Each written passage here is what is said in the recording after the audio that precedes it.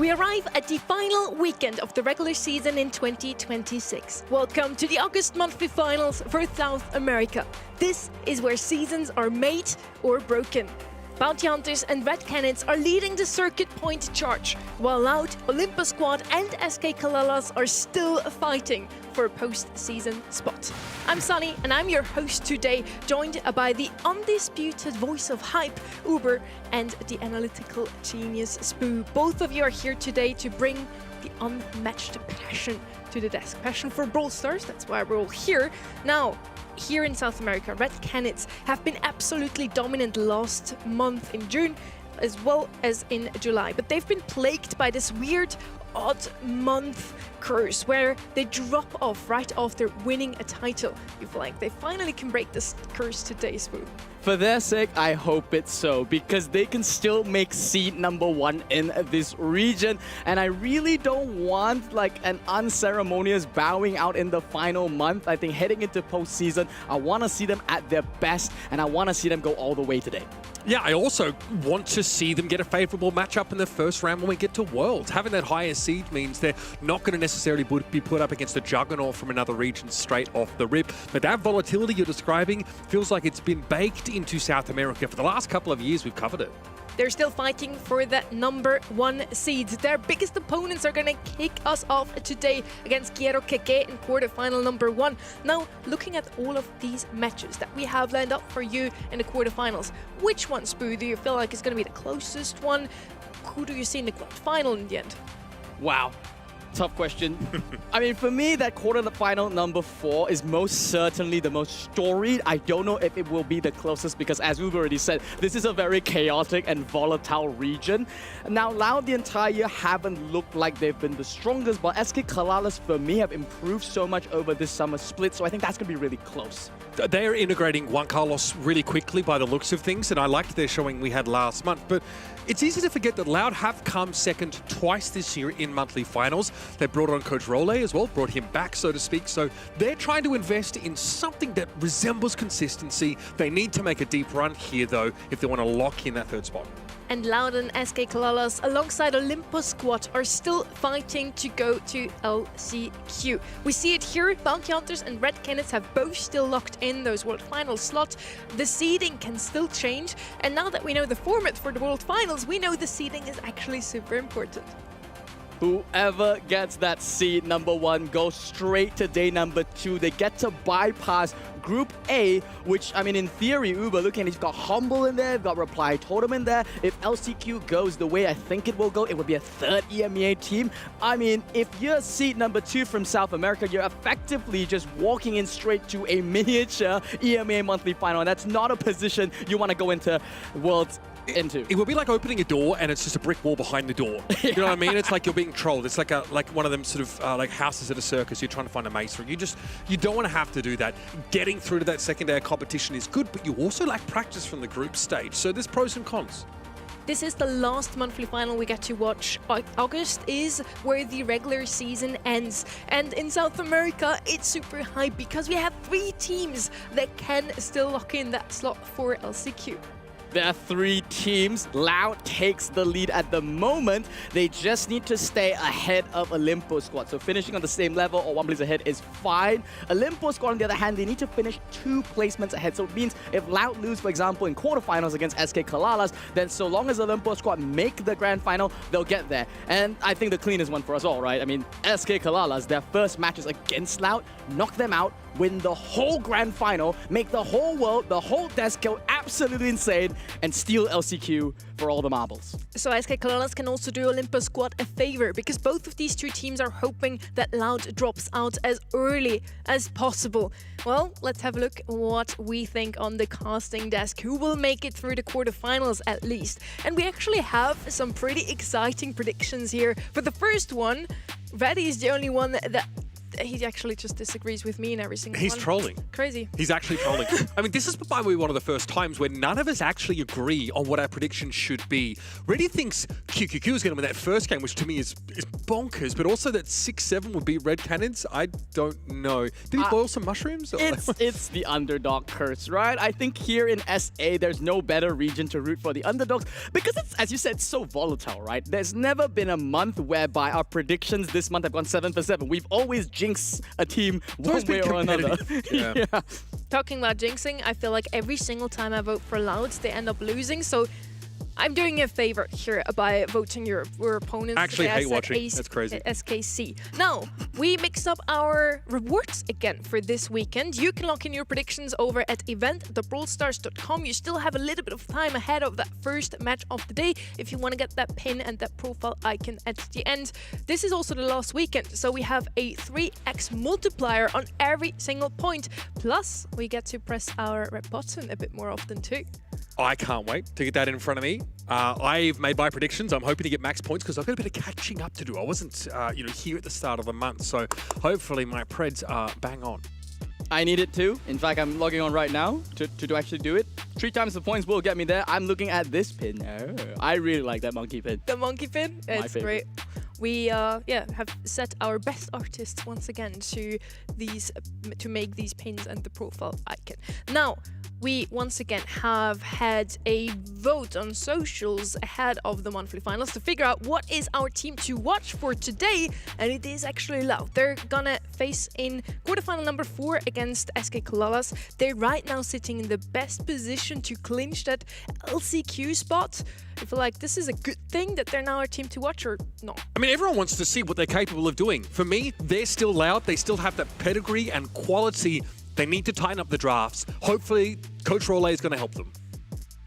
We also have Role now joining Loud again, so that is of course going to help them today in that quarterfinal number 4. Quarterfinal number 1 though, let's head straight into it. Bounty Hunters versus Kero Keke. A matchup between the number 1 seed of the region versus Kero Keke, currently sitting in 8th. They're not playing for postseason contention anymore. They're here for honor and glory. First up though, we want to talk to Wesley from Bounty Hunters. Y'all's team took an unexpected loss against SK Kalalas last month. What happened and what changes have you made for this month as a result? Eu acho que a gente meio que foi pego desprevenido. Eles acabaram picando 2 dos 3 mapas que a gente menos jogou, sabe? E também a gente jogou um pouco mal. Aí isso acabou ocasionando a derrota. I think the reason that we lost was due to the fact that SK Kalalas picked the maps, 2 maps that we weren't very accustomed with. Well, it's good to have that weakness identified because now you guys are locked for the World Finals. So with that in mind, how are you guys preparing for the next couple of months? A gente aprendeu com esse erro, aí agora a gente meio que tem todos os mapas pensado, planejado, para que isso não aconteça de novo. E a gente tá treinando o suficiente para que isso não aconteça na final mundial. We took this lesson very seriously and we studied all the maps very, very well, thoroughly. And we also train a lot to be very prepared for these finals. They studied all the maps now because yes, they did show some cracks in July. They dropped 2 versus 3 to SK Kalalas, which was something many of us didn't expect. But it is very SA coded, right? It is. I also think now with map draft being a feature, you have to have a deeper pool.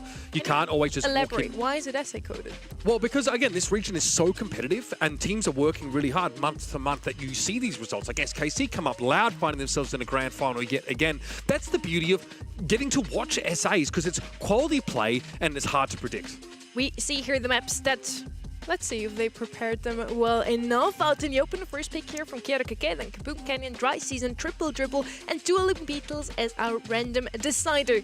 Do we get to see that set 5 today, Spoon, our first quarterfinal of the day? What do you think? I don't know, because based on the preparation that I'm seeing, based on qualifiers, Out in the Open is actually one of Bounty Hunter's best maps. They are a team that really likes to abuse Grey comps. Yep. So any type of map that Grey is viable, we all know that Grey Dog is a thing in Out in the Open, is something that I would avoid. So KK, are they trying to make a statement here by beating your opponent on their best map? I mean, I don't hate these. I don't know like how much stock QQQ are putting in, scrim data, but obviously these first two maps are really draft dependent. I think Out in the Open and also Kaboom Canyon really require your comps to be quite strong. 8-bit is still extremely powerful. The buffies that he has obtained have really made him kind of crazy, and Bolt also is being banned out here. Starnova actually left open. Bolt and her have been global banned across East Asia and EMEA very often. Why don't we see her banned out here today? What do you think, Spoo? Hot take, but whoa, that might not be too hot of a take. But to finish the hot take, Starnova as a brawler, I think, has kind of been exposed as not indomitable anymore. It doesn't fit into every single comp. There are counters. If you paid attention throughout EMEA, you would have seen that in the moments that she's led through the bans, she had a pretty abysmal win rate, only 25% across last weekend. And I think here in South America, they're confident, more so than the Bolt, to take it down. We had a couple of 100% win raters like that Brock. He was banned out very often in the last week in East Asia and EMEA shows. I do expect him to come out a couple of times today as well. That first map that we're going to see Out in the Open would be a perfect candidate for him. Yeah, I mean, obviously you have access to wall break on your side, and also if you can pressure your opponents into the choke, it's really hard to play into those incendiary fields that Brock offers. He is still such a mainstay brawler because he has map destruction and area denial, plus an ultimate that can nuke you down. Also, make sure to still get your World Finals tickets. They're almost sold out. If you see that QR code on the top right of your screen, you can still get your tickets right now if you want to go to Tokyo to see your favorite teams. And one of those teams could be Bounty Hunters and Red Canids. Those two have already locked in their World Finals slot. Now, ready, set, KK is gonna win this one. What do you guys feel? What has to happen so they actually stand a chance here? Draft has to be clean, right? They have to find a weakness the similar way that SK Kalalas last month found that inside Bounty Hunters. Now, I mentioned that they're Grey specialists, but throughout the entirety of qualifiers, they played it in their upper bracket a grand total of 7 out of 9 sets. It almost feels like they're either really over-prioritizing the brawler, and I don't want to see them go up because they're just a one-trick pony.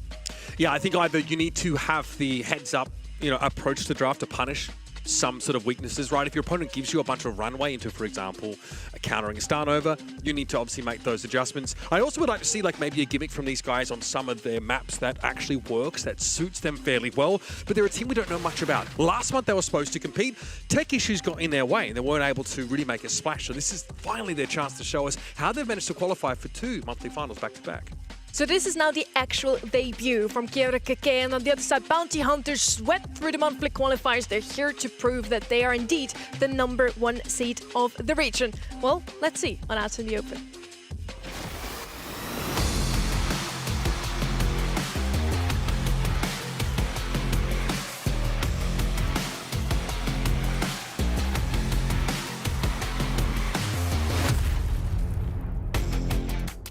#1 seed of the region, Bounty Hunters here to defend a title. KK just playing for honor and glory. Bans are in already. Angela also really good on this map. You either want wall break or you want something to walk over that water on the left to make sure you are a bit quicker in the mid. They're gonna go with quicker. Max is gonna be our first pick here. Makes a lot of sense also, by the way.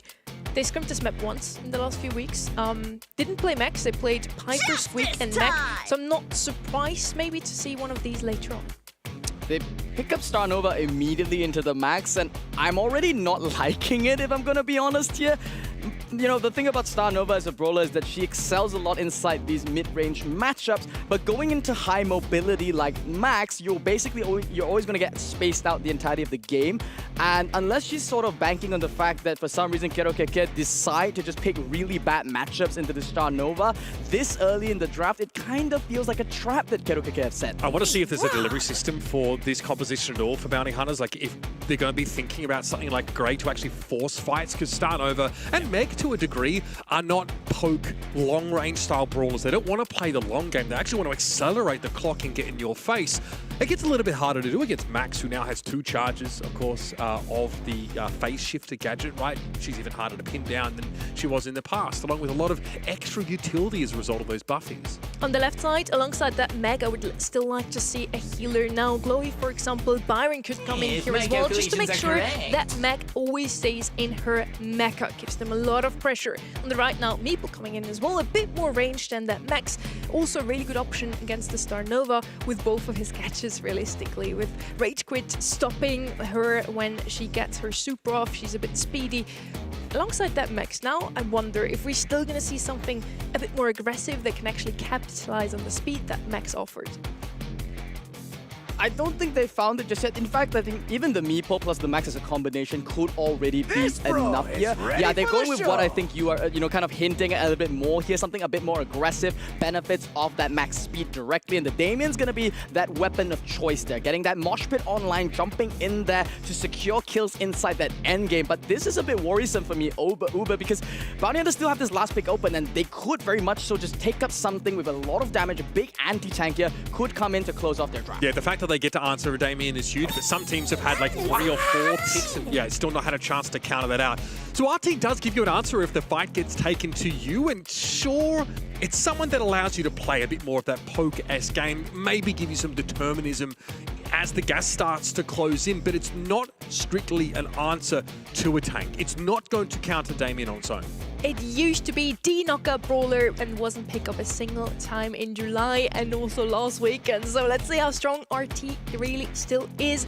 Decent option against the Damien, but not really the stopping power that Spook is asking for. Time to see if Bounty Hunters can put where their money's worth as seed number 1. They'll be going in against a debuting Kerokeke. This early game, Prote's already running that gadget that gives him that instantaneous super. So as you mentioned, that is going to be the stopping power against the tanks. The Mantis of Meeple just momentarily blocking out, taking some of the terrain out. But that's the early game that you mentioned from Bounty Hunters that's going to be pressuring here. And the RT got an extra octave out of Spoo. But look at the dub here for Bounty Hunters. Dakon playing pretty close and actually able to break up the map a little bit. But that is a mech ejection here on towards the Damien. Wesley has the damage and a remake opportunity should it be required. Portox, though, is going to fight just fine on his own, and Todd eventually is brought down for a clean sweep. Poor coordination there for me, for Kerokeke over there. Each and every one of them were taking different matchups there, and that's not what their comp is, I think, really designed to do here. Dakon didn't even get compensation for that. No super hit for him online. And with the entire round, yeah, he's got it online now, but he's got to wait for the rest of the team to come online. Maybe get that Meeple super online as well, the critical role, before they can make a play. Portox here now realizes he's under a bit of pressure and can't respond quickly enough. That's a nice connection there from Basta now. Super has been developed for the Meeple. This means that this spot here for Bounty Hunters is no longer safe. And now QQQ just waiting on a timing to release that. Dakon can close the gap happily enough, but is wary of the RT legs before jumping in. They're more than happy to just stall out for the late game as well. They don't need to push the issue. They're going to commit Bast's super here. Just force out Prosy into the other form there. Wesley trying to be cheeky here, staying alive, but there's just too much health there from Dakon. Part will run him down here. Get a free hypercharge to boot for that. And that's going to tie up this knockout set 1-1. Yeah, it definitely exemplifies how competitive this region is, but so much comes down to a player being caught out of position. Portox was not ready for that Meeple dive from the top of the map. Wall of Sound here, but to block out Wesley here. He's got a cheeky hypercharge at the ready, and that Meg hypercharge can just do so much into these teamfight comps. Gonna be going aggressive there. Todd gets out there with the phase shifter, and here Portox once again gets what a beautiful gadget that gets him out in the nick of time. Yeah, it's the kind of gadget you think it's just troll if you're playing, in your ladder games, but here the utility means you can get out of that mansion for free. No longer is it the Hotel California of Brawl Stars. Here comes Dakon, they're trying to push up. Of course, now RT hypercharge is dangerous to play into. Wesley's able to find the swing on Dakon, and now Bastard's going to be chased to the end of the map. And Mantis of Meeple for safety, but Portox shows that his gadget has uses on both sides of the spectrum. That was so terrifying. Blink and you'll miss it. A jump in from Damien, full commit there from the Max, and a single swipe from that hypercharge on Wesley plus the blender of the RT just completely eviscerated that comp. I felt like Kerokeke, they had all the resources, all the tools that they needed to take that game, but they kind of just rushed it a little. Now perhaps slowing things down would be advisable. Portox is caught inside the mansions, so for the time being, the Star Nova is going to be held in place. Dakon's gadget is going to be used to try and create a bit of space, but Wesley can break through you with that super, and all of a sudden the cover for Damien has been neutralized. He's forced to fall back. Bass is going to just picked off there. That's the strength of the RT at range, and now it's a 2 versus 3. It's just a farm fest there for the side of KK. They get another pick off here in the bottom. It's going to be Todd that's left, and Bounty Hunters, yeah, this is going to give a little bit more hypercharge there over to Prosy. I don't think it's a bad shout at all. Yeah, Prosy obviously valuing building hypercharge over saving that super because it's more of a defensive tool, and it's one the Bounty Hunters aren't leaning on too heavily. Obviously, he gets that back straight away with the gadget, so we are good to go. Wesley here behind the Mantis of Meeple. He's happy to bide his time, but Dacon's taking a different tact at this time, Spoon. Trying to play in from the top of the map instead. Playing to an open side, and he is dodging out a lot of these shots against Prosy very well. But he doesn't have his Mosh Pit online, and this is a really suspect Meepo super once again coming out from Ghetto KK, just throwing away all this good utility. Now they get the box, but there's no Meepo super to back it up. And I just think that Ghetto KK, they don't even understand the win conditions of their own comp. Bashti's getting some free poke down, but eventually he's going to be forced to pay very heavily for it. That's the hypercharge from the RT. That's why Prosy was so happy to go aggressive at the end of that last round. Todd pops his hyper, but there's nobody on the map of whom hypercharge can be fed by that max super. And so Todd will use both dashes to try and get away, but ultimately it's an easy set here for Bounty Hunters. That was so easy, honestly. I don't know if it came down to gameplay. Aside, I think that was one mistake made by Portrox. They got caught out there by the Meepo, but aside from that, it was very, very clinical on the side of Bounty Hunters. Meanwhile, on Kero Kekedo, once again, I'm looking at the comp. I think they have the tools to win. This doesn't seem like a complete outdraft to me, but the gameplay is falling through. They're not really communicating the timings of some of these abilities, and I think that's really showing of, why one of these teams is, seed number 1 and the other is at the bottom of the barrel. I mean, RT is not always the most exciting option here, right? And no, we don't consider him an anti-tank brawler. But in this scenario where he has a hypercharge available, that is more damage than Dacon can account for, especially given that he does not have his healing gadget. He's making use of the gadget that creates this terrain, which in that case there, doesn't actually stop any of the shots coming in. It doesn't break up line of sight whatsoever. It can't be placed diagonally. That's right. They have 2 walls, Mansions of Meepo, Wall of Sound, both of them coming in there. They gave them a lot of map control, but no way to capitalize it, and a big fat egg for Todd. It comes out as a result. No kills to his name on the max, and considering the gadget that he's running here with that double phase shifter, allowing him to play just so aggressively, not getting a single pickup here, up against 2 matchups that I think are actually not too bad. I mentioned he's decent against the Starnova. Against the Meg, it's kind of difficult, but you will get a lot of supers, play off the team, but I didn't see any of that team play. I think the Meg Eject is a very disruptive gadget to have to play into right now, especially with like crowd control elements on both sides of its activation when you get hit, when you get detonated, or when it gets detonated respectively. And there's only one brawler, I think, in the Meeple that's able to farm super like in a relatively safe manner. Also, there are a couple of supers you pointed out that were a little bit suspect, didn't really give opportunities for the rest of QQQ to get free damage and feed their other supers. So, look, in terms of meeting their win condition, we talked about at the start, you wanted to see them have good punishers in the draft phase. I don't think we saw that really. They tried to bring a Damien in, but he was answered pretty comfortably. And I was also asking for them to have a gimmick that suits them on maps like this, perhaps. Something that, like, actually they can bring into the game that doesn't have an easy answer, or at least can get you a free set. Indeed. They're going to have to reset now heading into Bounty Hunters map here on Kaboom Canyon. And both of these teams inside qualifiers did get that chance to play it here. QQQ, one of the weapons that they really liked here was the Edgar selection. But the thing about Edgar is it's kind of a weapon of the past here. And I think, yeah, Bounty Hunters are even just going to let it slip through here. They don't even really care too much about it. Just looking at the bans immediately, double crow bans on both sides. The Meg is respected by Bounty Hunters. They don't value it as a first pick here on the map, which is pretty surprising to me. And you mentioned Edgar and how it worked maybe for these guys in the past. It's something that you want to try and obscure until the end of the draft if possible. So don't expect to see it picked up so early. The Finks here, though, makes a lot of sense. Someone who's very effective at creating that space can be a good defensive option with a gadget that allows you to get out of trouble, but obviously fighting for the bushes in the middle part of the map and making it harder for projectile-based brawlers to, exert their dominance there is a good start. Finks, Max, Stu are all brawlers that share that same characteristic, allow you to just walk up inside the bush. Maybe more about Max and Finks on this map specifically, but you basically force your way inside the mid, scout out vision for the entirety of the team. And QQQ, they respond here with the Otis. This is a little bit more of just a safe pick that doesn't really reveal anything, but I do think they are setting up for that Edgar last pick. I think they will opt to go for a core, maybe 2 brawlers that are a little bit more defensive over there. Just something that can really secure the mid, and there's the Max as well to compete with the Finks 1 versus 1.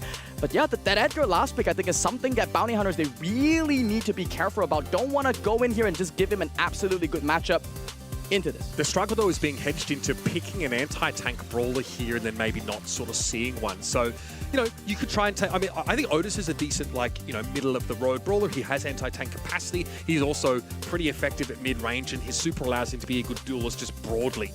So, also, Fat Splat is good for some, like, map control in general. Wow. Carl gets picked up here. We talk mobility, but also zone control from that heat ejector. It's just coming in as well. Carl is one of the most picked brawlers by Bounty Hunters on this map. They picked it 5 times in scrims with a 60% win rate. This is a Bounty Hunters special. But if I'm gonna be honest, I don't know if this is only working in an SA environment, in such a volatile space where really skill matters more than the way that strategies are executed. Wow, they don't even go for something like a Kaze. They opt to go for more of like the more atypical options in form of this Melody in their main damage dealer. It's interesting. We've seen them try the Colette alongside the Carl before. Colette is better against those brawlers with high health pools, but if you're expecting Edgar, for example, his strength is in that, you know, that healing that he's able to gain, and so he's a little bit less susceptible to percent-based health damage. Whereas the Melody is able to just play very aggressively. She'll demand a lot of 1v1 challenges out of QQQ, and there aren't too many brawlers that can handle her in the past. We've seen the Kaze brought in against her. So Colette is the last pick here for QQQ, and normally in the past, before her buffies were brought in, she was a very obvious answer to tanks. She is broadly good, right? She's got a gadget, obviously, that's able to charm for a brief time. That makes her a very potent duelist, but it's a bit of a head-scratcher to see here rounding out the draft. It has one good matchup here. It does well into the Carl here. You will punish it very hard, but what I'm not convinced by is the fact that there's a brawler on one side, this Melody, that's this battering ram that just goes straight for the safe and buys you crucial tempo. Whereas on the other side, I expected to see a Kaze come out here, but that's not what QQQ went with. They're opting for something a lot more defensive, and I don't know if they'll be punished for it. The Kaze picking the Melodies like we see a ton. But here's Dakon looking pretty reasonable at mid-range, right? There's not an obvious tank matchup for the Otis to take, but still, he's pretty strong here. Getting picked off, though, not ideal. It's going to be Portox, diving in onto the safe, and there's no answer brewing here for QQQ. Todd steps up, gets a bit of free damage, and eventually will be warded off. Dakon almost went down there to the Melody on that top side here. It's a scurry for the mid where Prosy has returned here. Goes up with the spin there. Deletes out there with the Finks. And Bounty Hunters now cracking the second layer of shielding here. It's a desperate defense coming out from QQQ, but this is what I meant. Without anything really aggressive, there's just no way to get on the Bounty Hunter safe. Oh, no way, surely not another one. Portox is threatening to bring Bass down as well. That would have been ridiculous, but Portox realizes that the safe damage is more important. 91 plays 25. And QQQ are in deep trouble. No room for mistakes now. Prosy's not going to allow it. A Hypercharge goes out there, goes straight on the top, gets the burn damage in there, but lays it down there by Dakon. It's a decent defense so far, but once again, where is the damage? Where's the damage coming from the side of QQQ? And we see Colette's amazing at heist, right? But Bast is spending all of the round trying to fight against these brawlers with middling health pools and actually not getting to use that super on the safe for free, not getting to cycle that super into multiple free hits. Bast is getting absolutely flattened because as soon as Wesley puts that field down, it is too oppressive to play into. I don't want to mention it for a 5th time, but now this, you mentioned gimmicks. You mentioned wanting to see something that's interesting. Maybe something like a Chuck in the form of this. Maybe even a Bolt. Maybe an Edgar. But there has to be some confidence coming out here from the set of okay. This is not their map. I understand. So maybe they don't really have that deep of an understanding of it. But clearly in that game, they've got to make some adjustments. You know, maybe swap up the Colette with only. Nope, never mind. Just get deleted by Portox, and we're back to game 1. And Prosy able to survive in that interaction, but he's going to be pressured by Dakon to some degree. The focus, though, is the damage on the QQQ safe as Portox is able to take a huge chunk out of it. Wesley's happy to switch to being more defensive in moments like this, but again, that Fink super is great on both sides of the map. This is a fantastic position though from QQQ. This is exactly what the comp is designed to do. Take full mid control and never let it go. I want to see pinches coming up from them. I want to see them go for Portox there. Wesley shouldn't be allowed to walk in here. There we go. Good gadget from him. But aggressive plays out there from top. But Portox fine again. Prosy now in the backlines. It's trading out with Dacon, who will answer this. So this is very, very good here coming up from QQQ. Yeah, there are some hoops that QQQ's comp has to jump through in order to be at its best, but they've achieved those conditions. They have this mid control, and they're refusing to give it up. Bast here able to avoid being brought down by Wesley as Todd connects onto him. This is very good sign to the red side. Prosy though with a hypercharged super, just never a chance to dispense it. Portox taken down by Todd, who's able to play defense and then get some free safe damage. Brilliant call there from Bast to use his super defensively as well. They're now ahead in the shielding. They can opt to let Prosy through. They're going to allow it. No shot's going to be going back to them. Maybe they're going to send Dacon back home, or will they commit to an all-in? It looks like they're sending 2 brawlers back to defend because Todd has torn through the side of Bounty Hunters. Only 1 more layer of shielding left for the save. Wesley's going to find it very difficult to dig this Max out of position. That projectile speed means that Max can kite it to some degree. Fink super getting thrown down though. Portox walk forward, but Prosy's able to get some free safe damage to make this game that much closer. This Carl has been a menace to clear. Gonna pinch him out very quickly here though. Todd will sacrifice his life for it. And now Dacon has to land the mute of his life to keep this one clean here. We see a hypercharge ready there from Wesley. This could be a big push coming up. Bounty Hunters opting to throw it on the left side. Provide that protection there to Portox. Gonna make a big dive inside, but is it too proactive here? Oh no, immediately answered, but then not the damage that Bounty Hunters were looking for. Wesley gonna respect the fat spider now, forced to play the back of the grass. Here comes Todd though. Those invulnerability frames are huge off the phase shift of Buffy. And here comes Prosy. 3 damage on the safe. That shield knock is absolutely crucial. Bast is trying to end the game right now to 8%, counting down to 5. Bounty Hunters do not have a defender that can stand in its way, and yet they still outrate in damage. 2% plays 0% Spoo. Nuts finish. Didn't know that 2 was bigger than 0. I've learned that today as Bounty Hunters now take a second set, but okay. Okay. I might have dissed their comp a little bit too hard. I saw what they were trying to do inside that second game when they had full control. It really looked pretty dire there from the side of Bounty Hunters, but I think that's why they really like this call selection. Doubling up with the Melody as 2 battering rams on 2 sides. It's like a distraction play. You chase down one, the other will always leak through. But I think they made a very big blunder there in the when they were ahead in terms of health. They could have just let the call through. Yeah, look, I mean, you saw how dangerous it was here. The Bast was actually opting to try and race with this safe in the last few moments, but Colette without super and no chance to actually develop super and cycle it. You want to be Colette diving that safe while people are standing under it, clipping them, 1 or 2 of them with that super to keep rotating it. So it's a frustrating one to lose for QQQ. Looks like Sunny, they were in a position there to actually, convert to a win and make it more interesting. Yeah, 2-0 for Bounty Hunters, but they took the save down to 2%. They were actually so close, KRKK, to turn things around here. So wouldn't be too surprised if this ends up to be a 2-1 after the next set. Todd also with 13 kills on that max. They put in a lot of work. It's kind of heartbreaking to see that this debut that we finally see them play in the monthly final isn't really going their way so far. As you already put it, a really well-balanced comp on the left though, thanks to just hold on to mid-control on Kaboom Canyon, that's so important, and then 2 hammers, as you called them, just hammering onto the save.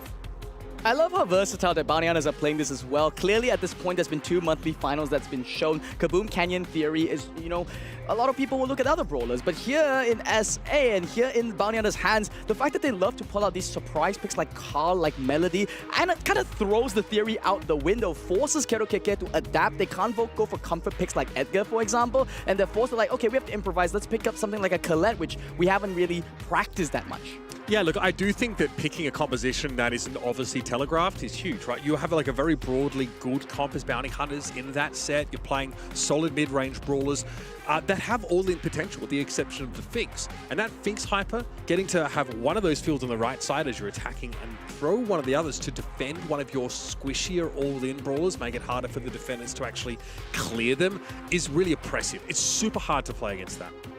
Now we're heading over to dry season. This is again KRKK's map that they actually picked. So let's hope for the best for them to now turn things around after such a close heist set.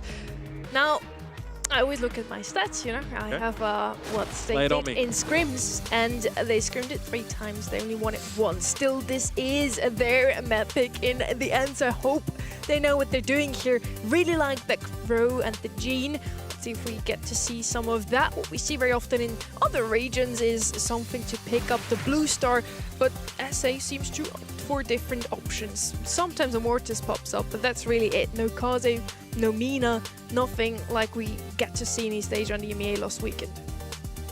I'm thinking to myself now, if you're Free okay, energy! they cut me up if I could say it. I was thinking if you're KK and you've lost with Max twice now, do you still have the goal to go for it for a 3rd time? And Bounty Hunters shut that right down. They recognize that on this map, this brawler has reached a point where it is indeed first pickable. There's 2 gadgets you can go for. Phase Shifter to get that blue star immediately, and that second gadget just allows you to play so much more aggressively, bounce back to your teammates wnever you need to get a bit of Move healing, those get your feet to the health back. boombox beat. But yeah, KK. They're opting to go back for something that is open here. This Brock, which I think Sunny has predicted. I have a lot to say about it though. Into a Max, probably not the best pick. As every single Brawl Stars player probably know, if you ever have played Brock before, he's really good as long as you keep your opponents at range. But as soon as someone comes a bit too close, especially some quick brawlers like, I don't know, the Max, for example, it's gonna be so hard to hit these shots consistently. What I did mention, they love to play the Crow in this map. I think that would be a great option now to slow him down. They opt for something they also have never scrimmed with before. Mina to pick up the Blue Star. So far, she's a bit faster than the Max actually. Only 2 brawlers that would still be faster now, Mortis and Kaze. I think the Brock here is also a good way to sort of dissuade bounty hunters from trying to play outside of the map. Brock can really keep you forced out. He can keep just sort of firing at the chokes, those fields, the things you just don't want to walk up into. And then the Mina is potent, not only because she can obviously wipe full teams under the right circumstances, but a win wall gadget that allows her to sort of avoid those projectiles while taking space. But Spoo said it earlier on, bounty hunters have been known to be a grey team in the past. They're great merchants. They pick it up a lot with control and with tanks, and that's just telling me the last pick here could be of that variety, whether it's going to be the Damien that comes in, whether it's going to be... What else is tanky on this map that's kind of decent? I'm not really thinking straight. I think Mortis even could be a good shout for them. It's got a great matchups here into both the Mina and the Brock, and I swear that came to me in a glimpse of light, and I'm blinking now and thinking to myself, if I'm KK, how do you deal with this?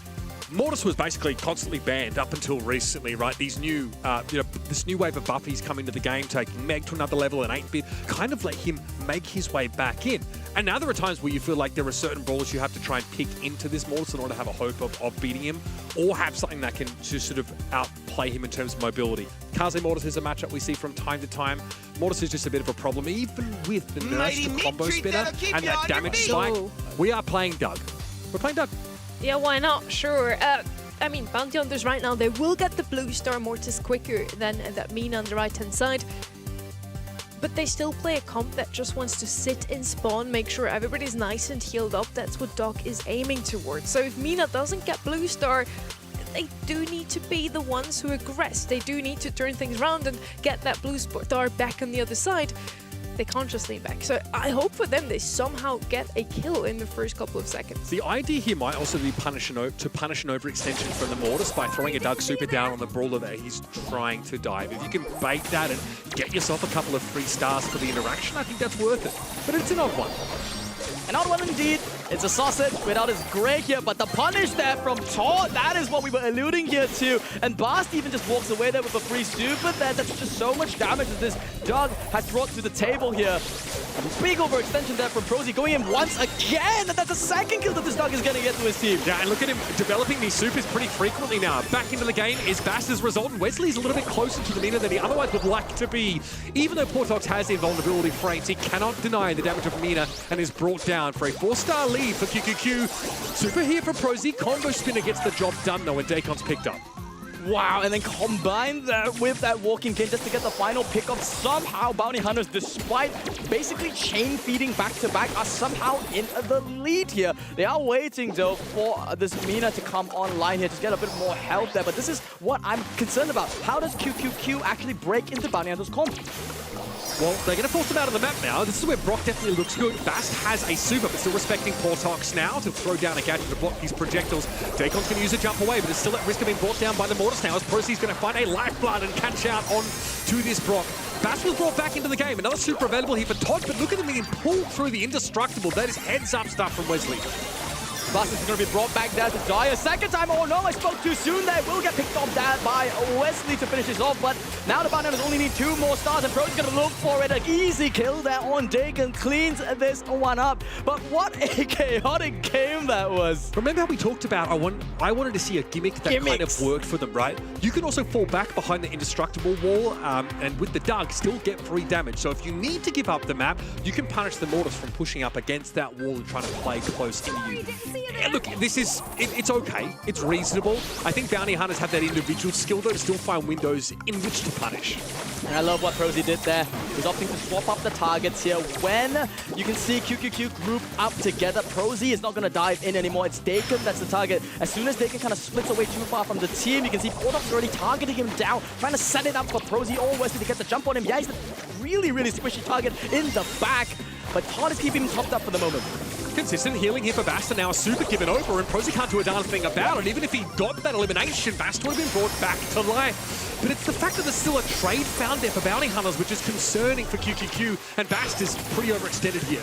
Another Cleric on the team as well. The whole team easy pickings for them. Dagon should be the next to go down here. Todd will get him down in return. It's a nice trade, but with only 4 stars in the lead here, Bounty Hunters, they're just in full control of the whole map. I don't hate this look for QQQ, but what happens after Bast finds that elimination? It looks like QQQ is still trading down in terms of that value. Super here, Prozy trying to get forward now. A lifeblood available, and Todd is burst down by the combo spinner activation. I mean, if you can dive a Doug as a Mortis and get away with it, you know there's something really, really wrong here. And QQQ now even popping that super proactively, now leaving Dagon completely vulnerable there to Prozy, who can just go in there, kind of just tease Dagon a little bit, waste the hypercharge and completely fall back. It's Bounty Hunters just really in full control of this. Bast needs healing, had to double back, but wasn't ready for the damage that Prozy had, but Todd through the wall was still able to find that elimination.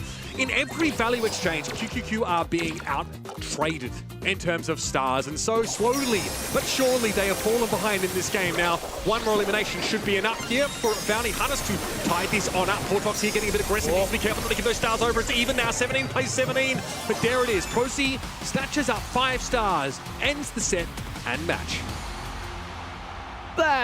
That was quite messy. Not going to like it. Okay, Ken. That's a Narcos. I believe that is Narcos that is out there. Wow, I mean, what a picture. What a way to end it. Celebrating himself here. Forearms. Massive forearms, massive arms, massive everything, actually, if I'm going to be honest here. I love the fact, though, that KeroKeke, looking at them as a team the whole time throughout the set, I don't know if you realize in the draft, they were smiling to themselves the whole time, probably thinking to themselves, like, guys, we know that this Doug is a little bit gimmicky. It probably won't work, but what a way to end the regular season for themselves, set themselves up for that 2021. But, man, this was really just all Bounty Hunters for me. And look, and playing into a team that's more well-drilled, has way more experience, including LAN experience at this level, I do like this as a way of digging deeper to try and find an edge. We only got to see it in one of the sets, though, and one thing that disappoints me is that I would have liked to have seen a bit more of a lean into a stylistic showing for QQQ for this first 2 sets, right? Instead of going for pretty middle-of-the-road compositions that didn't excel at anything in particular, and also not taking opportunities to try and punish openings left in the draft by Bounty Hunters. In the end, we got our money's worth. We had some really close sets here. KeroKeke, they dropped out after a 3-0 loss, but they made it close also here on Bounty. Honestly, in that first one, Mortis gets the blue star. After that, pure chaos. It looks like KeroKeke might actually come out as the winners in that game 1. I was on the edge of my seat. At the very last second, I thought to myself, surely they got this max. Surely there's nowhere that this Mortis makes a comeback in the last second. And Prozy just swoops in from the top there, cleans it up, shows him why he's been leading this region. And a well-deserved 3-0 win by them. But I agree with you on that. KeroKeke, if they are holding this level of skill against the top team in South America, I have no doubt that 2027 is going to be a good year for them. And hi, ready? Yeah, sorry, I just spawned in at the end of match number 1. That was not exactly what I expected out of KeroKeke. What I thought were it you was going. expecting with your prediction, I thought, actually? okay, so we did discuss that. I just thought that, like, after missing out last month, that they would be emboldened with some sort of new fire behind their eyes, that they would have something, but unfortunately, I was a little disappointed. Still, kudos to them, you know, the good kind, for showing up and giving it their all today. It's a 3-0, but some of the sets were very close, like in that heist one as well, a 2 versus 0% heist save. They took Bounty Hunter further than the three of us expected. Many of the viewers as well. I think it was only 4% voting for Gerakake. Bounty Hunters don't actually look too dominant today. They're now moving on into the semis and need an opponent. First up though, we quickly want to talk about the button that is finally back on the desk with us. Thank God we get to press it 3 times today, and every single time we press it you get 200 points over at eventtheprocess.com. Lock in your predictions, because today, because it is the last weekend of the regular season 2026, you get 3x points. Insane. I hope the two of you have already locked in your predictions. Are you already on your way to that profile icon at the end of the reward track? I'm making some progress. That last prediction looks didn't like really ready, help me at all. actually. What? What looks like me? That icon, bottom left. That's not very nice of you, Sunny. You got a potty mouth on you today. I think he's more of this to me. I mean, I need that pin. I want that pin. That's is ready. my. Yeah. I do like the. But Could this be anyway, a moment? because we get to press it 3 times, why don't I press it right now? You can't We all stop both wanted of us, bro. We just double teamed you. I wasn't trying to stop you. I was just trying to deny Sunny. 200 points Oh, for everybody spoils who for is it. Oh, over man. on eventtheprocess.com right now, so you better head over there now if you're not yet. If you want to chat, of course, feel free to also stay on YouTube and Twitch, though. Anyways, now, for our next matchup, I hope it's a bit closer. We had a 3-0 for quarterfinal number 1. In this one, it should be a bit closer. OCX Division versus Olimpo Squad. I said OCX might take this one despite a little roster change. They pick up Ice Crow Satisfiers, no more with them. Where's Satisfier now, Spoo? I think he's on the other side. I don't know if this is traitorous or if this was an exchange. I know that the reason why this happened, though, is because Pekka kind of broke up with someone, decided to play in challenges instead under PWD. And in stereotypical SA fashion, we have another miniature roster mania here in the last season. So Satisfy is going to be playing for the Olimpo squad. Yeah, it's curious also. I mean, hey, that change worked out pretty well for Pekka because he's going to Challengers Finals now. But Satisfier, will he be able to employ some of that counter-espionage against the team that he used to play for? So OCX is out of postseason contention, yet they come in through the upper bracket in the monthly qualifiers. They had a really good showing also against Loud, won against them 3-1, and they move on here as the upper bracket, the upper seeded team. On the other side, Olympus Squad looked a bit shaky in the monthly qualifiers. Apparently also their scrims didn't really go their way, but for them today is a make it or drop out of postseason as well. Olympus Squad only 31 points behind Loud at the moment. They need to make it further than Loud in this competition today, otherwise they're out. That 1 point, 31 point, makes a big difference. It is the difference between whether you only need 1 placement ahead, you know, in a semi-final and a grand final, or you need 2 whole placements ahead. Yeah. So that basically means that Fate is not on their side. They need to pray that Juan Carlos, your boy by the way, actually does his job, eliminates Loud in the 4th quarterfinal, and Olympus Squad here have to show that they're actually a good team. Looking at their qualifiers, they went 0-3 against Juan Carlos. Yeah. The drafts were so abysmally bad already in that game that, you know, even we were speculating, like, what happened to the Brawl draft, the brilliance coming out from this guy? It was a little bit bizarre to see here because it wasn't just a 3-0, okay, because there are levels to this. It was a 6-0. They didn't win a single game after all of that. And there were strange picks that came in here, seriously off-meta stuff like Bonnie, like Rosa. When was the last time you actually thought about those being real competitors in Brawl Stars? That might just show how strong Pekka truly was and how much he brought to that team. The experience and maybe also the draft, from what you two tell me, the qualifiers really didn't go their way. 0-3, as you already mentioned, to SK Kalalas. Now today they need to beat OCX Division and their former teammates, at least in Satisfier's case, to go to LCQ. These are the maps that the two teams have drafted. Olympus Squad here as the lower seed chose to go first with Dueling Beetles, Out in the Open, Pinball Dreams, Layer Cake and Kaboom Canyon. A couple of these maps we've already seen. Dueling Beetles screams Grey Comp to me again. Are we going to see it again? We talked about this. We talked about this. This might be the math, but we also did say that is Grey Comp at this point just a way to kind of say, okay, we accept that the team's not doing too hot. We kind of need a cheap way to win. I'm not saying that Grey Comps are skillless. I'm just saying that like it is a bit of a cheesier way to win. And looking at the global bans, wow, okay. The Starnova and the Bolt ban just screams to me that on the side of OCX, they don't want to deal with anything new. They want to send us back 2 months ago before this brawler was added to the game. Anytime I see new brawlers in the global bans, it just feels so much less targeted. It's an allergy to the new. It's also standardizing Brawl Stars, bringing us back a little bit. Could it indicate, though, that they're just not as up to the times as Olympus Squad across the way? Yeah, I don't want to make it sound bad, but it seems like OCX kind of maybe didn't prep, and that surprises me, Sonny. This has to be the closest vote we ever had on eventofbrawlstars.com. A 50-50 straight down the middle. I don't think we've ever seen this before. Isn't that just best predictions as well? It does feel like a super balanced vote in this one, not gonna lie. Very balanced matchup, so I'm praying to the gods that we get to see a 3-2. Has been a while in SA since we've seen such a close match, honestly. Now, Spoo, I want to already talk about that first map. Dueling Beetles is going to be the map pick for Olympus Squad. Spoo is laughing because I just showed him the stats. OCX Division actually scrimped that map quite often. What do you see on my screen, Spoo? Let me describe to you what Sunny's spreadsheet looks like. On the right side, we can see how many times that Olympus Squad scrimmed it. It's pretty green, there's some yellow in there. And then on the left side, where OCX, it's a blanket of red. They've lost everything. That is pretty desperate. Hey, that's a huge heads-up play, though, okay? Because you're acquiring a roster, or rather a map, that has not been prepped at all by the opposing side, or at least in not a, you know... They prepped it, but not good enough. No. Right? They tried to prep it. This is something that we discussed backstage as well, how you really utilize this map draft. Either you go with something that your team was really good at, or you just pick some maps where you know your opponents didn't really succeed in scripts. Let's see how Dueling Beetles really turns out in the end. It's Olympus Squad's map pick. Can they also take it?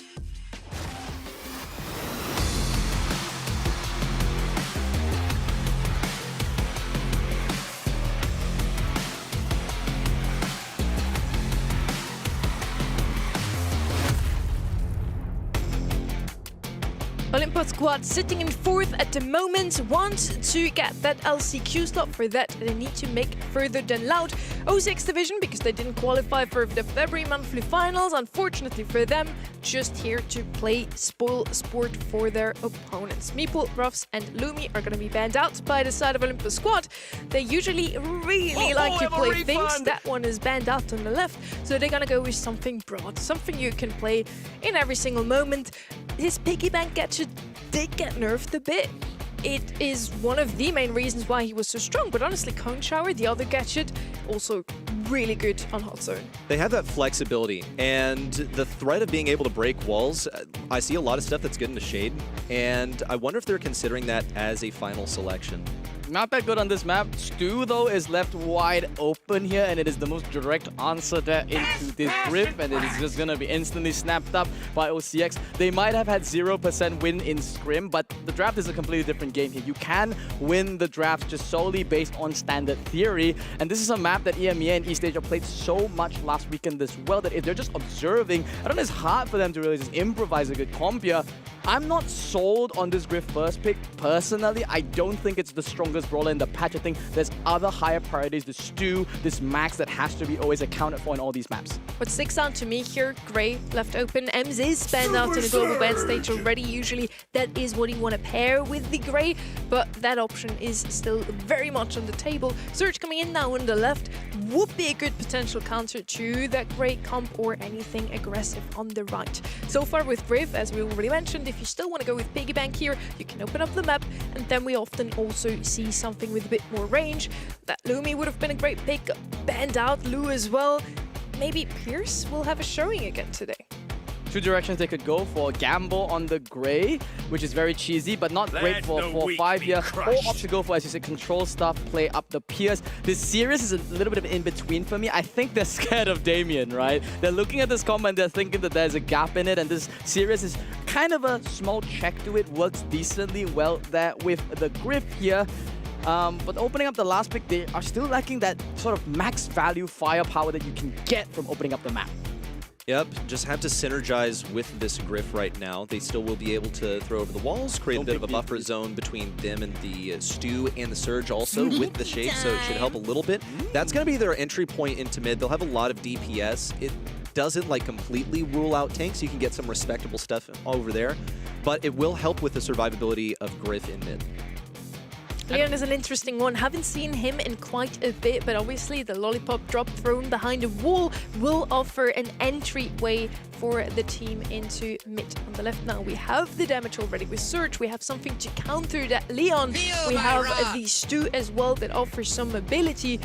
Now, Mortis is not something I would have expected, especially not into the Griff, but they need something for the backlines. Didn't want to risk picking up a thrower themselves, would have been really good into Sirius, but not really into Leon, so they opt for something aggressive. Mortis will just try to focus that Sirius. That's going to be the target for him. He will feed quite a lot of shadows, but Mortis shadows are kind of ass, I think. They're pretty bad here. The problem I think that Olympus squad are going to run into once again still is that Stu. They don't really have a good staying presence inside the mid that can deal with the speedy brawler here. And so on the side of OCX, they've got 3 really mobile brawlers, and Olympus squad, I think they're the ones with a slightly worse comp here.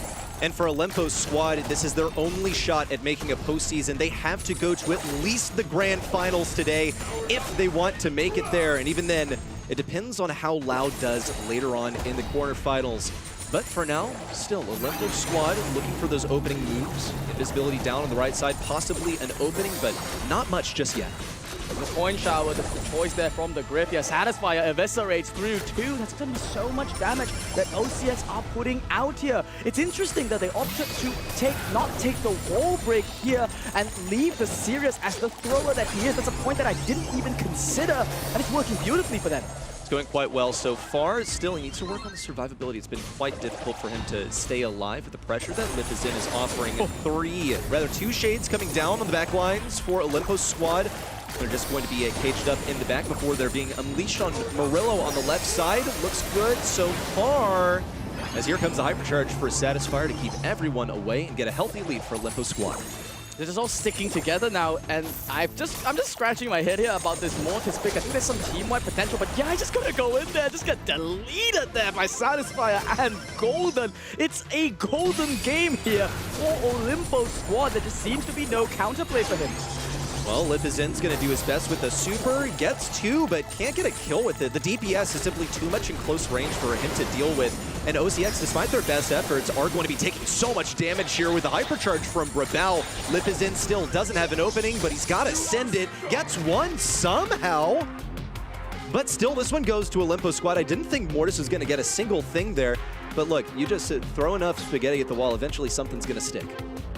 I don't know if that's really the strategy for OCX. I saw some signs of life at the very end there when Lipizin got a hypercharge, and there was a moment of fear that I felt for the comp there of Olympus squad. Now the question is, can Lipizin charge that hypercharge twice as fast? Because they need that to come online if they want to break into this mid. Yeah, mid-game would be ideal. He only got it right at the end, and it wouldn't have made an impact there. And of course, his hypercharge it just doesn't seem to be as strong as it used to be. Still, some early game victories for OCX in terms of pressure, positioning, and Fire Murillo gets to push up on the right side. Looks like they do actually want this wall break. It's going to help them out a lot with Sirius and enforces positioning on the left side quite permanently. Lipizin absolutely sweeping them up with the shovel and sending them back to the respawn. Not a single % for Olympus squad so far.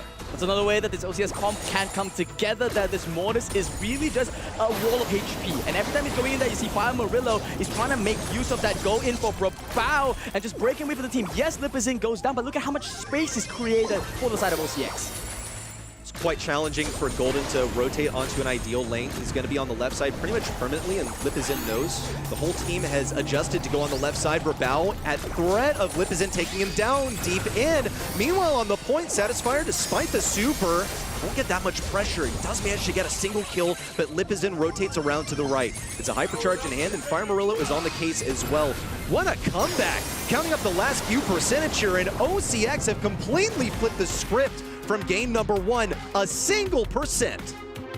1%. It was a fat egg up to the very end, and then, you know, we got Brawl just, you know, managed to sneak a little bit of steps on the point there. I think it was Satisfier actually managed to get up there, but still doesn't matter.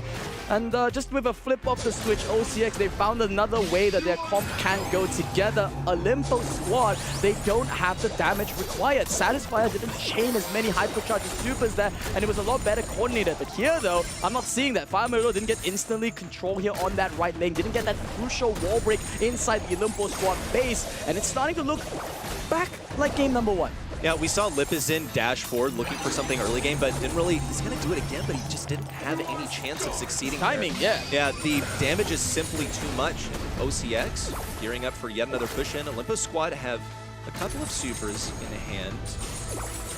This is all now drawn to a slower moment. Brawl, however, on the right, sees an opening as Fire Murillo helps out with Lipizin getting positioning towards the back, trying to get Golden in this bad spot. And also, no wall break, by the way. We still need to see the right side of the map broken open.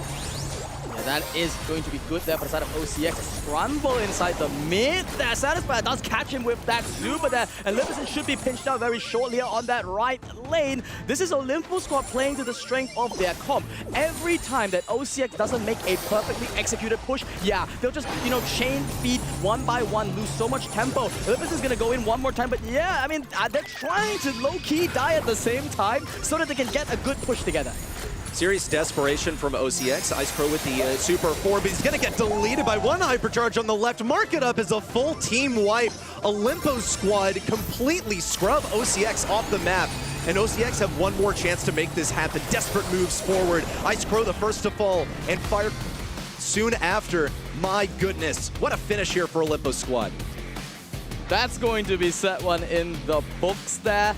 And this was Olympus squad's map selection. Looking at the gameplay, I can kind of understand the stats now.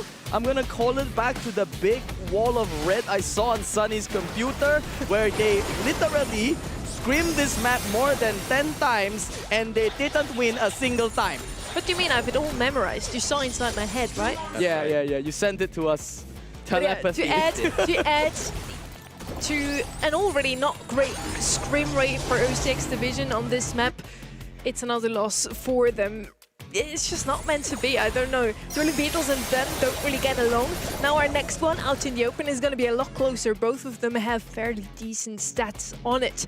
Olympus squad now already 1 up. You both actually liked the comp from OCX Division a bit better.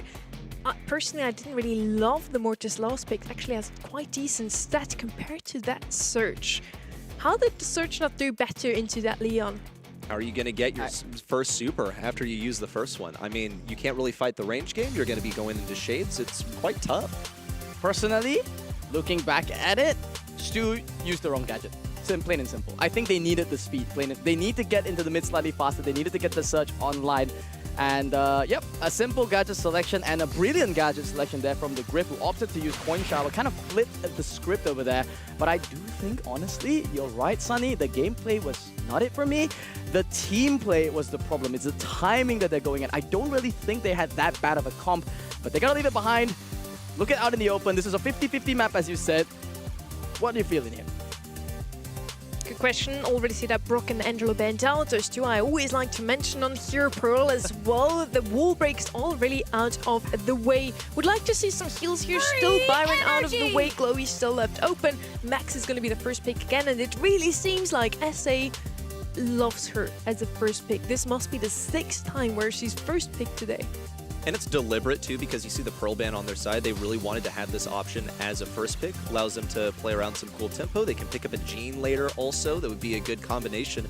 I want to draw your attention to one of these bans. Something that I criticized Olympus squad for picking in the qualifiers, they got wiped 0-2 in that set, is Bonnie, and it's been banned by OCX. Mom never misses. I peeked over at the computer again, and I see it on Sunny's screen. It was scrimmed. It seems to be a deliberate choice there from the side of OCX. That Bonnie selection is a comfort pick there for Olympus, but they only had 50% win rate on this map. They had great pairings, though, that were successful there, but now that idea is just thrown out the window. Bell coming in on the right-hand side, probably also not the best answer to Max in particular, but on outs in the open, always decent. You can't stand too close to your teammates, so if on the left side we wanted to pick something like a Jean, that would be not the best option right now. And Jean Max is a comp that has been picked up ever since Reddy was learning how to walk, as old as Brawl Stars itself. Yeah, the little known fact, guys, I was born on the same day that Brawl Stars was born. Yeah, it is that old of a tech. I'd still say, yeah. I mean, sorry that this is kind of a surprise for everyone, but yes. Yeah, so don't call me Unk anymore.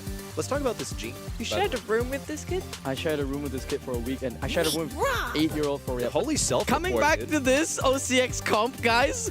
Mag here is going to be the pairing there with the Max there. That's going to be the frontliner. And I also think we talked about this a little bit. This brawler doesn't really have that hard counters that exist in the meta. It's just very, very stalwart, fits into all kinds of comps. And into the Leon here, it's one of the few brawlers that you can't just assassinate, right? You can throw your mech at him to survive. The Pierce, though, is, to me, just the matchup that they're looking for up against the Bell. It feels like a more updated Bell, honestly, Sunny, which kind of makes me scratch my head onto why Olympo didn't prioritize it as highly. I kind of have to disagree with you almost. Pierce used to be the best sniper for a long time, but hasn't been picked up as often anymore. He has just too many counters against him, and Leon, one of those, honestly. Leon can win that matchup, especially if he plays the clone gadget. Buster coming in now on the right. We have a shield to move up slowly and steadily just to farm supers for your Leon. And then the left, with so many single shot brawlers, only the mech can really find out where the Leon is hiding. This Buster, I think, is going to complicate things. It means that pretty much your two teammates have to fight this long-range battle for so long. Now, they have the tools to do it, but again, it can provide some pressure. It means that you're not going to get completely bowled over. They don't want to get sucked in. Play around the barrel, see what they can get accomplished here. Olympo squad there, one set closer to the destiny that they hope to achieve today. Can OCX make it work with arguably superior brawlers? Arguably? Most certainly, maybe, but not when it starts like that. They pull in the mech and just delete the mech, turn it into alphabet soup there for him. And that's gonna be Brawl on the signature Leon pick, a second time that he's being picked up here, just taking down another member. Now, ready, who do you think they're gonna feed super to? Yeah, I think they want to get this for Brawl and also just hang out near Golden so that he can get that next lens flare going. Satisfyer also looking for something long range. Yeah, and Lip is in just making sure to fire as often as possible. It's inevitable that he's going to gain some HP because Pierce takes so long to get his HP back. Oh, you're kidding, man. Okay, he still gets a kill. Lipizin's going to be on his way to a super. By the way, this is actually not going the way that Olympo Squad wanted. Varnya's still fighting for it. Dude, you're not winning this. Lipizin is a menace, but you are not winning that. He ends up giving Golden the hypercharge. Not the play at all. Okay, I don't want to chew on him down too hard. Maybe he thought he was Lukey for a moment, or maybe he just misclicked there. But definitely, you work so hard there up against Brawl, you throw away a super, not the way that you want to go for it. This lollipop drop that's out there from Brawl is just so annoying here for OCX, and the way that they're dealing with it is with this max speed. They're going to be going in there with Golden, but it's not only got a hypercharge online. He just flashed it there, and you saw the whole of OCX run for the hills. OCX now having to back off just a little bit. Olympo Squad are threatening exploding out of this back left corner. They have a hypercharge in hand. Satisfyer notes it's a guaranteed connection onto anyone. Ice Crow wouldn't be such a bad target. Lipizin might be a little bit more ideal because they know that Fire Murillo can just throw away his mech, get rid of that mark nice and easy. Brawl now with a super on line here. Could threaten it any time they're up against Lipizin there. With the smoke coming in, there's running out of time here on the side of OCX. You really get a play here. You can see Brawl, he's not even using super at this point. Pops the hypercharge, now full commitment there on that right side. At least he's got a good matchup there with Fire. Murillo pushes him inside the smoke. A brilliant overtime play that OCX have found. But is it going to be enough? No! Golden is now going in there. Block one shot. Oh! Has that ever happened? Only a few times in the history of Brawl Esports have we seen a tied round in Knockout. If this next one goes to OCX, we'll have an entire tied game in Knockout, and we'll get to play Game 1 Part 2 afterwards. That is a rare occurrence for a very special match. So far, OCX seems to be in the lead in terms of utility. Correct me if I'm wrong here. If OCX wins, it's just a tie here, right? Yes, it is. So hype it up here towards the tie as OCX are going in. Here it is, a hypercharge in, a huge value, potentially on the Pierce Super, but didn't really see much out of there. On the right side, Ice Crow trying for the pressure in. Looks for the kill on Brawl, got pretty thirsty, but no one was there to answer the other side of the pinch. It'll be a fast rotate from Brawl. Does Ice Crow know that he's pushing? Yes, he had that sixth sense that he was getting close, but now he needs an exit. Gonna take the easy way out with the jump pad on the right side. Mid belongs to OCX right now, and the speed has been popped, but it's just for Ice Crow. On the left side, Fire Murillo gets one, not gonna be sucked in by Golden either, and Brawl is the last one standing, but it's nice and easy when Lipizin gets the kill. That's a tied game of Knockout, folks. Congratulations, you played absolutely brilliantly in round number 3. Round number 2, you were kinda robbed there. The Pierce interaction with the Buster, shooting a little bit too early straight into that shield, led us to a 1 in 1,000 years event. They're not really that common, but it was a tie in Knockout. That's rare. Game number 1, all over again. Let's go. Gonna take a couple more games at minimum for us to produce a winner here in set number 2. Fire Murillo on the right side gets knocked back. No contact with the gadget. Use a little bit of damage here. Gonna be easy onto Brawl. Has to hide behind the indestructible on the right to preserve his life. Seem to be settling for now. OCX a little bit healthier on Supercharge, but Olympus squad largely hanging back.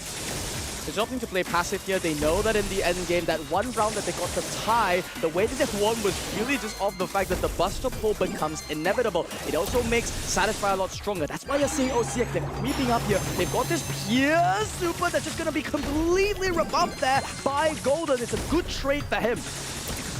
Golden still looking for action on the right side, but Brawl's much closer to it. Ice Crow on the left side still has another dash. Going to make use of it. Looks for a pinch on the Golden, but needed some assistance. Fire Murillo from the top side back in the mech. Could get one on Golden, could get one on Brawl, but the nearby target is going to be the one that needs to focus on. Brawl down to one final shot from Lipizin. It stows away round number 1 for OCX.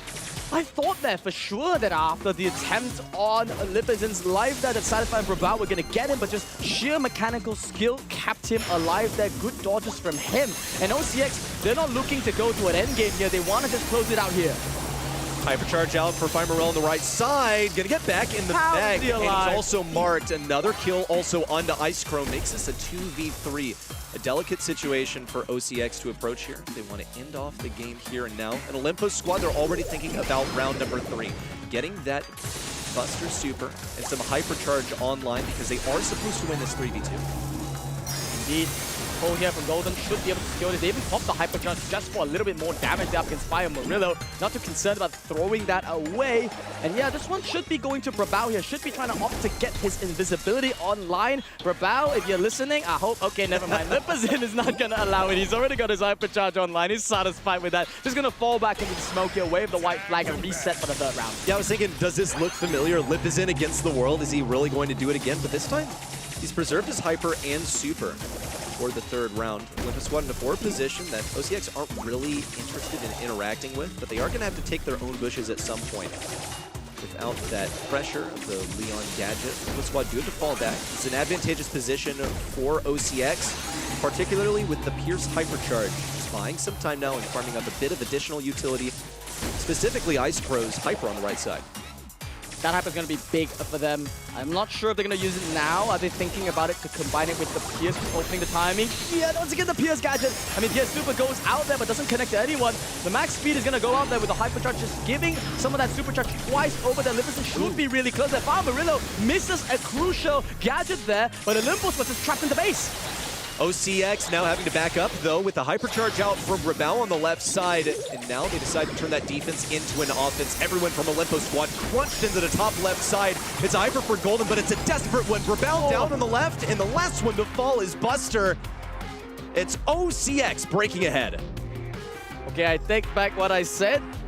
the timing of the end game, if it's an even position and if a Limpo squad do have a foothold in the mid, when the smoke closes in, it's decent. But if you're trapped inside the base, you're one tempo behind, and if you're golden and you have to pop an umbrella just to get out of the base, that is just far too far behind, and you're going to be walking into too much damage. That's the way the OCX found that one method to win that round. And Limpo squad managed to get around by pretty much overwhelming OCX, so what happened? They haven't really been able to play off of the Leon Lollipop drop as much as before. Lipizin also quite accurate with these shots, providing a lot of pressure. Icecrow forced to just hang back a little bit on the right side. We also see the lane swap. Fire Morello no longer interested in that left lane, going for mid instead. It's not going to prove that much more profitable. It took a while to get back in his mag too. It looked like he wanted to scout some shots and get the speed from Icecrow for the push in. It's the same position there as that previous round there. Once again, you see the side of a Limpo squad get locked inside the base, and it's very precarious for them. Yeah, Fire Morello even going to throw out the mech there. It doesn't mind going to small form for at the time being, and this is a similar position. You're throwing out this Buster Super, desperately trying to get out of the base, and then it's a firing squad that you're walking into. Satisfier soon to fall on the left side. OCX simply overwhelmed them. They could tie up the series with one more round victory. On their side, they do have a max hoop. They're going to use it immediately. Olympus squad to react. All they have to do is hunker down, stay in this spot. They know that there's not actually any real threat from OCX in this position, and they're going to continue compounding their pressure with the possession of Buster Super and Hypercharge. But Golden still gets tapped twice by Lipizin with a tricky angle. Now that he has no super, this could be an opening. It's an opening. They'll try and capitalize on. Leon goes off to the right side. Opts to use invisibility just to stay alive. That's 3 hypercharges. 3 used by the set of Limpo squad just to keep themselves alive. That's crucial utility. They could have gone in with that end game, but this position, once again, you know, Limpo squad, they just can't seem to break out of this base. What is their play? All they really have is Golden with his shield. Would love for a Satisfier to be able to do something. Here comes, though, Lens Flare out, and the Hypercharge is popped by Icecrow. Another one for Lipizin, looks for the angle, gets one. It's just absolutely gruesome in combination with the Meg Gadget. Another one bites the dust on the left side, and it's Golden versus 2. Icecrow and Lipizin can't seem to hit these shots. Golden can't get that gadget activated either. It's going to be a photo finish, folks, and Icecrow locks it away. It's a set win for OCX to tie the series. 50-50 going into this one. Could have been either of these teams. A little bit of promise there for the side of a Limpo squad coming in here. They had a good showing in that game number 1, which ended up in a tie. This wasn't a 2-0, it was a 2-1-0. Kudos, though, to OCX division here. They found the map. They recognized that their team just had a better spawn trap composition. That Pierce was so dominant, just blocking up 2 choke points single-handedly. There didn't seem to be an opening for Olympus squad to come back in that one. I'm just wondering about the early game, because we saw OCX pretty much overwhelmed off of the beginning of game number 1, round 1. It looked like the squad might even pretty much roll through them the entire way, and yet the script entirely flipped with OCX able to rebound off of that. It was to be somewhat expected, I think. As soon as we saw the map come together after that game number 2, there was 0 adaptation, by the way, that came out of Olympus squad for the rest of it. They just kept trying to do the same things. I mean, both now won their own map draft, and they make it an even 1-1. I promised you this one is going to be a bit closer than the quarterfinal number 1, and just how close we came also showed in that game number 1. This is once again where we had a tie. Frame by frame played again. We see they actually killed each other in the same exact nanosecond. I love how Golden reacted just like a, well, okay, I guess that can happen in this game. Like, yeah. Yeah, it doesn't happen too often, honestly, in Brawl Stars. Now, heading over to the next map. One of these two can now pull ahead if we follow the same pattern. It's Olympus Squad's map. They're also going to win it. You think so? I mean, has that been the trend so far? Suppose so. They kind of need to. Yeah, the LCQ dream alive here, whereas OCX are playing spoil sports, so they better win on their own map. Well, everyone's here for their own personal glory. For OCX, they could really use a win here. We're also looking ahead to the 2027 season, what it could mean for them to get some value here. But for Olympus Squad, it is about surviving just for the next couple of months so they can continue the season. Into the Rico, I would like to see something aggressive. Max would be left open again, and as we already established, really well liked in this region. Against the Rico specifically, even a boss could work out here. Just something aggressive, making sure that Rico don't get too many angles to play around. Pinball Dreams is one of these maps where he otherwise has a lot of value. Throwers can come in here as well. The best one at that is Willow, and she's banned out on both sides. There's the Max I mentioned. Thank you guys. They're both bowing to me right now. Oh, they're applauding even. Crazy. Well done, Sunny. Well done. Max has been picked in every single set so far, right? By the way. I think, by the way, it might have really just been the crazy call from me. Thanks you for the applause again. Back to the aggressive back to the aggressive selections. Yeah, I think ready. You might be looking at the Vans and there's a certain shady piece of clothing that might come in there. OCX will not opt to go for it so early though. It's the Ash that comes in. Sunny is gesturing once again. What a genius she is for finding that Max plus a tank is a good pairing still in 2027. But that does 26 actually. Good job. I am 1 year in the future. It'll probably hold true. I have, oh my god, I've revealed that I'm a time traveler, I'm sorry. But Olympus Squad, will they go for the Shade? Yeah, this is true. I'm curious about it. I think some of the big things are open still, like Griff just seems like a total gimme if you want to break down walls. Now, Rico being a consideration, you could keep him on just one side of the map. You also don't have to break every single one. You can opt to just win mid and then leave things intact on the enemy side or your own side.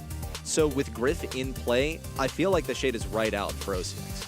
Shade, Barley could also still come in. As mentioned, throwers are really good and they have it in their own hands right now to actually open up the map. Or not. On the left side, we have some speed, but no wall break so far. Let's see if we still get to see a thrower. The boss I mentioned earlier could also still be a decent option. Shade it is. There's Boo's applause, I guess. Wow. Did so we all smart. predict something? Wow. It's job, it's almost as if every band that OCX was setting up for would make Shade good, and Olympus Squad were like, we can't give it to them, guys. We're kind of forced to pick it here. We have a comp that doesn't deal well into it. Yes, you've got the grip with the wall break. They did deny it. And OCX, Sunny, which thrower will they go for? They're gonna pick a thrower, so which one will it be? Is it a Shade? I mean, Barley would probably be the best thrower if you ask me that. Never mind. Wow. No thrower. I wouldn't recommend that either. Colt, they now have it in their own hands as well to open up the map. Will help them against Rico, good against Shade as well. I really like that last pick. Yeah, something that Spoo and I talked about before the show, though, is Colt really that good into Rico? Because once the walls are broken down, Rico with the Buffy travels so quickly that he might actually be able to beat Colt on his own lane. It feels like traditionally we've said that Rico just plays like a worse Colt when the walls are broken, but now things have changed pretty substantially. Colt does have speed, but Rico has even more thanks to the Buffies. 1-1 for both teams. Olympus Squad still have LCQ to fight for. They want to take the set first, though, to take that lead here.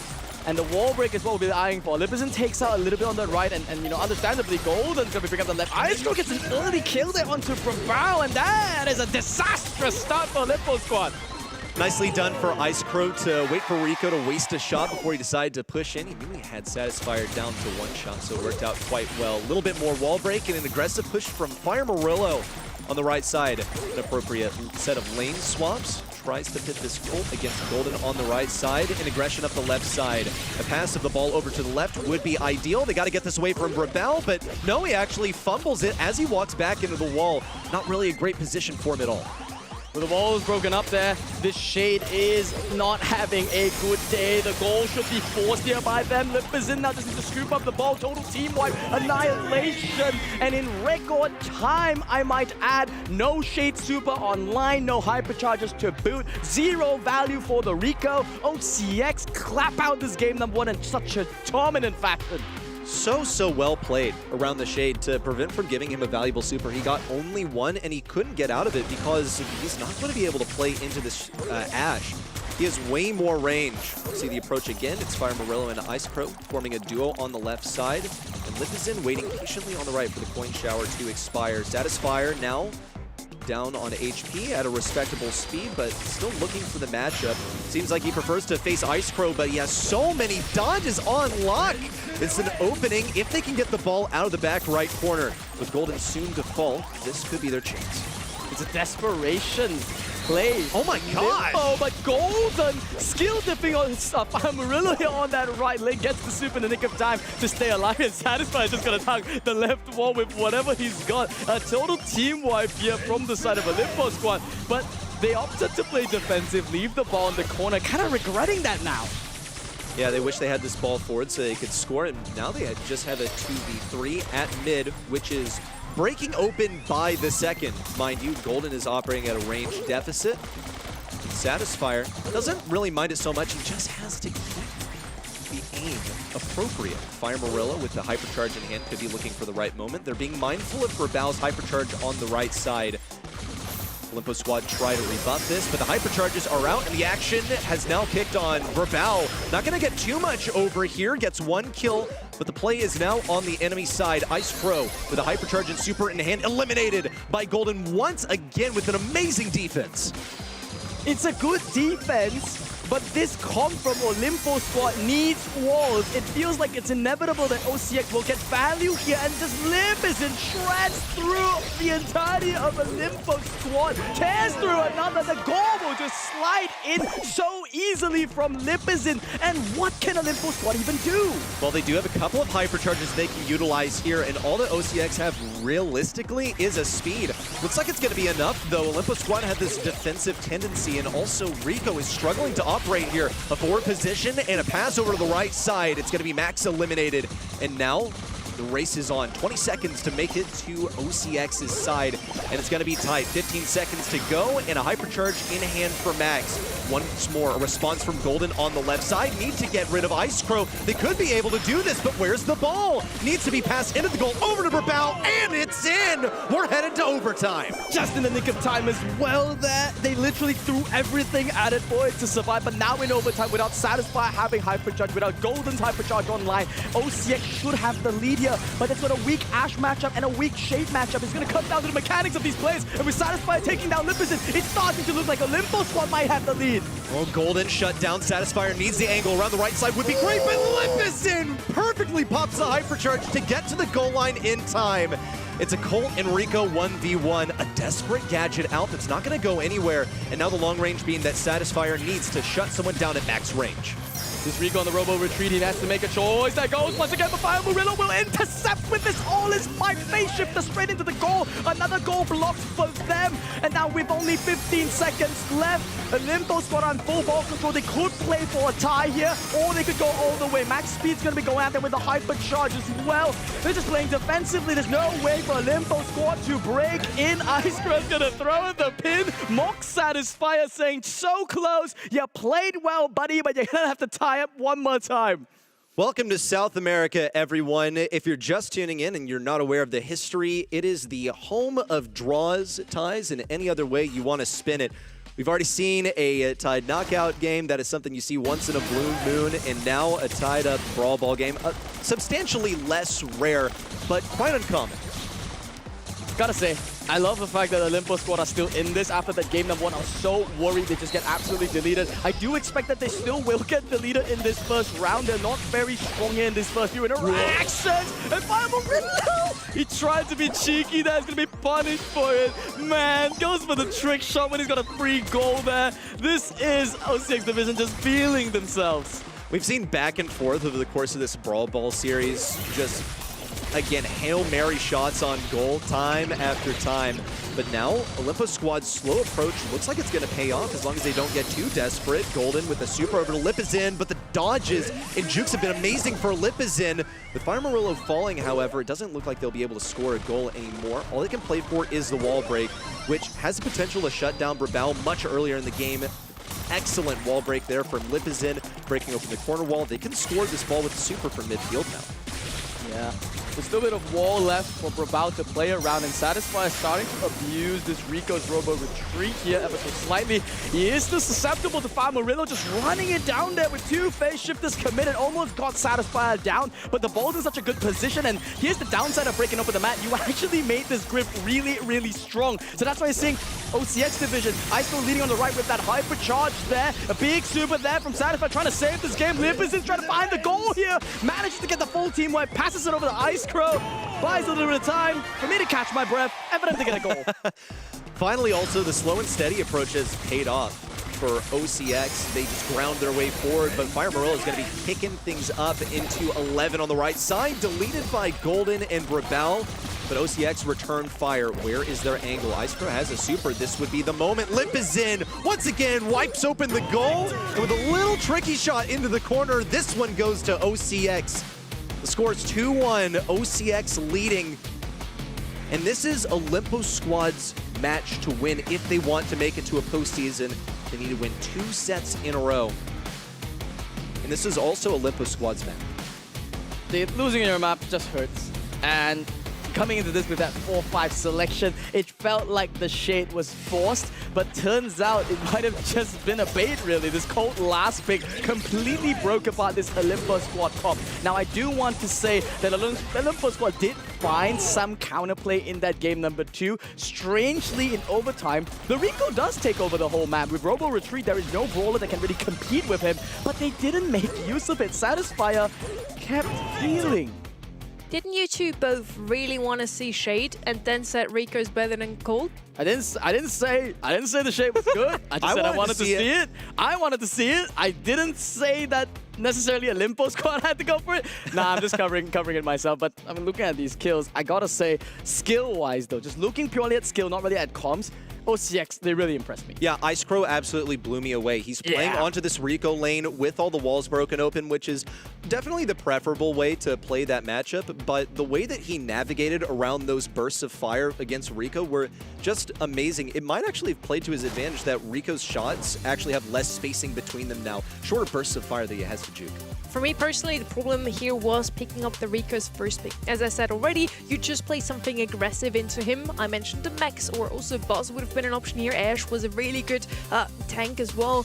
And the Rico can't really do too much. Even against the Ashe lane out in the open, that Ashe will eventually get super and will be able to win that matchup into Rico. So maybe a bit of a too early Rico pick in that one. Really good comp here by OCX. And yes, they've now broken through the pattern. They beat Olympus Squad on their map pick. First pick now on the left. What do we get to see here? Probably a lot of cheese. Dog is open, Gray is open, and we're on layer gonna be cake. Max. Just get it over and done with, OCX. Come on, stop teasing us. You know what it is. I know what it is. Look at your bans. Look at their bans. If it's not Max, Olympus gonna... Energy! Yeah. SA is our new East Asia, it seems.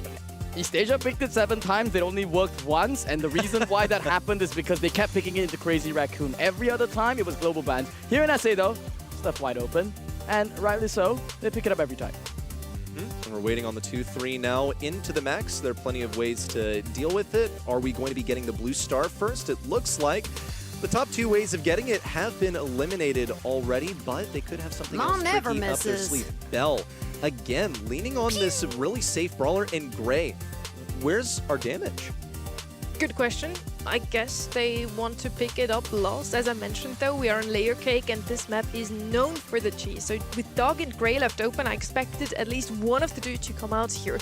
Dog could still be picked up on the left. They right now have the blue star with Max of the red. They could just lean back, maybe even pick a thrower into it and yeah, have the really relaxed game of their lives. We get so many close sets between those two teams already. I hope this one offers just as much. Ali coming in now. There's someone who can pick up the blue star for you already. That is true. That is true. I'm still stuck on this Gray. Yasbu, I got a question for you. Would you rather walk 1 mile over a bed of nails or play Gray into Max? Play Gray into Max, I guess. I mean, if you're comparing it, It's not that bad. I was like 1 mile in nails. Do you know how much shorten the pain that distance. is? But to your point, what Reddy is trying to illustrate beyond the graphics that you're thinking in your mind is that Gray is a terrible, terrible matchup into Max. It's so difficult to get that TP online. And you guys are so cheeky, man. You guys are so cheeky. They're like, there's only one way we could potentially lose. Look at the Satisfiers. Look at like, guys, they out-cheesed us. They knew what was coming. What do we do now? What do we do now, Sonny? I mean, I just want to say told you so at this point. It is something that Great, Dog, didn't you? I mean, I kind of saw coming. Dog on the left together with the Max, they get the blue star and then just lean back, waiting spawn for their opponents to go, and Dog eventually will have super thanks to healing his teammates. So the more pressure Olympus Squad is trying to do, the more they just feed the Dog super. RT coming in now is last pick. we talked about it before, he used to be a very strong brawler. Thanks to his super, he's also going to be good when Ellie, for example, tries to go in aggressively. But since we have the blue star on the left, they need something with a bit more poke damage.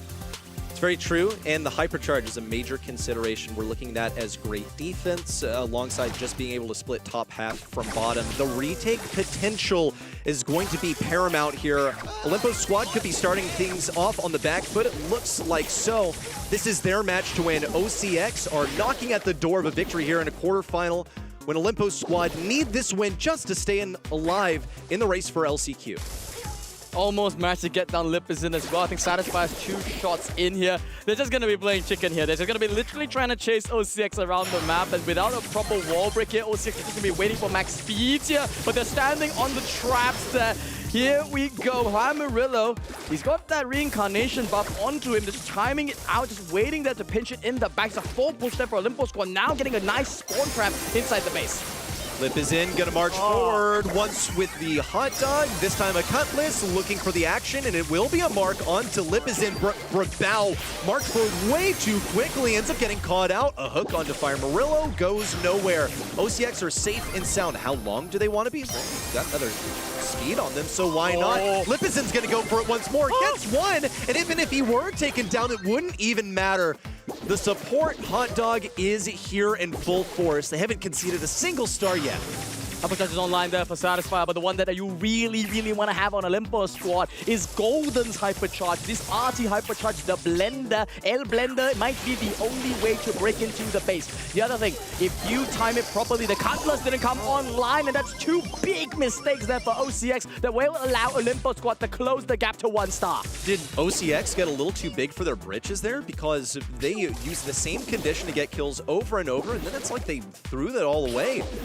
Now they're facing a blue star on the opposing side and a seriously small 1-star lead. It's only 10 seconds to act. Brawl now not going to be able to do much, but the Blender Blades are out. Ice Crow still trying to stay alive, and it won't even matter. Olimpo's squad ahead by a slim margin at the final moment. Only a blue star. That was so back and forth. What a tough sort of rally to follow. I love South America, the land of the most chaos, volatility, the storylines, how close things can get there. We hyped up this alley.com and it looked absolutely unbreakable. But guess what? It's still a comp that requires a certain pedigree of skill, team play. See Fire Murillo here, he's got the colors on his head, but the timing, yeah, Lipizin's going in here without a buff, and that is the kind of mistakes that you just can't afford to make at this level. Olimpo squad leading now by 1 star and take it back. OCX no break ahead, and the aggression doesn't stop there. Thankfully, Satisfyer not that teleport at the last second, but Golden can't do much on the left side. And Lipizin's going to go for it. Hooked by Satisfyer. Now he needs to jump, but he won't be able to get it. Cannot escape the clutches of Brawl. And Brawl fires back with 1, looking for 2 on the Ice Crow. And Olimpo's squad are back to being in the lead. This RT last pick really seems to be closing the gap between these 2 comps. Gonna hold my breath. Lipizin's got the combo online with a hypercharge. Gonna be looking in there. Murillo pops up another super there onto this max, and the target's gonna be the Grey. The Blender is online, but he doesn't have the health to carry it through. Lipizin is just gonna literally limp out of the base there. Nice long pull, cheeky as it is, gets the blue star back in their favor, and I can't believe it. Olimpo squad have the lead. And we've only got 50 seconds on the clock, but it could be a 2-kill game for Olimpo's squad. It comes down to who they're able to get. If they can get Lipizin, it would mean everything, and they do! It's practically a donation! 40 seconds to go, and it's a 1-kill game for Olimpo's squad. They could send us to set 5 here and now. But it comes down to this last push. Will we see the hot dog of resurrection? Popped onto Lipizin, was a hypercharge worth it to get the forward position. Now around the right side, retreating, looking for the perfect opening. They could really use a super. But with 20 seconds to go, it is go time. There's no backing down now. It's the combo that we've been waiting to see. 1 and 2 OCX at match point in a flash. I don't believe that is the way that OCX take down that one. Clutching it up to 22 stars.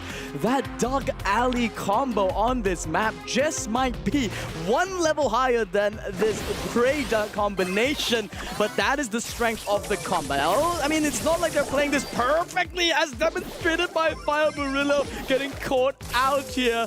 But, I mean, it's pandemonium here for this comp. They're baiting out Golden's gadget as well. It's going to be easy pickings for the rest of the team now. Yeah, just got to take down this base of Golden, but he's going to take a forward position on the left side. OCX retreat further into this final layer of cake. Just waiting for that opening, bait that hook from Gray. Could spell something for them, but look at this. Brabal's already gotten his Bell hypercharge. Here's the moment. It's a hot dog out and a TP back for Brabal. Has the Blender Blades ready to spring into action. Brabal's ready with something of his own. Wants to take the free mark. 1 and 2 for Lipizin, and the body blocking is just perfect for OCX. They just got to get out of here with Fire Murillo, and they've made a 4-star lead, and they look safe now, but how long can they hunker down in their own spawn? Don't think that's going to be the plan for them. They're going to have to speed up here. Sends it once again, the hypercharge onto Lipizin on the back. Should be able to get down Golden. Even Golden himself in his shielded form can't keep himself alive against this deadly duo combination. Brabal's going to be next to 4, 13-7 now. But at the very least, Golden, they've got their win condition online. This Blender Blaze is what saved them in that game number 1. Will it do so again here in this last game? Just a little risky there, thinking about win conditions. Lipizin's getting them even closer. Did get 1 kill there. And he's looking for more. Would love the assistance of Ice Crow for a bit of resurrection. The more healing he gets from Ice Crow, the closer he gets to that hyper. And that could be it. Could be OCX wiping away Olympus Squad's dreams of an LCQ in just the quarterfinal. It's 1 more for Lipizin. But it's a close lead right now. 15 seconds to go. Satisfier has a way in. He wants to take Golden with him. Gets 1. Blender Blades out. They need more. They have to get ahead. A blue star lead, but Lipizin is their last hope. 5 seconds to go. But where's the opening? There simply is none.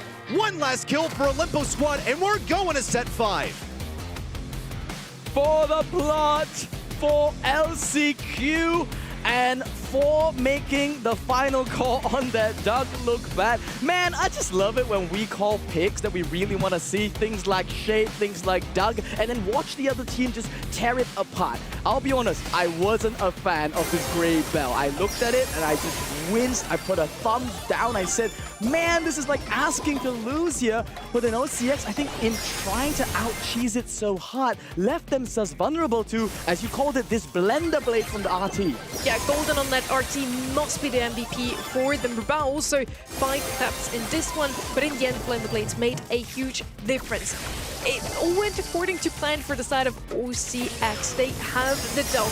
They scrimmed almost, but nothing outside of Dog Kaze on this map, where you pick up the blue star, then you lean back, farm hypercharge, and that Kaze is gonna go in again and again. Tried the same now with Lipizin. And you see 11 kills on that man because he just always has the Dog super on himself. So everything went according to plan for OCX. They got exactly the comp they wanted, but they just got outpicked, I guess, by the RT last pick, or just didn't play it as well. Maybe having Ellie instead of Kaze hurt them a bit badly.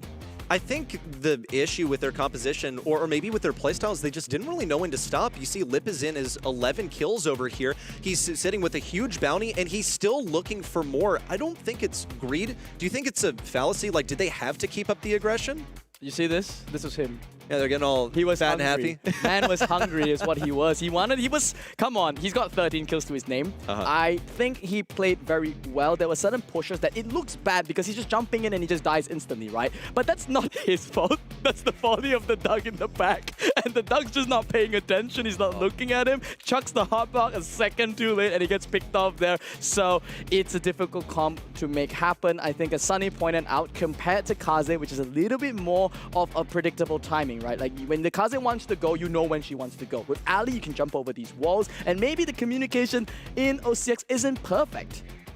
Yeah, I mean, after game number 2, it looked like OCX Division had this one in the bag already. It looked like a 3-1 in at the end, so I was so ready to actually call out Olympus Squad for not doing their homework.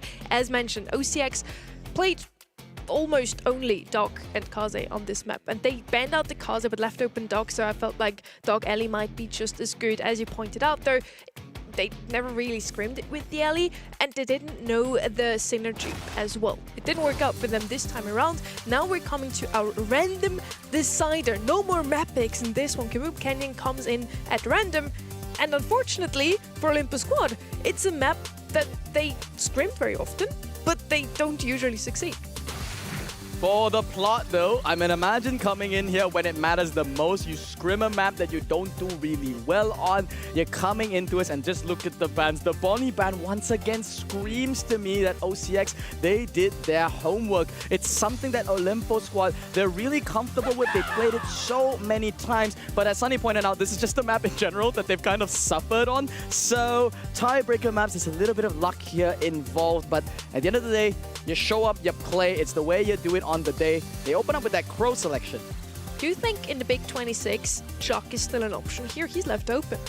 I think that he's just been kind of power crept, which is crazy to say about Chuck because it felt like when he was introduced into the game, he was like power creep the brawler. But there are just so many ways to play very meta and still out DPS Chuck in the base race. I'm with you on that. It's something that you have to keep in mind for OCX. They could set it up for a last push. A last pick here. The way that you kind of indicate that the team is going for Chuck if they go two defensive brawlers. So currently I'm seeing Meg. That's just kind of cookie cutter. That's one of them. No, the moment that I see this alley come online, I don't think Chuck is on the menu for them anymore. They're not opting to play defensive and stall the game, which is what Chuck wants to do. So that, though, will leave it to Olimpo squad. This Crow, for me, I'm still scratching my head as to, once again, in the big, not say 26, but in the big summer split post 7 Crow nerfs in a row, is he still that dominant in Kaboom Canyon? I think he's still viable. You have that push in the middle. He wants to hold on to mid control. We saw Finks previously, as we saw Kaboom Canyon. He's doing the same thing as Crow will want to do. Just hold on to mid control for as much as possible. Chuck mentioned he is actually showing up on the other side now, picked up here by Olimpo squad. On the left, we have Ellie again, and I don't love this brawler on a map like this one. I guess they trained it now on Bounty, so they know how to play her also here in Kaboom Canyon. I don't know. Against Chuck, I usually describe him as a timer. You either want to out-damage him, do more damage in less amount of time, completely ignore him, or you defend him. But on the defensive side, with only Mech, they don't really have anything to account for that Chuck. So that tells me Colt is on the way. Yep. One push is the way to go. If you can't defend against the Chuck, you just ditch that idea and you go all in on the push at the moment. They've got this mech, they've got the alley. It's basically saying, screaming, we have priority of the mid. We're gonna get in there, and get a battering ram in here. Get big damage coming in. You don't have a Kaze. You've still got the Korean Melody coming in here, and that does successfully outpace the Chuck. It's not over yet. Surge is still an excellent defender. Melody here doing the same thing as the Colt Hammer, as you called it. That's kind of an SA special as well. We see her a lot more often here in this region than last weekend over in East Asia and EMEA. Sab 5 incoming. Those two teams have given us one of the closest matches all day already. We will see this last map, and whoever takes this map will make it through to the semis. For Olimpo squad, it also means... Yes, for Olimpo squad, it's their one ticket to a postseason to make it to LCQ, and OCX are just here to play spoil sport and get themselves some glory and pride within this region they call home. The Chuck is already getting set up, and so far, OCX are planning their next assault on the safe. They just got to get this Melody in position. Needs a little bit of assistance from Lipizin, and it looks good so far. Farmerillo is weakening them on the right side, but again, there's no defense for this Chuck, and I guess we are defending a Chuck. Golden is going to be on the save that the alley was the designated defender there, but now we see the inevitability kick in here. The Chuck will take down the save, get these layers of shielding down. So effectively, it is a base race kicking things off. Two defenders on the side of Olimpo. Squad top side of the map gets a full team wipe there. That's great damage, but is it faster than the Chuck? Still, again, on the tempo discussion, Olimpo squad at the same percentage so far. Golden getting a little bit in there, threatening to reach the 25% mark on the opposing side. Fire Murillo desperately needs this Meg back. He will get that Meg. On the left side, Ice Crow could use a super. Gonna get some notes out here, but the Hypercharge from Satisfier has to be used right now. It is a huge lead right now for Olimpo squad. It's been an excellent defense so far, and Golden still needs a super. One more will do the trick. It's just going in, and wow, Brawl with the up top high five to end the save right there. And then Olimpo squad on a map that we said they don't do too well on. They pull out the chuck at the last second. At this point, can't even say it's cheese. Know that it was in the pool. Know that OCX division, they had a plan for it. They just need to execute it better. That first push was good. It needs to be even faster. Olimpo's squad have misdirected OCX over here. They just weren't really expecting the chuck, and they do have some DPS to deal with it, but they haven't been able to defend against it. They need to adapt their strategy to defend less and get that aggression onto the safe. It's the connections that they've been struggling with. They're double stacking the right side right now and creating a diversion on the left. It's one kill. Lipizin's on top of the defense from Brawl. Gets them 2 kills, and Satisfier cleans up. I'll take that any day. 7% of damage coming up in the first push, and here we go. It's Chuck's world, and we're just gonna live with it. OCX, it doesn't look like they're far behind, but just look at the setup here. They've only gotten 7% from the first push, and I think, yeah, Brawl dies there, but he's got a hypercharge online. That's an entire layer of shielding that they can do at this point. Olimpo squad, they just need to stall for time. Brawl's evaluating whether it's even worth using anything on Fire Morilla. Decides to use a super the old-fashioned way and ended up actually being way too conservative. He's gonna respawn with it. Also on the home front, OCX still getting damage here with the chuck. Looking for the next break, and everyone from Olimpo's squad now filters into mid. Brawl knows that he can get a full crack if he gets the super online right now. He's got to be close. Satisfier also looking quite dangerous with an aggressive super in on the left side. At risk of falling, you'll get one. Lipizin's too far out of range, gets 2 for 1, and now it's gotten dicey. It still might not be enough, though, with Golden on the save there and one entire layer of shielding ahead. It just might be too much tempo for them. Hypercharge out there from Golden. He's not answered going in. That could end the game right here now. Olimpo's squad just one more chuck super away, but it's not going to connect for Brawl with one final jump in. Keep Olimpo squad's dreams alive. They were pushed to the brink, but they will persist into the semifinals to compete for a chance at LCQ. Still need to see how Loud does in that 4th quarterfinal today, folks. Don't go away. But Olimpo squad are alive for now. They get to rest, they get to take a breather until they have to fight for their chance once again. It must be satisfying for Satisfier to do this to his former teammates and, yes, keep their dreams for LCQ alive. And for Brawl, I think it's almost a slight redemption for him for what happened in the qualifiers. The team didn't perform well. And here, I mean, on a map that, as we said, this is a map that they did not scrim that well in. They did so poorly, but it turned out to be the map that saved them. And they steal a pick from the side of OCX, who loved to play Chuck in scrims. The power-crept brawler worked out for them. Only 2 kills on in, but look at that damage to save ready. Yeah, Satisfier and Brawl were legendary on defense. I was especially impressed by Brawl nearly breaching the 400 DPS mark, or rather, yes, damage on average, alongside Satisfier. Just, again, really bringing in a kind of subversive way of drafting this chuck, where Spoo pointed it out. If you see a couple of defensive brawlers, then you have a strong suspicion that that chuck is going to be selected. A lot of times it's reserved for last. In this case, not all of the bases were covered. There was not enough DPS online early on in the draft to adapt appropriately into this chuck. Yep, you want to outdamage him, and we saw that Melody actually had less damage to save than the mech, so not really the best last pick here. Maybe the Colt that we mentioned would have been even better, but in the end, OCX loses this one. I lose my predictions and potentially my chance at a profile icon, but thanks to a 3x multiplier in this month's monthly final, I hope my predictions still pay off later on as we head into our quarterfinal number 3 already. For that, we get the 2 most soothing voices on the block for our we're gonna keep it next soothing the whole time. match. Brawl Stars ASMR. ASMR. You want to do a whole set casted in Should we tap on the ASMR? mic a little? Wait, maybe not.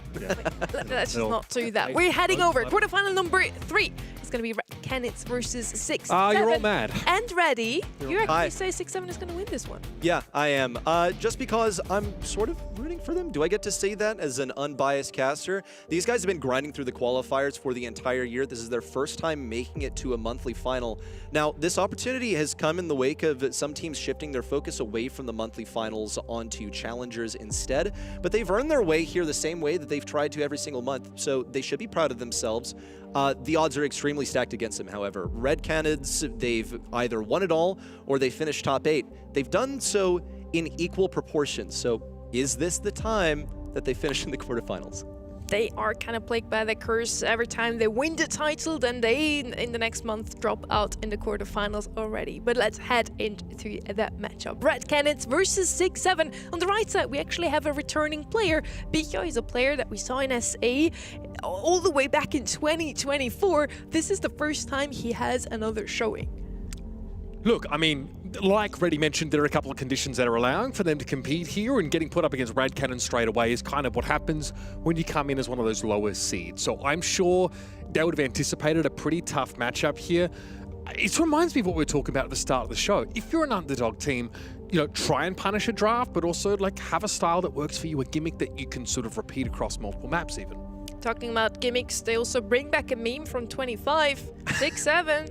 Is that not the current year? I feel like that has persisted. I feel like it's still alive. They've been named that since the beginning of the season when they, oh my gosh, you gotta be kidding me. Yeah, I mean, stay mad, especially if they go down here. That would be absolutely disrespectful. But yes, they have been named 6-7 since literally the beginning of the season, back when it was funnier. Back when it was so cool to bring that onto the show. We see him here, Bicho. He was playing in 2024, didn't make it all the way to the World Finals, won't get that chance today either, as we established. It's their debut today, but they can still play spoil sport. They can make sure Bounty Hunter stays in that #1 seed, because Red Canids, they need to place ahead of Bounty Hunters to still get that seed. Yeah, so it's, you know, quite tight for them, but their focus is very much on the later stages of the competition today. This is just a stepping stone for them, as pitiful as it is to say about a quarterfinals matchup that has worked so hard to make it here. But with their focus being placed on the later matches, this could be a chance to upset them, as it usually is. When the Titans fall, it is when they are caught up looking far too ahead in the competition. Maybe a bit too overconfident. Reddy actually got the chance to sit down with Motep ahead of today's matches. Your team has either finished 5th through 8th or won the entire monthly final for every monthly final this year. Why is that? Eu acho que, tipo, foi meio que uma coincidência, sabe? Parece que, tipo, o meta que aconteceu, isso acabou não encaixando, mas eu acho que dessa vez vai ser diferente, a gente vai sair campeão de novo. E eu acho que, tipo, não foi por zica nem nada. Foi, tipo, só não encaixou e a gente teve, tipo, oponente pra penalizar nossos erros, tá ligado? I think it was really a coincidence. Sometimes simply meta doesn't really work well for you, but I think that this time it will definitely be different and we'll be champions again. Does that make you concerned for the postseason? Because what if the meta doesn't go your way? Eu, sei lá, não me sinto nada pressionado, me sinto normal porque a gente já tá garantido pro Mundial, mas a gente quer ainda a vaga do top 1. E o meta não mudou tanto do meta passado, então acho que nosso time ainda vai ir muito bem. I don't feel very nervous, to be honest. I feel normal. I feel fine. We've already been on the top, and meta didn't really change that much, so I don't feel that stressed or pressured about this. Well, since you guys are on top and you're thinking about the postseason, I want to ask about the other teams in the region, because SK Kalalas, also Loud, and Olympus Squad could all make an LCQ spot today. Who would you like to see representing South America in the postseason? Pra mim, eu acho que é a Loud, porque eles podem estar fazendo, teoricamente, a mesma corrida que nós ano passado, sabe? O time acabou não encaixando no ano, mas quando chega no LCQ ali, o time pode dar uma encaixada e ter chance de passar pro Mundial. Infelizmente, nós não teve muita sorte que a gente achou o campeão mundial, mas mesmo assim a gente conseguiu uma boa corrida no LCQ. I really would like to see Loud, because I see a lot of similarities between our paths. We had a very similar performance, so it would be very good to see them as well on the top. So for Red Canids, they already start the season very strong in the spring split. They win the February monthly finals.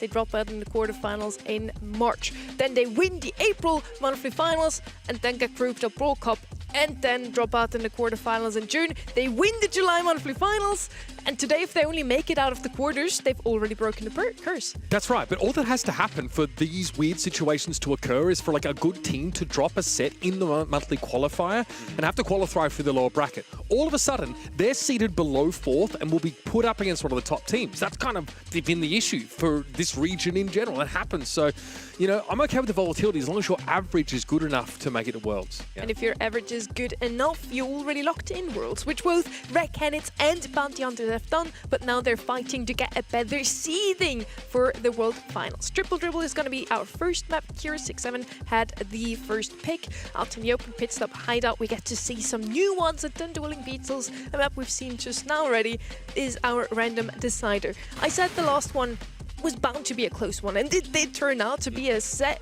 5-er. You feel like this one is also going to go all the way? No, I do not think this one's going to go all the way. I think 6-7 are going to wipe Red Canids off the face of the earth, in tune with my prediction. Nice. Brave. Folks, if you didn't catch that, I was being facetious. Let's look at the bans, by the way. This is very safe from 6-7, just getting rid of the good stuff right now. I do notice that Starnova has been left open. Surge is ready for play. Maybe 6-7 want to get this if they have first pick. 8-bit also left open for the first time today, was banned out twice in the global ban stage already. Heading into Brawl as well, like a lot of those control brawlers are just not getting banned at the moment. Meeple's being looked at pretty frequently, but outside of that, you are still left with like a ton of options to craft the core of a composition that's quite powerful. It's that extra stuff that you can sprinkle in. Starnova is a great idea. 2 very powerful gadgets that both, you know, open up a couple different options for her. Now, what, are you being facetious about thinking Red Cannons are going to dominate, or about your pred? Because I actually not sure. Oh, okay. Didn't you predict 6-7 to win this? Yes, I did. Is that facetious? I mean, I feel like I gotta stick by my words here. I'm gonna say I'll go down with the ship. I'll go down with the 6-7 ship today if they take the L here against Red Canids. Keep in mind, they actually did pick Dueling Beetles as one of their maps. I spoke with Spoo before this, and it seems that just based on the pros that he knows and their opinions, that Dueling Beetles is actually, rather, Pit Stop is actually a high skill map, contrary to what a lot of people would believe. It's a base race, man. And Reddy is part of that 9% who have voted on eventoprocess.com for 6-7 to win this one. Let's see if they can win their map pick, Triple Dribble.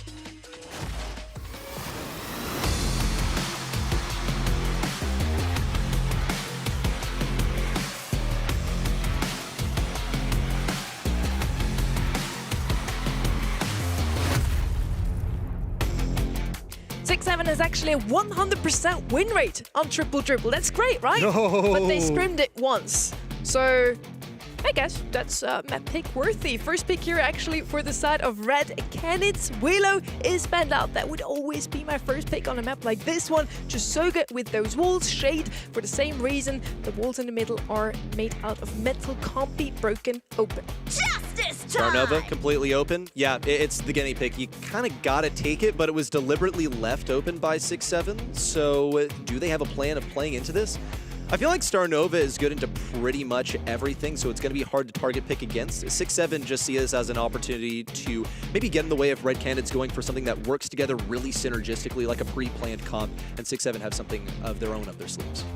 We mentioned the 8-bit and stuff were available still, right? I still don't think that should put you off the idea of like getting a notice and a roughs to start to build out your composition a little bit more. You are going to need some stopping power here against the Starnova. Lumi's fine, providing she can keep people at arm's length, but as soon as you start to see the gap closed, maybe Grim and Frostbitten is on cooldown, for example, that's when it can be dangerous. But being able to root people in position, loss of control effects are so good in Brawl Ball, and I think Crow is a very reasonable way to sort of fill this out. They're very squishy though in the right side so far. I would like to see something with a bit more stopping power. In Scrim they showed us the Charlie, for example. Could still be their last pick here. Yeah, Surge banned out, otherwise that would have been a great option too. Now on the left we already have something super aggressive with that Starnova. Now we want to see something that will enable her a bit further. Ruffs is someone I really like, giving that hypercharge to his teammates. Starnova actually the only brawler in the game without one. It's a good shout out also. Now with the Otis coming in, I think this is very safe. Nothing really indicative so far. Should be able to play around one of these side lanes early. Here's a fun question. Sure. Does the Starnova gadget protect you from Grim and Frostbitten's slow field effect? Yeah. If you're able to jump up into the air, then you can get out of it nice and easy. So it's a great way to deny basically any aggression. I don't like it in Brawl Ball because obviously it makes it impossible for you to interact with the ball. It's true. Which is not great. But in a pinch, obviously, Starnova has another gadget that allows her to get healing and also TP off the back of that. Extremely blingy glasses, can I just say. Those are serious business, Sonnies. A guy is dripped out. Still waiting for our last pick here. I think Mina really rounding out this comp well for Red Cannons, and they picked up that Otis, something that could, in theory, be expected to stop them in their tracks. The M's round out here is interesting. M's Crow, not a shock to see them form the core of a composition, but against this particular setup, that friend zoner is going to get worked overtime. Again, I was already hoping for some stopping power. Ems is okay, I guess, as long as she has the friend zone gadget available. But now we have two aggressive brawlers in the left with the Starnova and the Mina. I doubt that's enough. I feel like Red Cannons has the upper hand just looking at draft. Maybe 6-7 can make it work somehow, and I'm here for it. All right, let's jump into this one now. Red Cannons by far expected to be the favourites here, and already a group been frostbitten off the rip. For Gods to try and slow things down, but Red Cannons are unbothered, and Motep already commanding the spotlight in the middle of the map.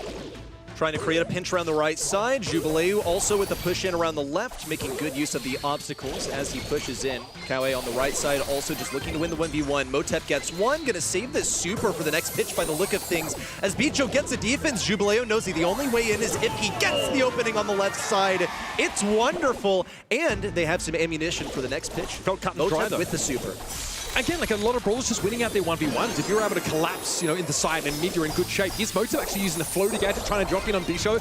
And Jubileu is able to hit that super. Bicho's in deep trouble now as Jubileu has the damage and mobility to close the gap and convert. And that will be a 2-1. It's what Starnova does. She floats at you, and you can't do anything. She's completely untouchable. She's right up in your face, and actually it was a respectable response to her because Ems is not going to be able to do that much against Starnova in 1v1. You can push her back, yes, but she heals. She walks so quickly. Even in the Caustic Charisma, you can't really do all that much against her. So that's where Lumi came in. I think the positioning from 6-7 was fine. I feel like Starnova is just too difficult of a brawler for them to get through. There's 0 burst damage on this 6-7 composition.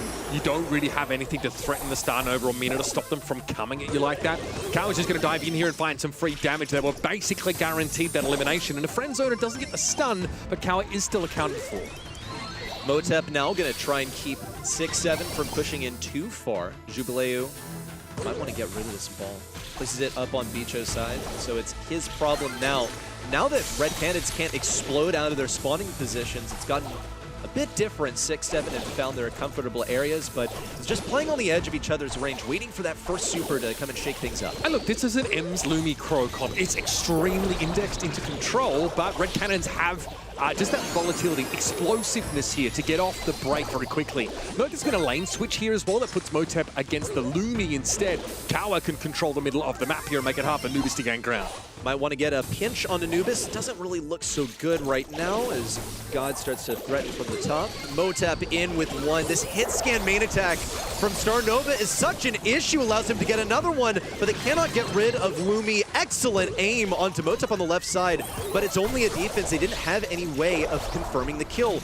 No impact from Jubileu on the right side as he threw that super out, but Motep floats over nice and easily to deposit this one across the goal line. I think it took a while for people to cotton on just how powerful that Starnova gadget was, in that it's not an escape tool, it's not to avoid shots, it's to close the gap for free.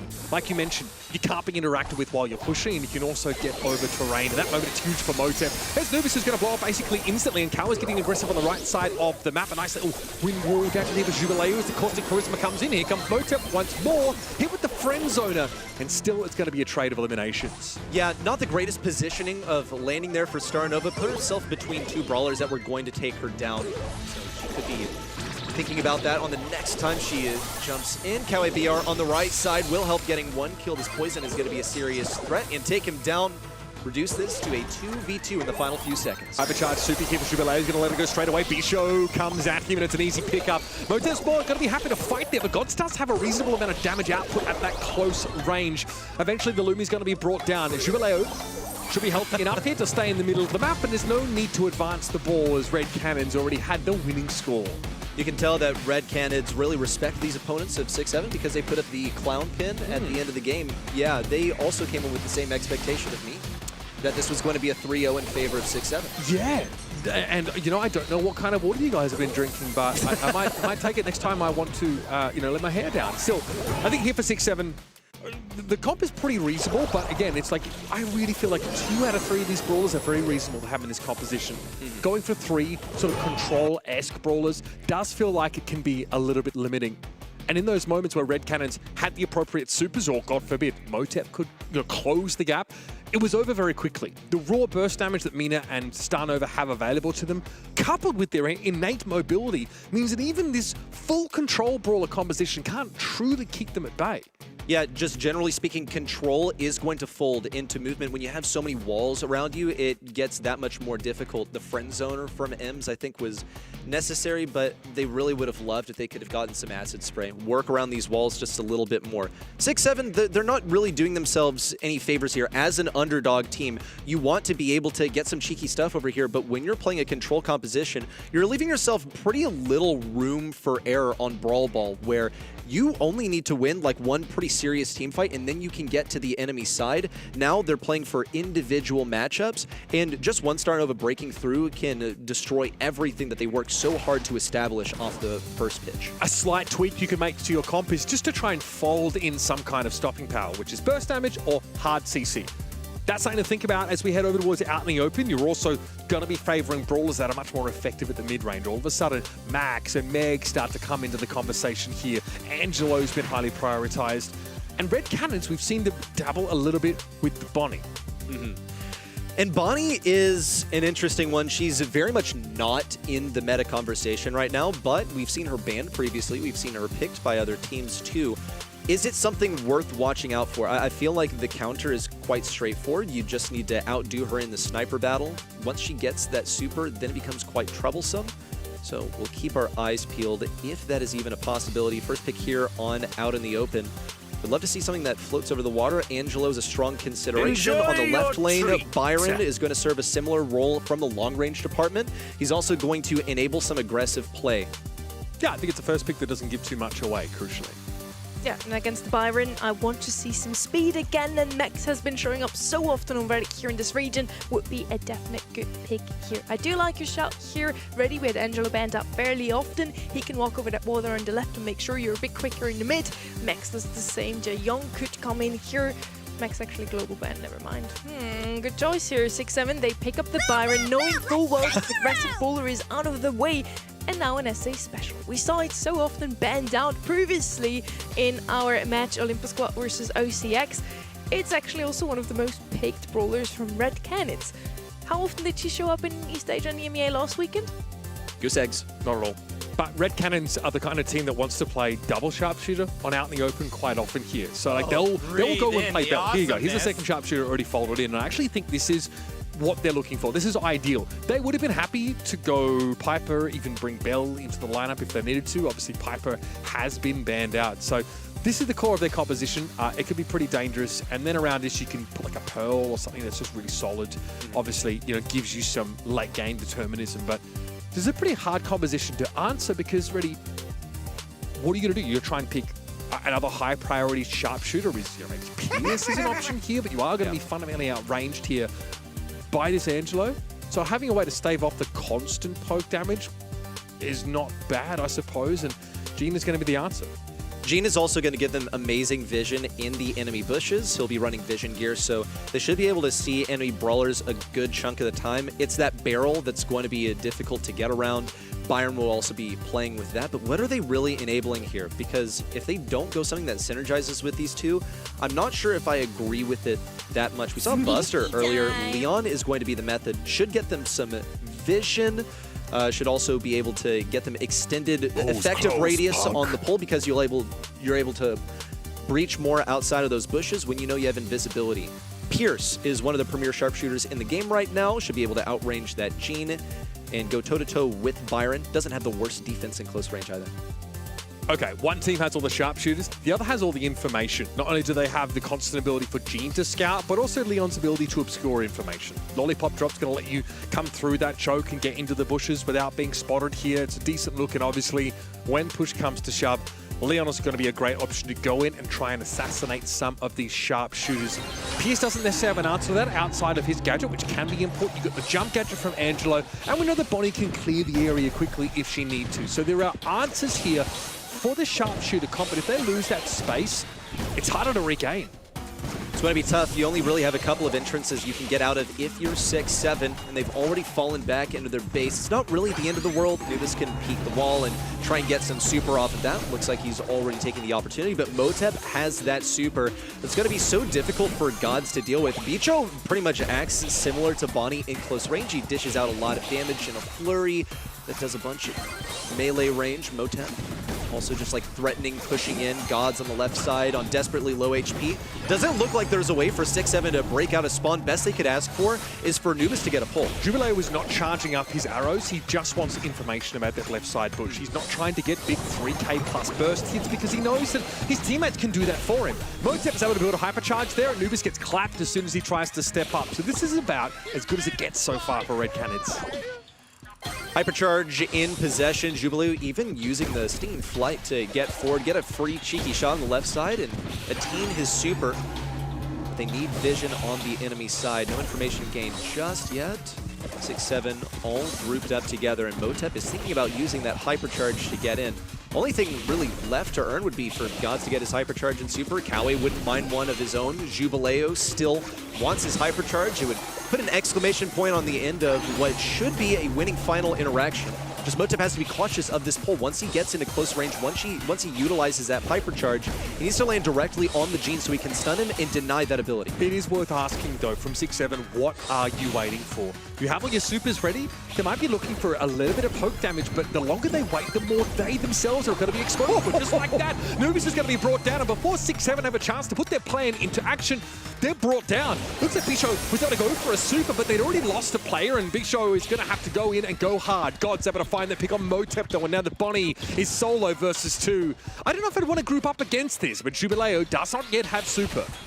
Yeah, he was holding back that arrow for a while, thinking, okay, I don't want to get any HP back, but when 6-7 decided they weren't going to attack, he thought to himself, well, I could at least get closer to my hypercharge.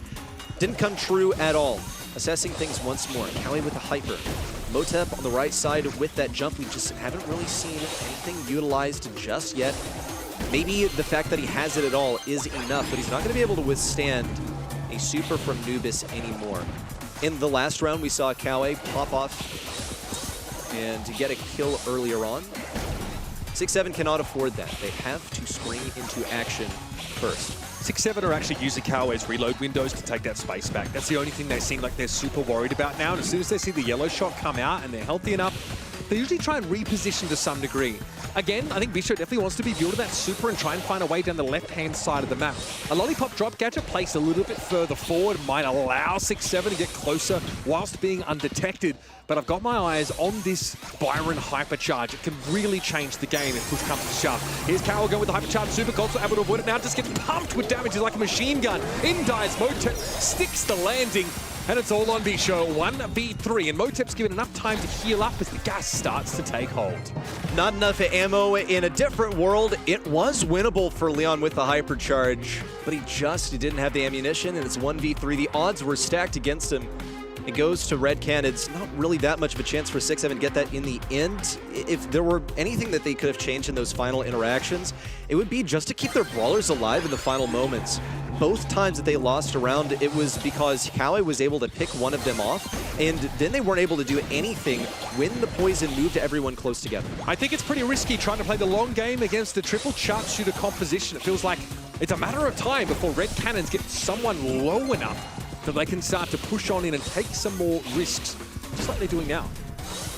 Still waiting to see how this one's going to play out differently, unless 6-7 really believe that round one of the last game was what they want to emulate. Nubis got a little bit closer to his super than he is now in that last one. We need to see a pull hit by Nubis to make a serious impact. Bringing this from a 3v3 to a 3v2 would be absolutely massive. Another thing is they're being much more cautious about feeding the super to Motep. They gave him a hypercharge by round number 2 last time. The poison's closing in. They've hard targeted Motep. He's forced to bail over to the right side. He will be able to get back in his super, but he is on truncated HP. 6-7 once more, just backing up, waiting for the final execute as they go to head-to-head into 3v3. Now here's where we start to see the game plan for 6-7 maybe look a lot better as we're heading with the gas closing in. Gods has to super himself though just to try and stay alive, and the burst damage is there. Motep had an escape, and he would have been able to use his invulnerability window from his super to avoid being taken down by the gas if it came down to it. Watching again for the pull from Nubis. This is what they need. Bicho's going to go on a wide swing on the right side. 1-2 onto Motep, and he's forced to bail once more. 6-7 need to take up some space as a result, but they've kind of failed to do so. Motep's able to get back into mid, and Cowie made the rotation over the right side just like he needed to. That aggressive play in from Bicho didn't really amount to much, but he's going to go for it again. Hopefully 6-7 can make it happen this time. Now, Nubis is also signaling the intent to use his magic hand, and with Cower as low as he is now, that Hypercharge super on a big steal, they might have turned the tables. Oh, that is brutal. Again, 6-7 maneuvering, getting in a position to actually execute their game plan, but this pierce damage hits them out of nowhere, and it knocks it for 6. Really awesome Pierce pick as the final selection. Dude, that is a huge water jug. Is Brawl Stars that dehydrating? I mean, you've got to fuel up the Pierce for the next round, maybe. I'm a big jug aficionado, I will say. That one could be even bigger. He'll work his way out to it. You do need a certain amount of forearm strength to take use of it. But look here, 6-7. We've seen like basically every phase of the game where their composition looks better and worse depending. Like when the gas comes in, it feels like that's a pretty decent shout, right? You've got Byron Super, that's going to punish people grouping up in and on you. But multiple times they forced the Bonnie out of the map, and like you pointed out, they didn't really take space. They didn't really take advantage of that virtual 3v2 for a moment.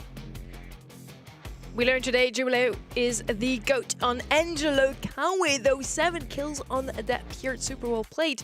And Bonnie has a 100% win rate in the August monthly finals. Who would have thought that? Get a spotlight on Cowie over here. He was playing at Pierce in the last game at 7 kills and 245 DPS. We're putting a spotlight on him because he broke the composition pretty much every single time. The synergistic play of the team as everyone from 6-7 tried to crunch in towards the end, maybe get a pull, it completely faltered in the face of an early kill that made it kind of unwinnable. And Pico couldn't really do much on the Leon. He actually cycled supers quite efficiently, but didn't really get any kills out of them. Just kind of went ahead, made some room for his teammates, and then had to fall back without getting a single kill. Now heading over to pit stop. This is our base race map. The most base race of all heist maps. We just want to see some tanks, assassins here. Miko would be one of those kids, both really of them banned out. best? Kaze coming in as the most picked brawler from Red Canids, also in scrims. A good answer to her would have been Cordelius to defend her, the Shade and Edgar to outdamage her. All those are banned out by 6-7. I guess they could come in with the good old Bull now. They might still try a Melody despite Kaze having already been picked. If you can avoid the Kaze and enact your like base race strategy, then the weaker matchup for the Melody doesn't bother you as much. Wonder if they wanted a Miko over here, possibly. It's curious because if they decided to leave Kaze open for first selection, it's well accepted as one of the best picks on the map to the degree that you probably should be banning it if the enemy team has first pick. We're going early in with this BB on the 2-3. It should be able to pretty much deathball to the enemy side, but appropriate anti-tank should be enough to shut it down. Rico is a wonderful way of doing that, so they'll acquire it for themselves. It can push all the way to the enemy side as well as hold down a lane versus Kaze. Again, base race map, I'm gonna expect 6 damage dealers to come out here, not really anything to defend. So far, that is true. Kaze on the left-hand side already, they can double down here. The ball I mentioned would still be left open for both to pick. They could just bring in a bit more damage. Nita is one of the brawlers that can offer both defense, and as soon as she has a bear, dishes out a lot of damage as well. They actually opt for some defense here now with Looney. You have some stopping power, and at the beginning, the map is relatively closed up. Like you do have 2 very defined lanes now. We're expecting the map to get broken up eventually. And Red Cannons don't go for the option of like, can we pick a, like what they do, they pick a control brawler with decent damage, but I don't know if Cow is ever really intending to get within striking distance of the safe. It's about trying to hold 6-7 at bay long enough for the Bull to take this game by the horns. I'm also looking at Bull being a pretty good counter for BB specifically. Should be able to get through her and make her sort of a pit stop on the way to the enemy side. Melody should also crank up the momentum for the opposing side. She'll be able to get on top of that. Also, not one of the best things for Kazuya to go into because in close range she's going to be impacted a bunch by those notes. So that's to be considered as well. But most times I don't think they'll even be on the same side of the map. They are only focused on the safe at the opponent's side. Melody, a definite SA favorite. Every single time today we saw Heist, Melody was played. So there you go again. If you have to choose a comp here, Uber, which one would you go with? I mean, I love the Bull and Lumi comp. I do like that there's like thought to a brawler that can control that space a bit more effectively. The Rico is the answer for that on the side of 6-7, and to me it doesn't quite hit the same, especially if you're going to play out of those corners and small lanes on the side of the map. Well, so far it's done a respectable job of holding on to the left lane, but the question now becomes, where does he go next? Is a defense versus Motep on the right side, just demolishes him. Anubis is on the save. He's getting those smacks in just like he needs to. Gonna get quite close to the crack, but Motep, once again, this is the matchup that is meant to deal with BB alongside getting damage on the opposing side. But dealing with gods is so challenging. They're at risk of losing the first crack. That momentum loss is probably going to keep them behind for a while. It's tough for Kawa to honestly win that fight out against the Melody. She is slippery, and sometimes Lumi's a bit telegraphed in terms of the trajectory of those morning stars. Nubis, though, doesn't really have a way in. You're going to walk up, you're going to get stopped by Motep basically straight away. Obviously, Motep under hypercharge conditions is going to be virtually impossible to eliminate during that window. God's here is a nice big super, but probably won't have a chance to make use of it. Yep. Okay, Bicho looking for the defense on the opposing side. 6-7 going to lose a crack on their safe, and the defense looks good for Red Canids as well. They've broken ahead with the lead, and now they get to go to the opposing side. Now, the advantage for Red Canids is that they don't really have to defend anymore. They know that if they full commit on a base race, that this game is as good as theirs. They're going to go for one on the right side. Hypercharge popped. Gods gets to dash out of it. Motep in on the safe, but cannot survive long enough to even get the gadget off. This one's at risk of going down to 25% with the last tick of the hypercharge from Kaze. And now, there's no shield left for 6-7. They must defend and hold a perfect offense from this point on. Kawa's like, wait, I wasn't expecting to be here in a position to actually damage the safe. I guess I'll just throw my morning stars out and hope we can get there. This isn't going to be a base race, folks. 6-7 too far behind against this Red Canids setup. Confident, you can see it's intimidating for Kawa to have to go up against a Melody on that Lumi. But he had some pretty nice shots there as well. Even missing a super on the Melody from time to time is okay, as long as you can find that connection.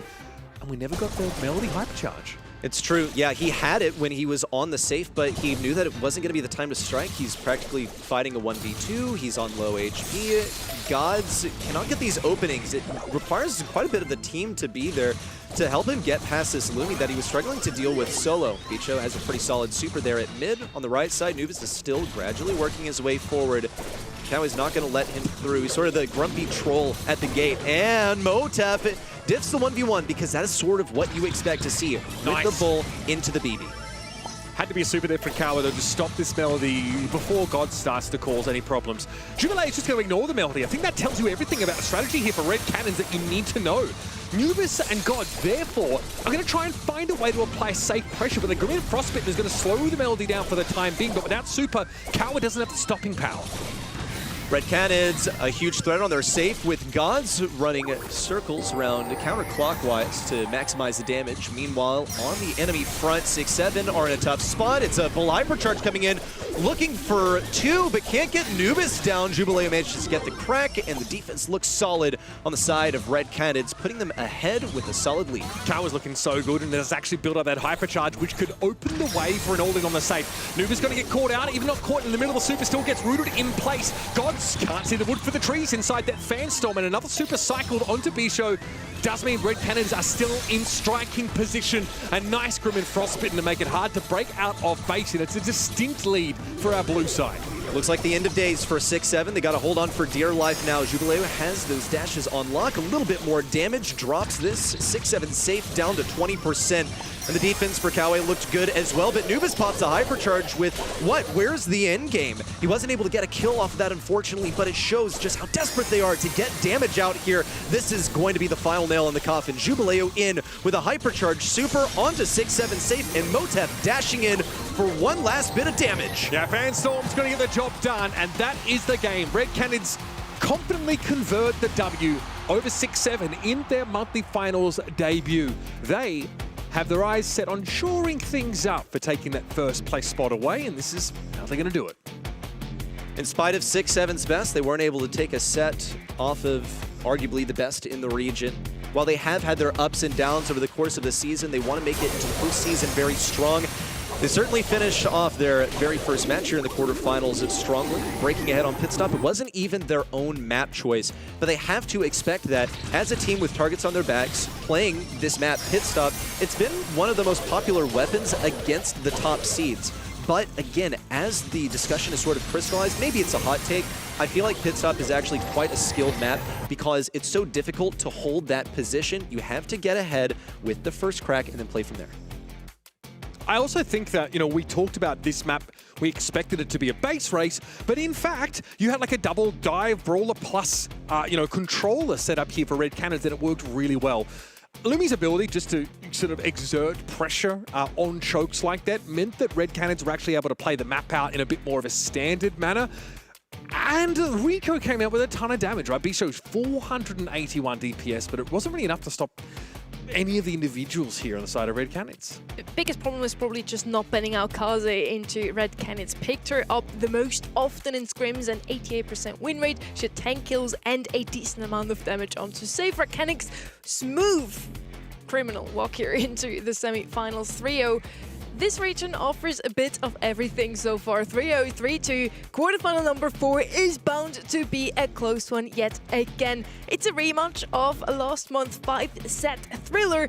And if SK Kalalas lose, their season ends. If SK Kalalas wins this one, then they still have a chance, but they still need to make it even further to steal that off of Loud's hands. We get Spoo back for this one. You excited? You get to cast all the long matches today. Is that what this is going to be? Sure. Just jinxed it immediately. This is going to be a long crazy. match for this. Thanks, Sunny. Thanks. So by your logic, whoever wins the first set doesn't really matter, I guess. I mean, we're going to set number 5 no matter what. Then I think that's what to be expected. The match deserves it. There's so much on the line. It is, though. I mean, it's not just for Loud. Let's just make it very clear here. It's also for Olimpo squad who's waiting in the wakes. They're desperately hoping that Juan Carlos pulls the miracle off here, knocks out Loud of this competition to keep it alive for both of them. I mean, could you imagine that? Just making it all the way? What a storyline that could be.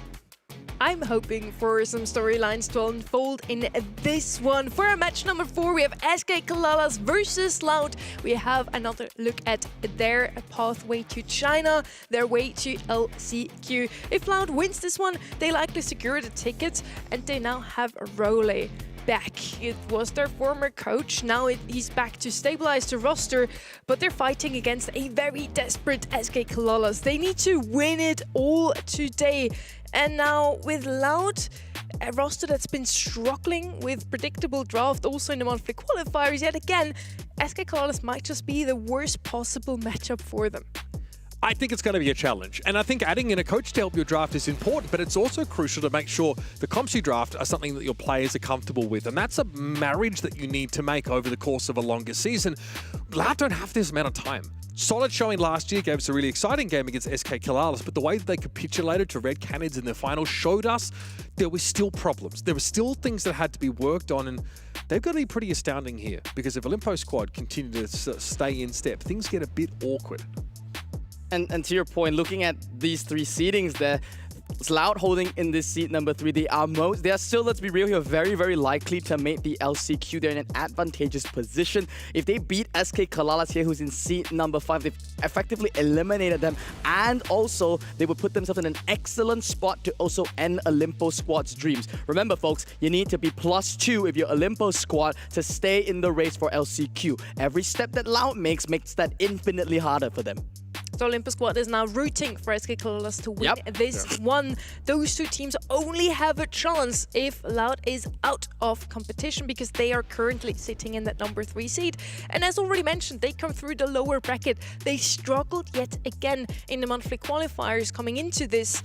And add Role back, I think that was the best possible answer. I mean, they have to pull out all the stops here, because in the past, Loud go to Brawl Cup at the middle of the year. So they actually do get like extra BSC points from attending that event. Because they fall short there, it has, some pretty nasty ramifications further down the line. So obviously they are in a position now where things look okay. but they want to make sure they get to LCQ, and then obviously they know what awaits them over there as well. It's grueling competitions, always could go either way. Look at Casa Brawl last year, getting boomed out of LCQ by Crazy Raccoon. It's a tough gauntlet to run. I expect this match to be close also because the talent predictions have been split down the middle. We have 2 of us voting for SK Kalalas to win this one and then 2 voting for Loud. Both of you say Loud got this one. Why is that, Spoo? For me, I'm looking at Loud as this team that is really just struggling to reach a former potential. Not even a full potential, just something that they used to do in the past. As Uber has already mentioned, the biggest thing of them that's a problem is that they struggle in the draft. They lean a lot on their comfort, which, while I agree is important at this stage, at the same time, at this point, Loud is kind of doing it a little too much. And in South America, these teams have studied Loud as the top team for such a long time. They've devised ways specifically to break down Loud's drafts. And Loud has been doing, not the best in the spring split, but now in the summer split, they actually came second in July. All they're missing is a win still. So let's see if they can make it all the way through. By the way, you just saw the rewards. Better lock in your predictions still. We only have one more quarterfinal on the way. Today is actually going so fast. I'm almost sad because once again, this is the last weekend we have of this regular season. After that, we're going to LCQ. We still have challengers, luckily. Get to watch a bit more World Stars before the World Finals. Map draft now. Loud got to pick first as they are the lower seed here. Ring of Fire, New Horizons, Hideout, Safe Zone, and you see it in Spoo's reaction. We get to see some maps we haven't seen in a while. I'm very shocked, first of all, picking Ring of Fire as Loud. So this is generally a map that you go in 2 directions. You say, I want to cheese, or you want to just win by skill. Loud has the capability to do both. Now, New Horizons, though, picked up immediately by SK Kalalas. In the pro community, I've had the pleasure to interview quite a number of these pros. They hate this map. They absolutely hate this map. They feel this map is basically, one of the hardest sort of maps to draft around because there's basically only 2 ways you play. You break open the whole map or you AFK in the base with some kind of buster type idea, and then you last push. It's very uninspiring. So I don't know what SK Kalalas are cooking here. Yeah, like Kit Buster strats we've seen there, or like something with like Byron. Yeah. Hey, again, it is a very wide open map. I think you do want to try and like index into some decent mid to long range brawlers. Meeple looks like pretty good on that map on occasion there as well. But hopefully that means if we're selecting that map, it means there's a tailor-made draft strategy to go along. I want to see that. That also means that someone like Loud, who has suffered to make appropriate responses to the weirder maps or the weirder draft scenarios, needs to be switched on. Yeah, we get a couple of ingredients for these cheesy comps. You mentioned some of them already. Why don't we just get to see a Kid Dog Grey comp? Throw all 3 of them in there. Grey wouldn't shock me. Can we not do that, please? Can we not end Loud season potentially off that? I don't want to see that personally, but I do believe that is a weapon that SK Kalalas will lean very heavily towards because, as you said, Loud is a very traditional team, right? They strike me as the old guard here, and they will lean in along that stability. And it does surprise me, though, looking at these bans, because they banned out 2 of the most stable picks in the whole meta, this Meg and this 8-bit, which I thought would be actually very Loud-centered. Bolt is left open for the very first time here, slides through the global bans. 8-bit that was left open in the quarterfinal number 3 is now banned out once again. We get to see the votes as well, and we do have Loud as the clear favorite despite them making it through the lower bracket. A bit surprising, they did lose to OCX, who just got beat now by Olympus Squad in a 3-2 thriller. If they lose to OCX, SK Kalalas might have a really good chance of beating them here, actually, but they don't really get the votes. I mean, SK Kalalas also beat Olympus Squad 3-0 in our monthly qualifiers. So, again, if you've watched South America for any length of time, you probably don't want to make too much use of historical data, like going back a week or more, because from monthly final to monthly final, we see teams get first place, they get knocked out in the quarterfinals. That's just the way the region is. It's pretty competitive, it's very lively. And I think you asked Spoo why he thought Loud can win. I also think they've got no choice. This is the longest standing, proudest organization in South America. And for this team to not be able to even attend LCQ, unacceptable. I just can't imagine it. I literally can't imagine a world in the first place where Loud isn't at the top of the leaderboard, and let alone potentially not making both lands in the year. Like that, to me, is that a signal that Loud is falling off? Is the new blood of SA really that strong? I don't know. I feel like, once again, Loud, they just haven't shown up this year. I mean, yeah, I think it's safe to say that this has happened already. Loud has been the #1 seed in this region for 3-4 years, and now they are fighting for a 3rd spot. They're fighting for LCQ. This has never happened before. As we said, though, I think draft was their biggest issue, and they now have a coach. Brawl also spent a lot of time in EMEA, you know, not to, put too much emphasis on that, but that might help in draft. I don't know. I mean, I think just like having a coach that also gets to see what happens early in the month in EMEA as well, and like who actually make use of that data and bring it to the players instead of expecting the players to do that kind of work is huge. You free them up, you let them focus on playing their game, and you just dictate to them what comps they should be bringing in. So obviously there's a great case to be made for bringing an experienced coach in here. Just has Role had enough time now to work with this team since returning? That's what I'd be concerned about here, because this is really last chance saloon for Loud to secure that LCQ spot. It is getting hot in here. We're heading over to Hot Zone. Ring of Fire is our first map.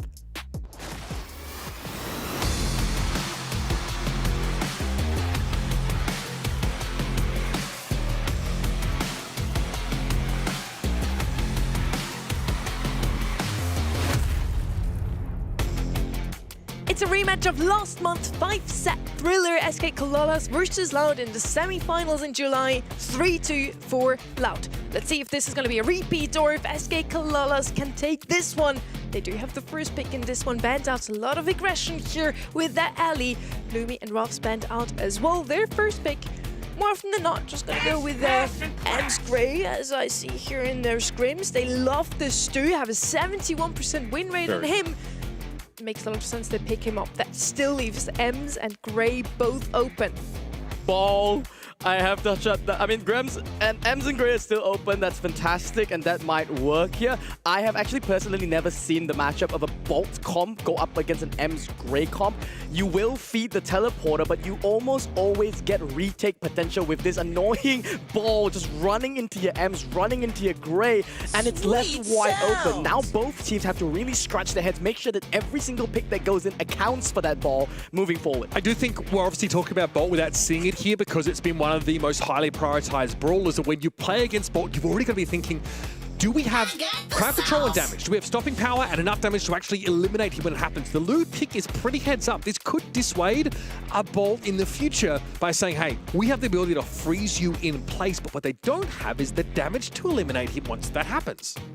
Yeah, Louis would be a pretty good pick into that pool if he even gets picked up. Personally, I think Hot Zone is not his best mode, so we get to see if he's even picked up here, or if he's not showing up in the global or the regular bans, because it's just not that good on Ring of Fire. Now, Gray still left open. I do want to mention that. They could also bring in the Penny. They showed it in scrims quite often. Rico coming in here. He's really good on lane. They barely scrimmed it, but I guess against that Poco, they're a bit confused. I'm confused to seeing the Poco in today's matchup. I think that's setting something up for sure here. I like to believe that this is not just a Mickey Mouse pick, but then again, this is going back to the curse of Loud. Poco is a very old school pick. It's a pick that they're comfortable with. It's a pick that, indeed, just purely based on skill against the Stu. Yes, you can pop tuning fork, just run it down here, but modern picks. Ems, for example, is a pick that in this flavor of the patch does super duper well into the Poco, melts it down here, and that will open the last pick to Loud. Is Ems good without Gray? Yes. I think it also depends on the kind of matchup. Right now, there's nothing that threatens Ems horribly here. And what we know about Loud is they've actually been playing the Poco with like the Crow and a couple of other looks, not necessarily like trying to make sure it's paired with a tank. But now they know there's no threat of Bolt, so there's that Crow that they often bring in alongside the Poco. They've got healing reduction.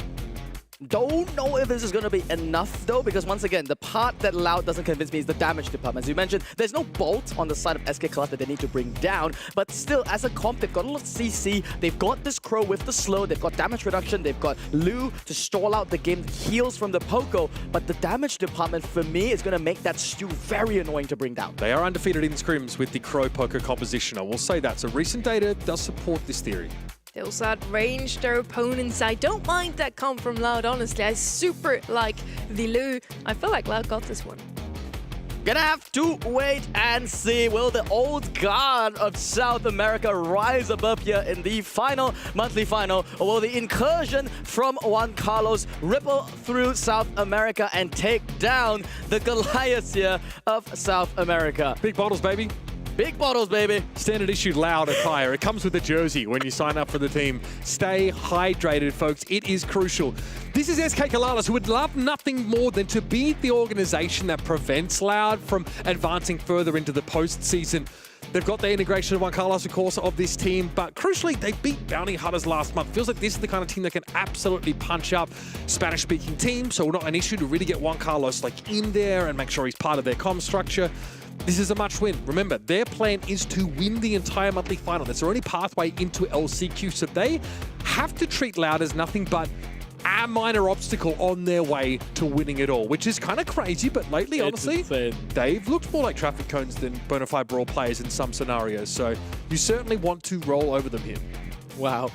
Loud CEO is gonna have a call with you about their logo to call them a traffic cone here. Yeah, I mean, just turn it 90 degrees. Just turn it 90 degrees. It's a green colored, neon colored traffic cone. And it's a target for the Tigers here at SK Kalalas to strike down here. And I'm with you on that. I think they have the potential for sure. I mean, the only one bad month was the month that Juan Carlos rotated in. And I think at that point, you could just really count on the fact that they just didn't have time to adapt as a team. Now, the second month, performing just a month ago, they already showed so much promise. Here in qualifiers, they 3-0'd Olimpo squad, which we saw earlier as a team that is also a very, very powerful contender here. So very excited to see, is SK Kalalas at their peak here in South America, and will they be able to go all the way? Question is also, how much does the desperation in the side of SK Kalalas really mean for this match? They need to win it all today to still lock in LCQ. For Loud. One win, and they're basically locked in. Now, obviously, the concern for Loud's composition was that the damage might not quite be there, but all they need is to stand in the circle for longer than their opponents. So far, that's been a little bit of an issue, given all this M's sort of spray across the point. Adinho is respecting it. Maybe even too much, but he can only dip a toe on the point here and there. They will be able to force out Juan Carlos eventually with this poison here. Juan Carlos is spacing extremely well here, but it is a 20% lead for the moment of SK Kalalas. The left lane is a nothing burger going on here. It's just RHG trading out with Firecrow. And honestly, Uber, I'm not a fan of this positioning from the Lu. You're not getting any value. And yeah, Firecrow just gonna immediately rotate onto mid. They've realized that, yeah, I can only hold RHG for so long. They can't do anything about Christian right now, who's just playing behind these barrels and is peeking in to get follow-up damage on this M spray. Edinho tries to dive on him, but of course the friend zoner was the prescribed response. Juan Carlos is going to fall, but SKC have already garnered themselves enough of a lead that they can afford to take a breath and keep Christian in this advanced position on the right. Both side lanes going in the favor of SK Kalalas. Christian even pops the speed zone in the back just momentarily there. Should be able to delete down Adinho as well. Going in for Kyodok as the next target here. Lasering across there. RSG almost clipped down Firecrow. Good catch at him to stay alive there. But this is what I meant. There is literally no damage coming out here from Loud to take zone control. Christian and Juan Carlos are the perfect hammer and anvil setup, while RHC just keeps his lane opponent in place. He doesn't have to do anything other than tie Firecrow up, prevent him from building up any supers. Yes, there's a bit of pomp and circumstance here as there was an M's hypercharge that was still shut down, and Kyodok and Adinho can push up. But now Loud need to show us that this positioning is something that can't be broken. Christian dives in and maybe a little bit over-aggressive now, but Juan Carlos will go back to simply getting free percentage on virtue of being M's. 3% is all that SK Kalalas need. Christian's gonna go onto it in the damage department. They managed to bring it down. It's a 1% there just required there for SK Kalalas. The speed zone, I mean, the Ice Rink inside the mid is blocking out the entirety of it. The Rico is harassing from the back, and I don't believe it. Loud just might be perfectly set up here to hold this game. Just a touch. Just Never mind. But look how much better Loud's composition looks when Luke has a super. Yep. When you're laning against a Rico and can't shoot the guy, can't see the guy, can't damage him, then yeah, your composition is going to be missing one of its key tools. You don't have zone denial, and you're trying to fight against this weird off-angle stew with M's constantly forcing you back. One super was all it took for them to take so much control, and RHZ denied it to Firecrow the entirety of the game, but that is the nature of laning up against the Rico. Now against Loud, though, in the second game, I think what I want to see more of is this Poco just running at Christian. I mean, he's one of the best matchups against the Stu here. I'm a little bit confused as to why he's not just going off to the side and trying to pinch this guy out. Christian here is going to be forced out of that right side, but he's simply rotating him to keep presence on the point as long as he can. Now Firecrow has a decent sight line on RHC, who simply needs to heal back up and get into the fight. We might also be watching a lane switch as RHC is actually favoring direct fire on towards the point. But no, Firecrow again is going to have to match up against this Rico and give ground accordingly. Christian now is the lone person left inside the mid as Adinio. He does have that hypercharge at the ready, and that's Kyodot. Once again, this Poco plus the Crow. They don't have a lot of damage, but what they do have is this staying power. So once they do get this control inside the mid, it's so difficult for SKC to drive them out. Juan Carlos, it's annoying because he can't really heal up, not quickly anyway, against this Crow poison. Christian though gets into position. This is probably the right answer, is to dive the M's. Just basically cut Christian out of the fight, make him irrelevant.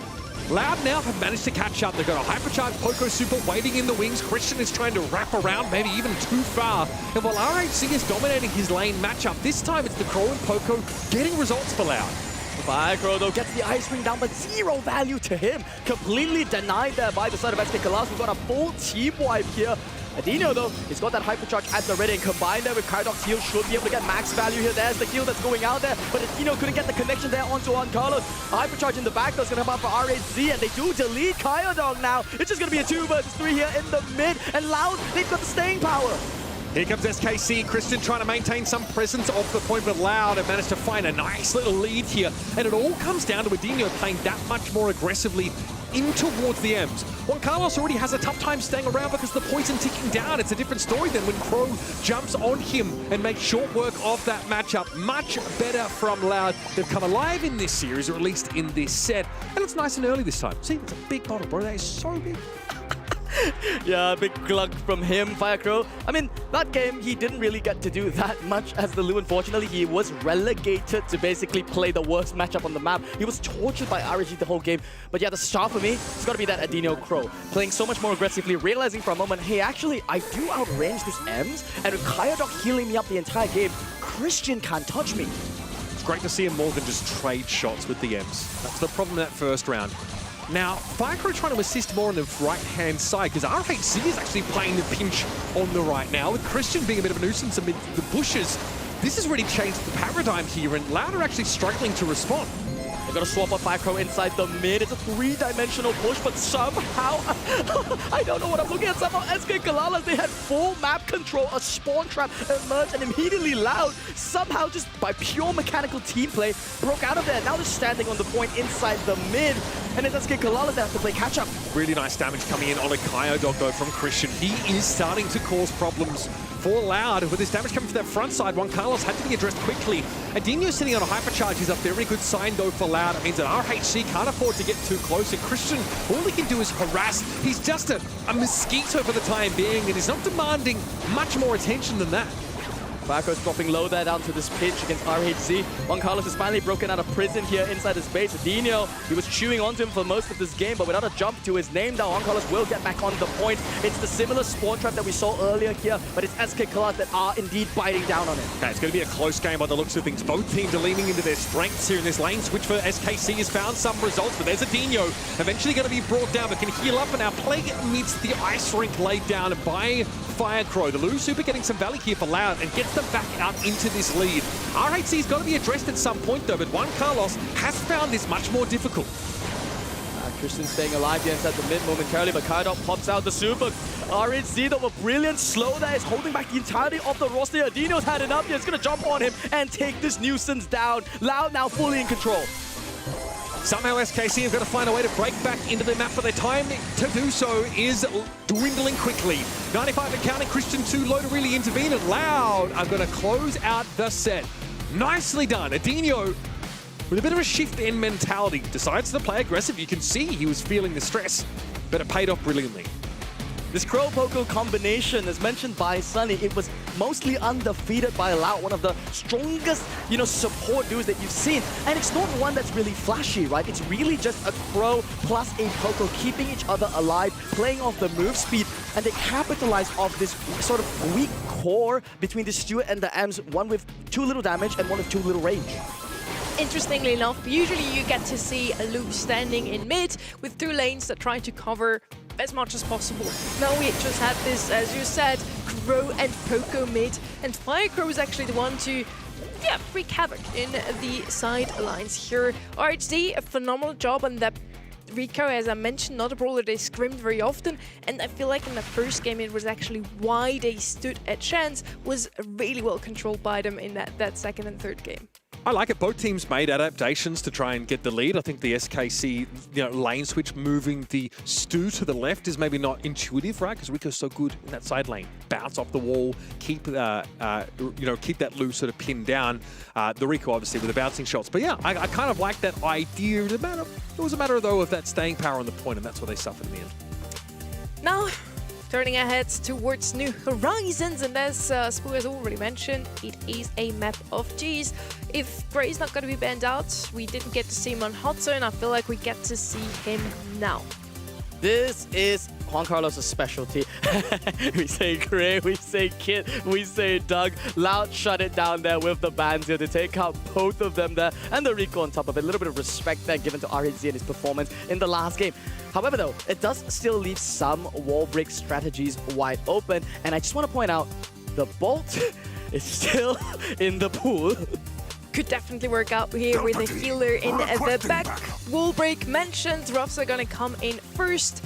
On the left, we could still go something like a Pearl and do the same. Actually played Naja very often. They banned it out from themselves now. Brock banned out as well as the Max. So a lot of these very often pick brawlers out of the way. On the left, let's see if we get to see something new against that Ruffs. Throwers are always an option. But of course, if he decides to break open the walls, the throwers are going to have a great time at the beginning, but the further this match goes in, the more walls are broken open, throwers are not going to do too well. Okay, Byron pick up here for SKC. There's a couple of directions you can kind of take these looks. Like Meeple hasn't really been contested yet. Obviously someone who can disregard the presence of any of those walls with a gadget that can essentially set up some eliminations for you, holding people in place. Are we going to lean further into wall break is my question alongside this Ruffs, right? If you have sandbags, it's going to give you time to at least breathe here, but SKC are going to say much the same thing. You do not want to eat a gadget from Pearl at any phase of the game, especially when she's at high heat. Very dangerous prospect, and obviously, yeah, we have some wall break built in. I like this defensive core that SK Kalalas have built here. They are still leaving it wide open though. Byron can, as you said, pair up with something more aggressive. I just want to say Miko is a great last pick on this map that can really break your team down if you are vulnerable to it, and it's still available to be paired up with that Byron. They also have a good core that deals with the Bolt. I mean, one of the most common pairings that we saw it a lot was this Pearl-Bolt combination, and that's because Pearl is an excellent checker through that stupid ball. Well, against the Pearl, you want to pick something like a Buster, really good alongside Ruffs. You can just wait and farm some HP off of him. You know, we'll probably do the same here. I said Buster because against Pearl, he's so good. He fires so many tiny little shots that if you just shoot one shot against that shield, you're going to be half HP afterwards. Against Mina now, she also offers a shield, and she will also profit heftily of that second star power of Ruffs. I think the Loud has left themselves a bunch of avenues open here with this setup, right? If we have a long game, right, goes the time, we have Pierce's ability to dominate the longer sight lines and also throw a super in. The Sprout is crucial, and we haven't really seen it frequently in the past, well, rather since a while ago, but it's great at sort of denying those long sight lines from sharpshooters, allowing your team to close. I love it, and this forces Kaidok to have to prioritize the wall break, but it's also an easy access into the end game for SK Kalalas. They don't have to play aggressively anymore. The scary prospect, though, is if this Ruffs opts to switcheroo here, play up field promotion, go into that end game with 10,000, 11,000 health on a Mina, they just might be able to run over the Sprout, who lacks a bit in the damage department. Yeah, it puts pressure on you. It puts you on a bit of a clock if you see that field promotion in play. You know you need to try and interact with your opponents before they get to that super late phase of the game, but okay. That Meteor Strike being thrown down. Adino not playing grouped up with the rest of his team, was hoping to gain some ground, but this is really where you don't want to be playing against the Sprout. Christian already with a hedge down, and Adino just got dominated. This looks like the start of a complete art draft. I think we have to call it as we see it here. No field promotion being selected there by the Ruffs here. And it's just, yeah, Firecross is going to be easy pickings for the rest of this. I just wonder who's the hypercharge they're going to go towards. Sprout's already got this hedge online. I reckon giving Supercharge here to the Byron is probably the best bet. Yeah, that's why Firecrow, I think he's going to look to die to Carlos. No, he's styling a little bit. Just trying to farm his own super as well, keep himself alive. Don't do it, Firecrow. Don't do it. Don't be cheeky. Just go down. There we go. SKC will take the first round. So some supers developed though by the Mina crucially, but also by this Sprout. So once again, you can sort of cut this map up and use it to close in on your opponents. It's been hard for Kaidog to find success so far. This Rough Gadget's going to make a little bit of space here for Loud, but Kaidog only has a short window to make use of it, and already he's going to be forced into the periphery. That is a sick transplant to catch Firecrow before he can jump on them. I love it. I love to see a Sprout in general. I love to see it when they're playing at this level. A big run in there against Christian and Adinio. Well, take him down just by pure mechanical brilliance there. Christian should have had that one in the bag, but it didn't go in his favor. That's a big giveaway over to Laudia. Juan Carlos is in the back. Doesn't want to deny. Doesn't want to give any more supercharge there over to Firecrow. Literally just patiently waiting for the smoke to come in.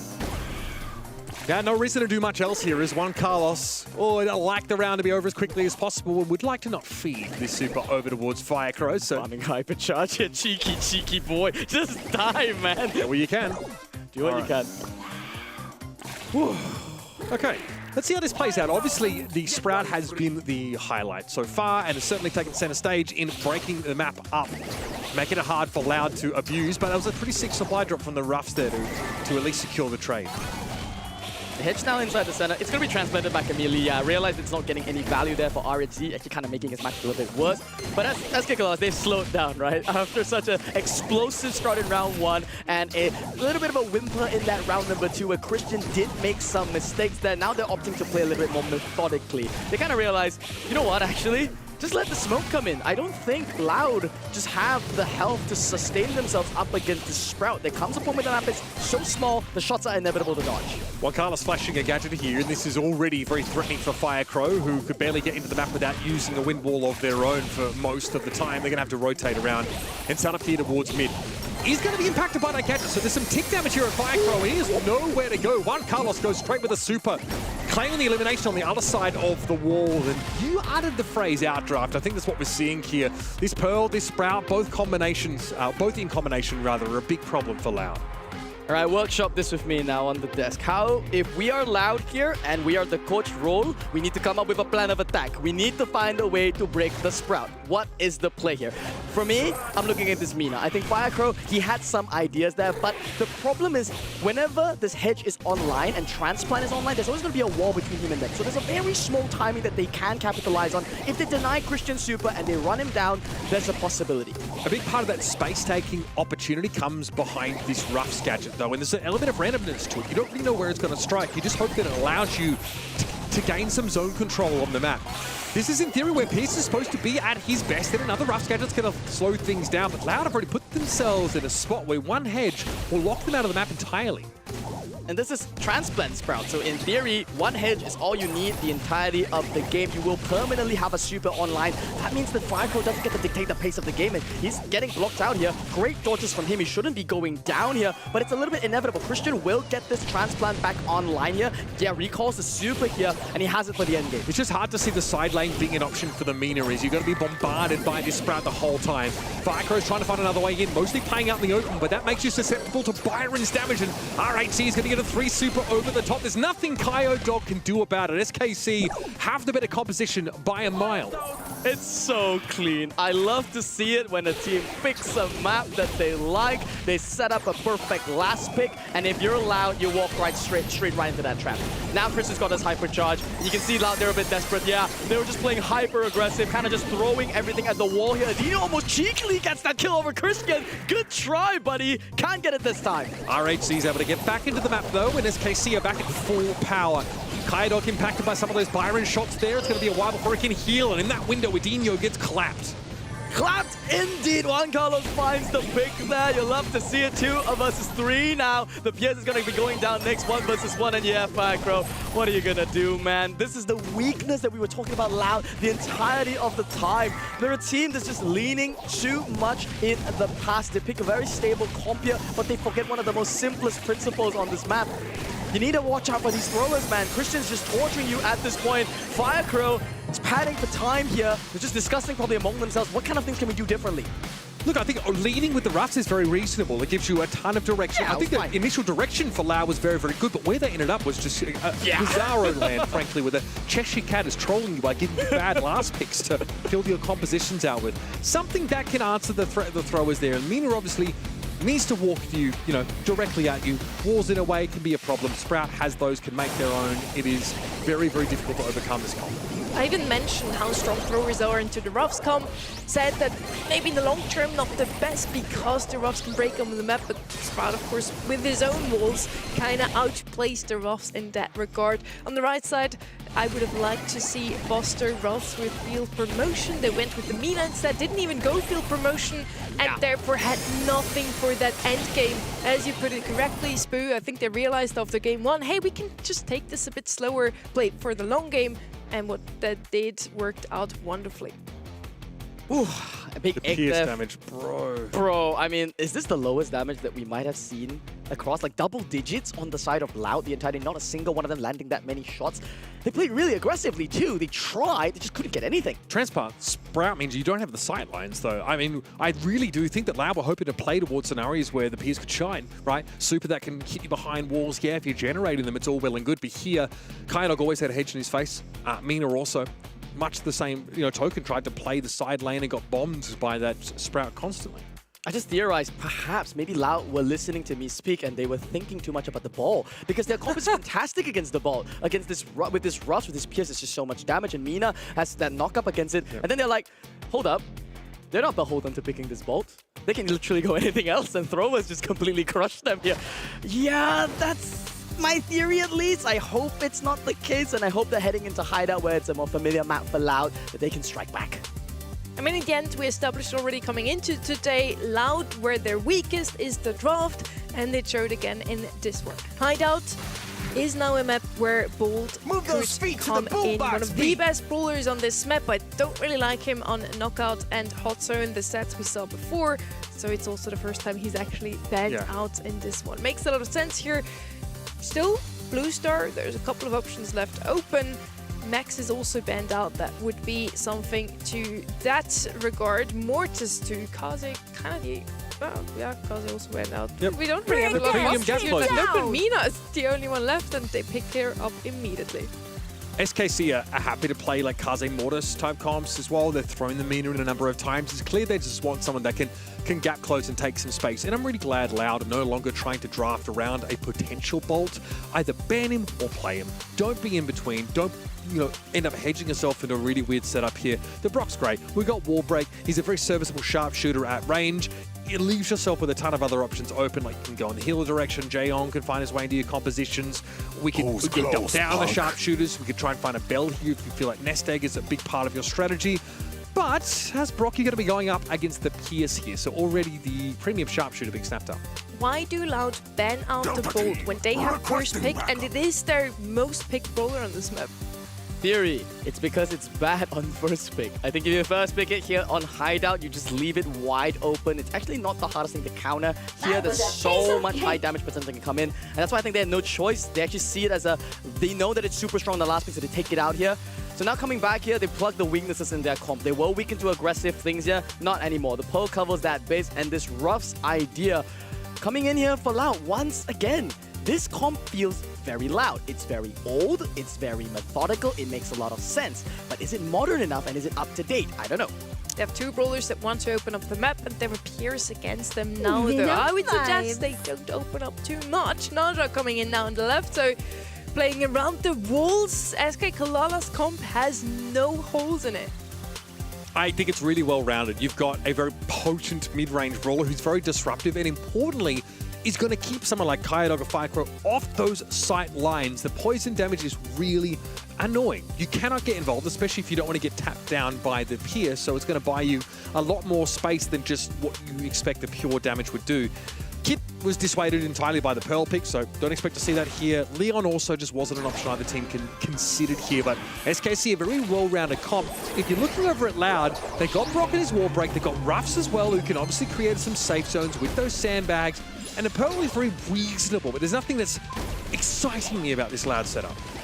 Well, Kyodog took some notes, I guess, opting to run field promotion here. I guess he's convinced by the fact that, the team actually doesn't do too badly with the walls up. You can even see Firecrow not opting to break open the map just yet there, really playing a purely skill-based matchup. I just want to point out, both drafts to me, they both very, very winnable. This is a very skill-testing match. His healing is pretty important. Kaidog obviously taking the field promotion, forcing SKC to continue to play somewhat aggressively. And getting a gadget out of RHG plus pushing the meter back is pretty reasonable, but Loud have done very little to really get into the map. And Firecrow is uncomfortable in this matchup against the Naja. Ooh, what a big super there from the Pierce there. Firecrow almost went down there. Something I'm noticing here from Loud here, once again. Adino is trying to chase for this Mina matchup, but really, I mean, if you're chasing a lane swap against a Mina, good luck with that. You're never going to get the swaps ready. That's so much time that Loud has wasted without a kill. They need to decide on a plan of attack here. I need to go soon. They've got only 45 seconds left. And fighting Juan Carlos on the diagonal is not something I would necessarily suggest. There's another sandbag use coming at it from Kaidog. Firecrow, though, under a lot of pressure from this Naja and isn't able to fire back because, I don't know, I guess they didn't make his rockets capable of bending around corners. But either way, Loud need to get forward. They need to find some pressure here onto this Naja, ideally. And now's the time. Nicely done by Kaidog. Little triple tackle, get the job done. Kaidog comes in clutch there. A much-needed kill. That's the hardest part of the Loud comp. Now on the defense, this is where the comp shines the most. The Pierce here should be able to push in here on that left side with that hypercharge, though. They're going to be punching out there. RNG sets up the bubble there, trying to break in here. You see Christian there with the nice snakes there. But Firecrow's going to be jumping in. They're trying to get some kills back. The body blocks are good there from Christian, though. And that is going to be SK Kalalas that lead in the set. You can see how suffocating SKC's comp looks when they start to take space, especially against a Pearl that doesn't have super. You don't have to respect her. You can get up close, throw a wind walk gadget down and box your opponents in, force them to be subject to that Naja damage, so a big super come down. It's another really solid SKC draft, but you can see an individual ability of someone like Kaidog can put Loud ahead. You just need to see it consistently. It's tough. It's tough to basically tell Kaidog, can you go and mechanically diff the Naja on for roughs? me? Yeah, no. I mean, on a rough, he played absolutely phenomenally there, just running up against him. And that, I think, honestly, it's not just on him, it's on the whole team. And that's what I want to see from Loud. They technically, on paper, we keep saying this, they're a team that has the bigger experience. They have better mechanical skill, better team play. This is what I want to see. I want to see Firecrow run at this team, diff Juan Carlos on this matchup. Here comes RHC, though, dangerous. Gadget thrown up. Kaidog, though, not respecting it over much, and Firecrow's got a nice little off angle here to punish. There's Christian going down yet again. So once more, it is the Ruffs fighting the Naja. This puts Loud ahead. They like the blue star. It's a simple one-star lead. And we know what happens when you start to give Mina some room to breathe. Loud need to fire off these shots, get pressure down on the Mina as they give that ground if they so choose. Keep the matchup steady. Kaidog on Christian is fine. Adino on RHC is ideal even. And now a Brock empowered there by this treat from the Ruffs. Surely he wins the matchup up against Juan Carlos. The only matchup that I'm really scared about is the same thing on that right lane. Kaidog, he could potentially get pushed in there by this Pierce, by this Naja here. And that is exactly how SKC can come back in this game. Firecrow, nice little jump to avoid the super that came in, but still the Naja. Snake got to him, and of course, yeah, that star power is pretty darn good. We have a bunch of snakes spawned up by those Naja eliminations, and now SKC have a healthy 4-star lead, meaning Christian has to fall in order for the game to be even, and the blue star would still tell the difference. 15 seconds on the clock. Loud. It's now or never for them. RHG spies an opportunity, goes in there, trades it out with Kaidog. It's a positive trade for them. The target's on Christian's head. He's got 5 stars to him, and Loud has to clean house to make it happen, but they can't do anything. There's absolutely no openings, no weaknesses in this SK Kalalas comp, and they will lead the match 2-1. I'm not even here to criticize Loud's composition. It wasn't bad, it just wasn't particularly exciting. If you want a comp that can really harness that, yeah, it is. It's a little old school, but whose fault is that? Look, we saw what is capable of, like why Ruffs is very powerful, was considered to be very potent, right? Guy hits really hard, but you're dealing with Pierce, you're dealing with Mina, you're dealing with the new faces on the block in Brawl Stars. Yeah. The power creep is real, bro. It is a real thing. And the Naja as well, Christian was so devastating in those final moments of the round, and this oppressive star power that spawns snakes when you eliminate your opponents. And a game mode like Bounty only ratchets up the pressure more and more as you find those eliminations. Literally old versus new, and huge props to Kaidog. He had the most ungrateful lane matchup here against Christian on that Naja, and he's actually the only one who gets some kills on his roster. It's surprising to me because I really thought you put Brock the Firecrow matchup. You even take the jump on the Brock to be able to have a little bit more survivability. I expected him to be the matchup going into Christian, break open the wall, try and beat Christian in his own game. and leave Kaidok on the Pierce matchup. You know, you took bags for a reason. It blocks all of the Pierce's shots. So where's the lane swap, guys? I mean, you play the same match twice. You make no adaptations. You do the same thing, and SK Kalas break it the same way. That's the definition of insanity to me. You know why? Because Kaidok actually somehow managed to kill the Naja every now and then. They felt like, oh, that's actually a great matchup. So they got punished for having a good player on the team, and he makes the call, guys, I got this. I'll diff him out. Never mind, I lost my lane again. Look, yes, we saw multiple occasions where Kaidok was able to step up and triple tap, but my concern is you first pick Brock here. He does nothing in your setup. You can't use wall break because your opponent takes Pierce. That's fine. Again, you can still adapt to this. Brock is very powerful now, especially with the way these buffies interact with him, and he gets that empowered, longer range shot. It makes him a legitimate sharpshooting threat here, but unfortunately he wasn't able to have that impact. I don't think we ever saw a particularly impactful super there either. I mean, it is a strat we see at times. Picking up Brock as first pick lets you have the choice if you want to break open the map or not. But then their opponents pick Pierce and Naja, so they have something to play around the walls and something to play in case they do decide to break open the walls. So they just pick these new age brawlers and have a perfect answer to the Brock. Now, heading over to Safe Zone, Brock could come out here again. We saw a Carl earlier. It is an SA special. You mentioned Cold earlier. We didn't get to see him yet, Spoo. It was Melody who came out as last pick instead. I feel like Colt would also be great on this map because you actually can damage the safe if you pick the long-range star power from behind the wall. It's very versatile as well, leaves you open to some synergy with Glowy could potentially come in as well. You can opt to take speed loader. So it's very similar to Brock, as you mentioned. Gives you options, gives you wall break, gives you running in, gives you damage on this map. Now, Loud don't immediately snatch it up. I don't know if this is Kaidok, I don't know if this is Role, I don't know if this is the spirit of foot esports that come from EMEA and possess them and basically say, pick the roughs, it's the most broken thing ever. Check out my guns. I don't know, SK Kalas, they're dismantling it right now. There's that Colt pick, though, that you alluded to, and in the hands of these SKC guys, it's got an 83% win rate in scrims this week. The double Brock ban is no surprise. He's just ubiquitous on this map, but that still leaves open. Got Gas. You've still got Byron. Obviously, is a very reasonable go-to here. Melody Kaze have also found their spots on this map. You know, like things that could really take the fight. Daryl in a pinch has also been brought in. 8-bit is globally banned. This would have been the kind of map that it finds its way onto. And yeah, why not just continue to take these powerful sharpshooters? Another lock-in here of the Pierce. Now we actually have a pretty old comp on the side of SK Kalalas. You pick something to hold down that mid lane. It's just really good at range. Pierce is that. And then Cold to do some damage. Used to be one of the best brawlers. On the right, we now have the Ruffs. He wants to give treats to a brawler who can do a lot of damage. Who could that be, Spoo? Bonnie is coming. Bonnie is coming. Bonnie is coming. Bonnie is the SA special. We've seen it banned quite a fair bit. Don't mind this max as well. I kind of forgot about Also it. an SA special. Also an SA special. Today at least. Today at the very least. Picked out of, I don't know, 100 games, 99 out of 100 games in SA at this point.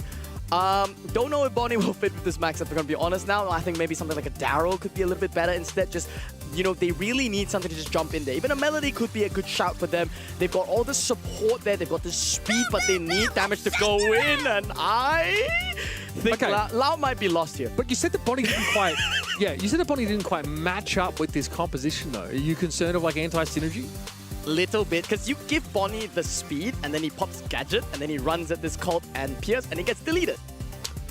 I mean, Bonnie has a 100% win rate today. In all of the August monthly finals, actually. She only was picked a single time. Yeah.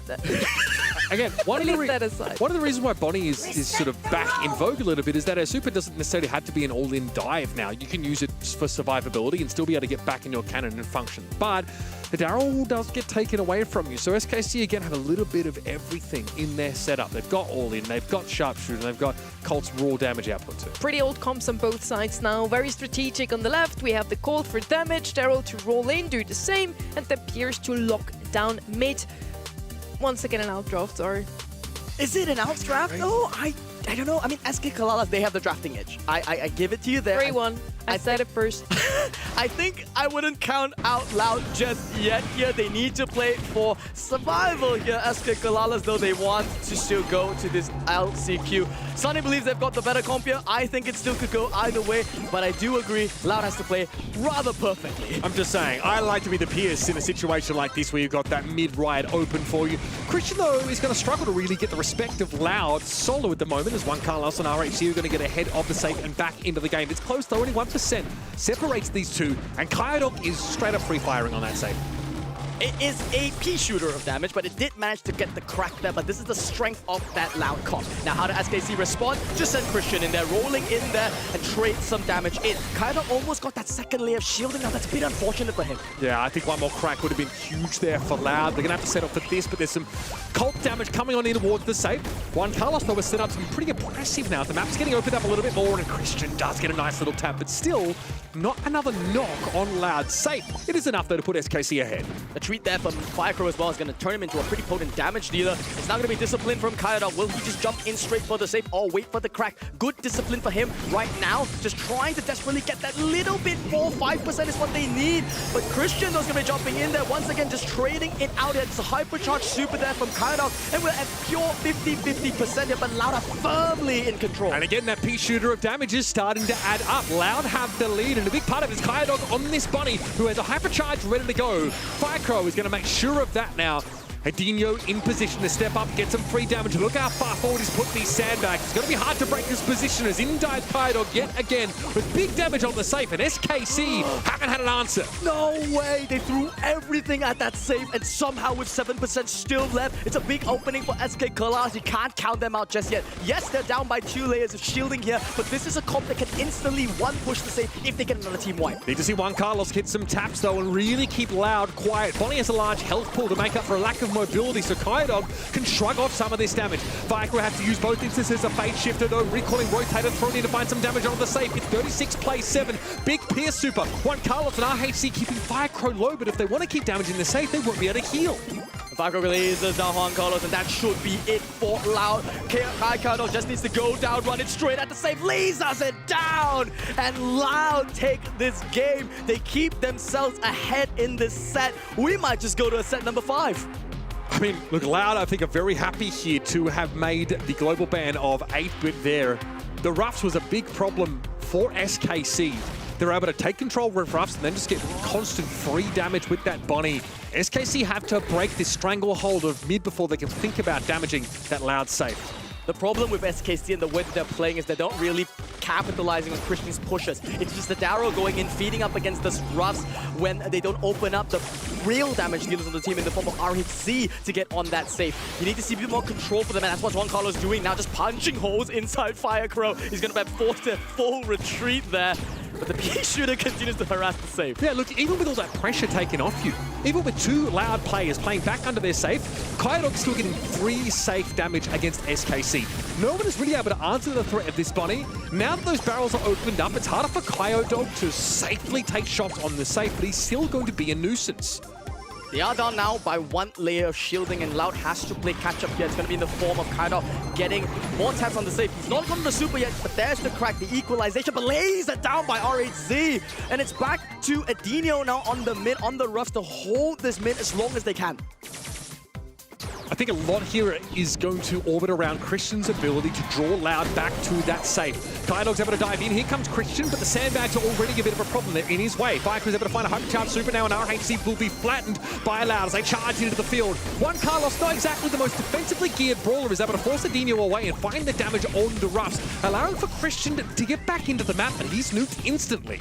A bit of a bad push there from Christian, just immediately feeding it out there, wanted to secure his teammates there, and Firecrow, he's the one amping up the speed for the team, keeping Loud inside this mid. You're going to hypercharge online, they're going to be giving it over to Firecrow, and Kyodok just being real patient with his jump here. This comp is toxic. It just feeds hypercharges back and forth. Both the roughs and the max very, very good at enabling hypercharge for their teammates. As Kyodok dives on in here, 61 plays 35 as Loud still have the lead and is still demanding a 5th and final set.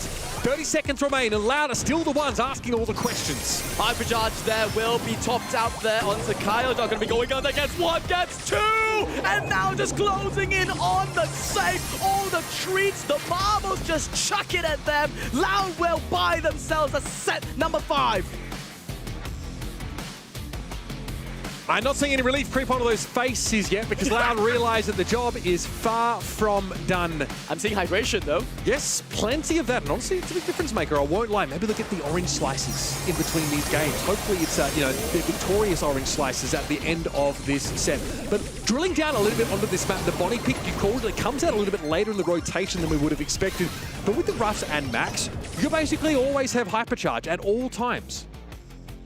Well, I guess, Loud, you can thank me for the anti-jinx later. I said it's going to be a 3-1 after this. I still stand by my word. I think SK Kalalas had the better comp in this one.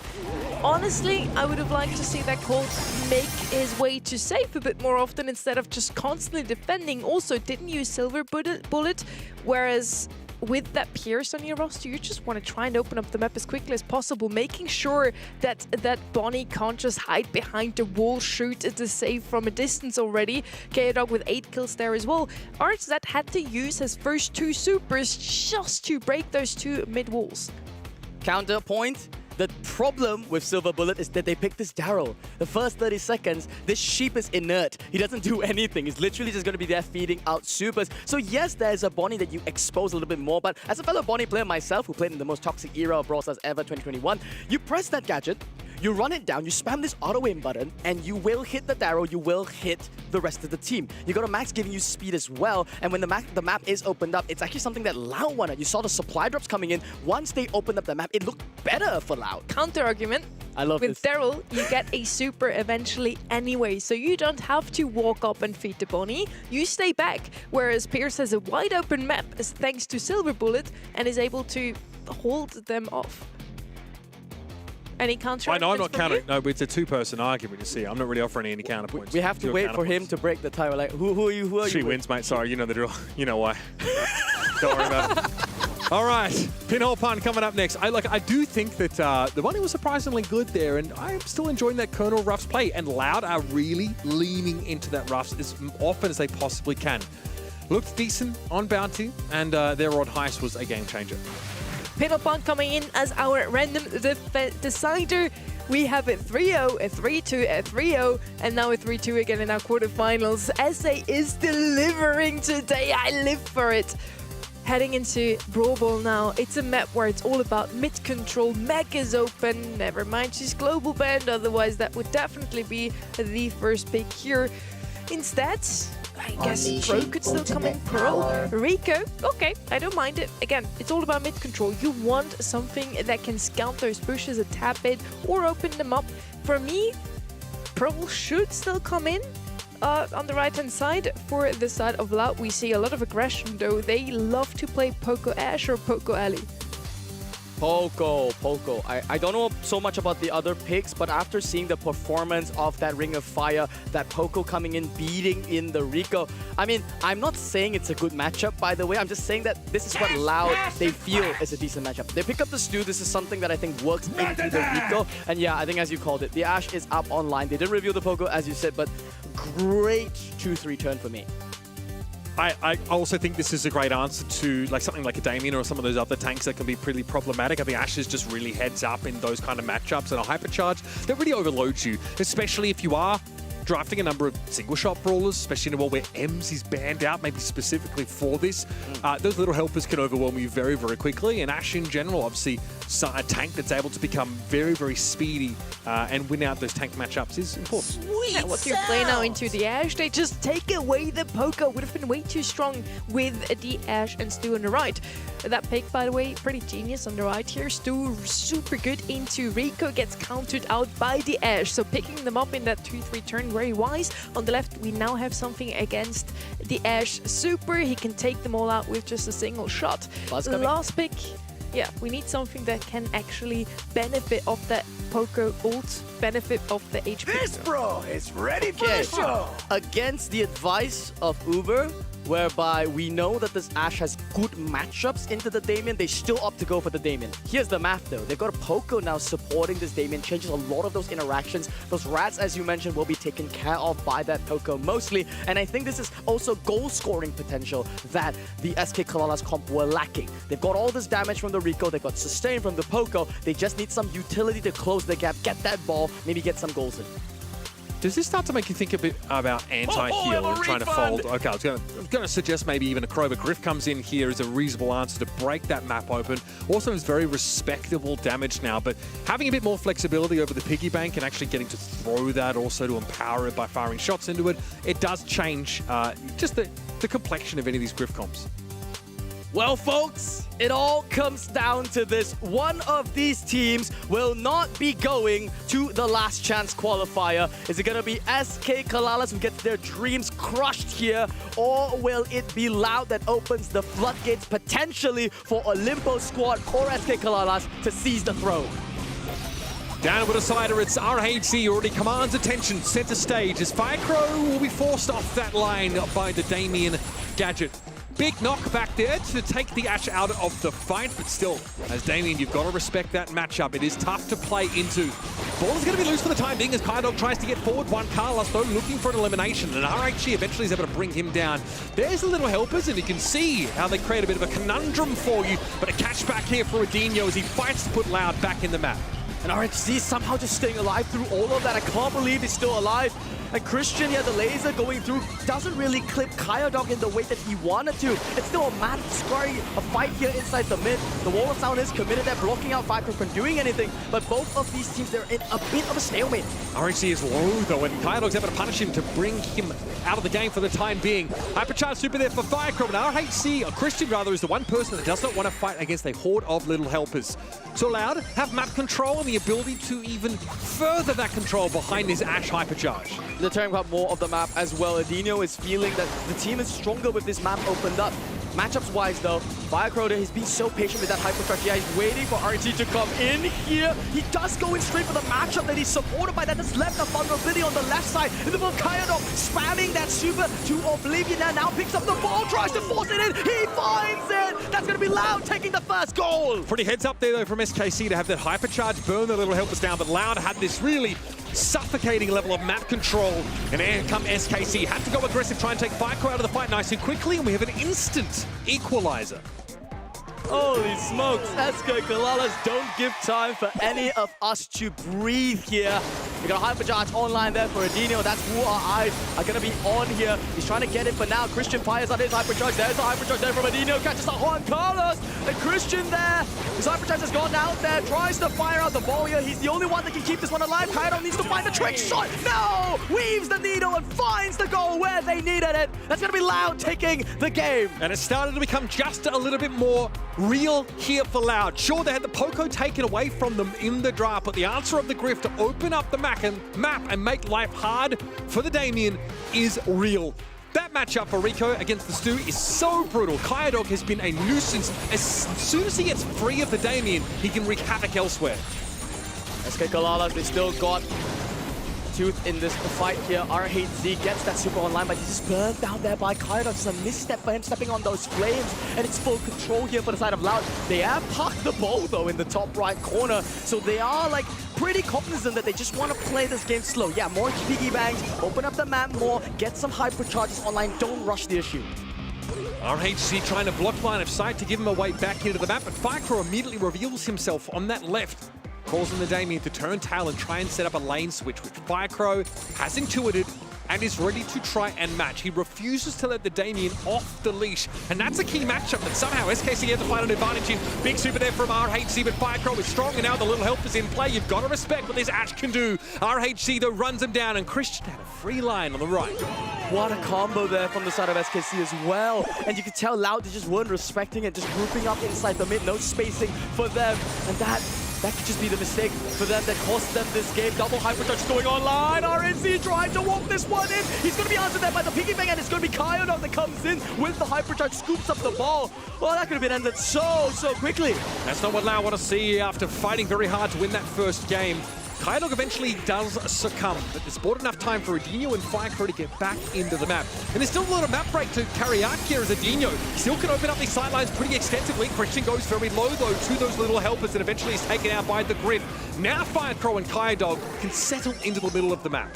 There's still one goal down though and only 45 seconds left on the clock. I don't know if this is a favorable position for Loud to be able to break inside the base. The piggy bank strategy is still working here, but RNC just buying time here. Combines that with the Poco Hypercharge. Firecrow did manage to trade this one out and it's looking good. Adinho that's got the Hypercharge should be able to force one in. Pops it in, shreds through one, tries to get another, walks it in there. RHC cannot stop him. That's going to be a goal to tie this one up. Just the sheer damage output there from the Griff is tipping the scales in Loud's favor once they have map control. SKC have to keep them out of the middle, but that seems like it's easier said than done.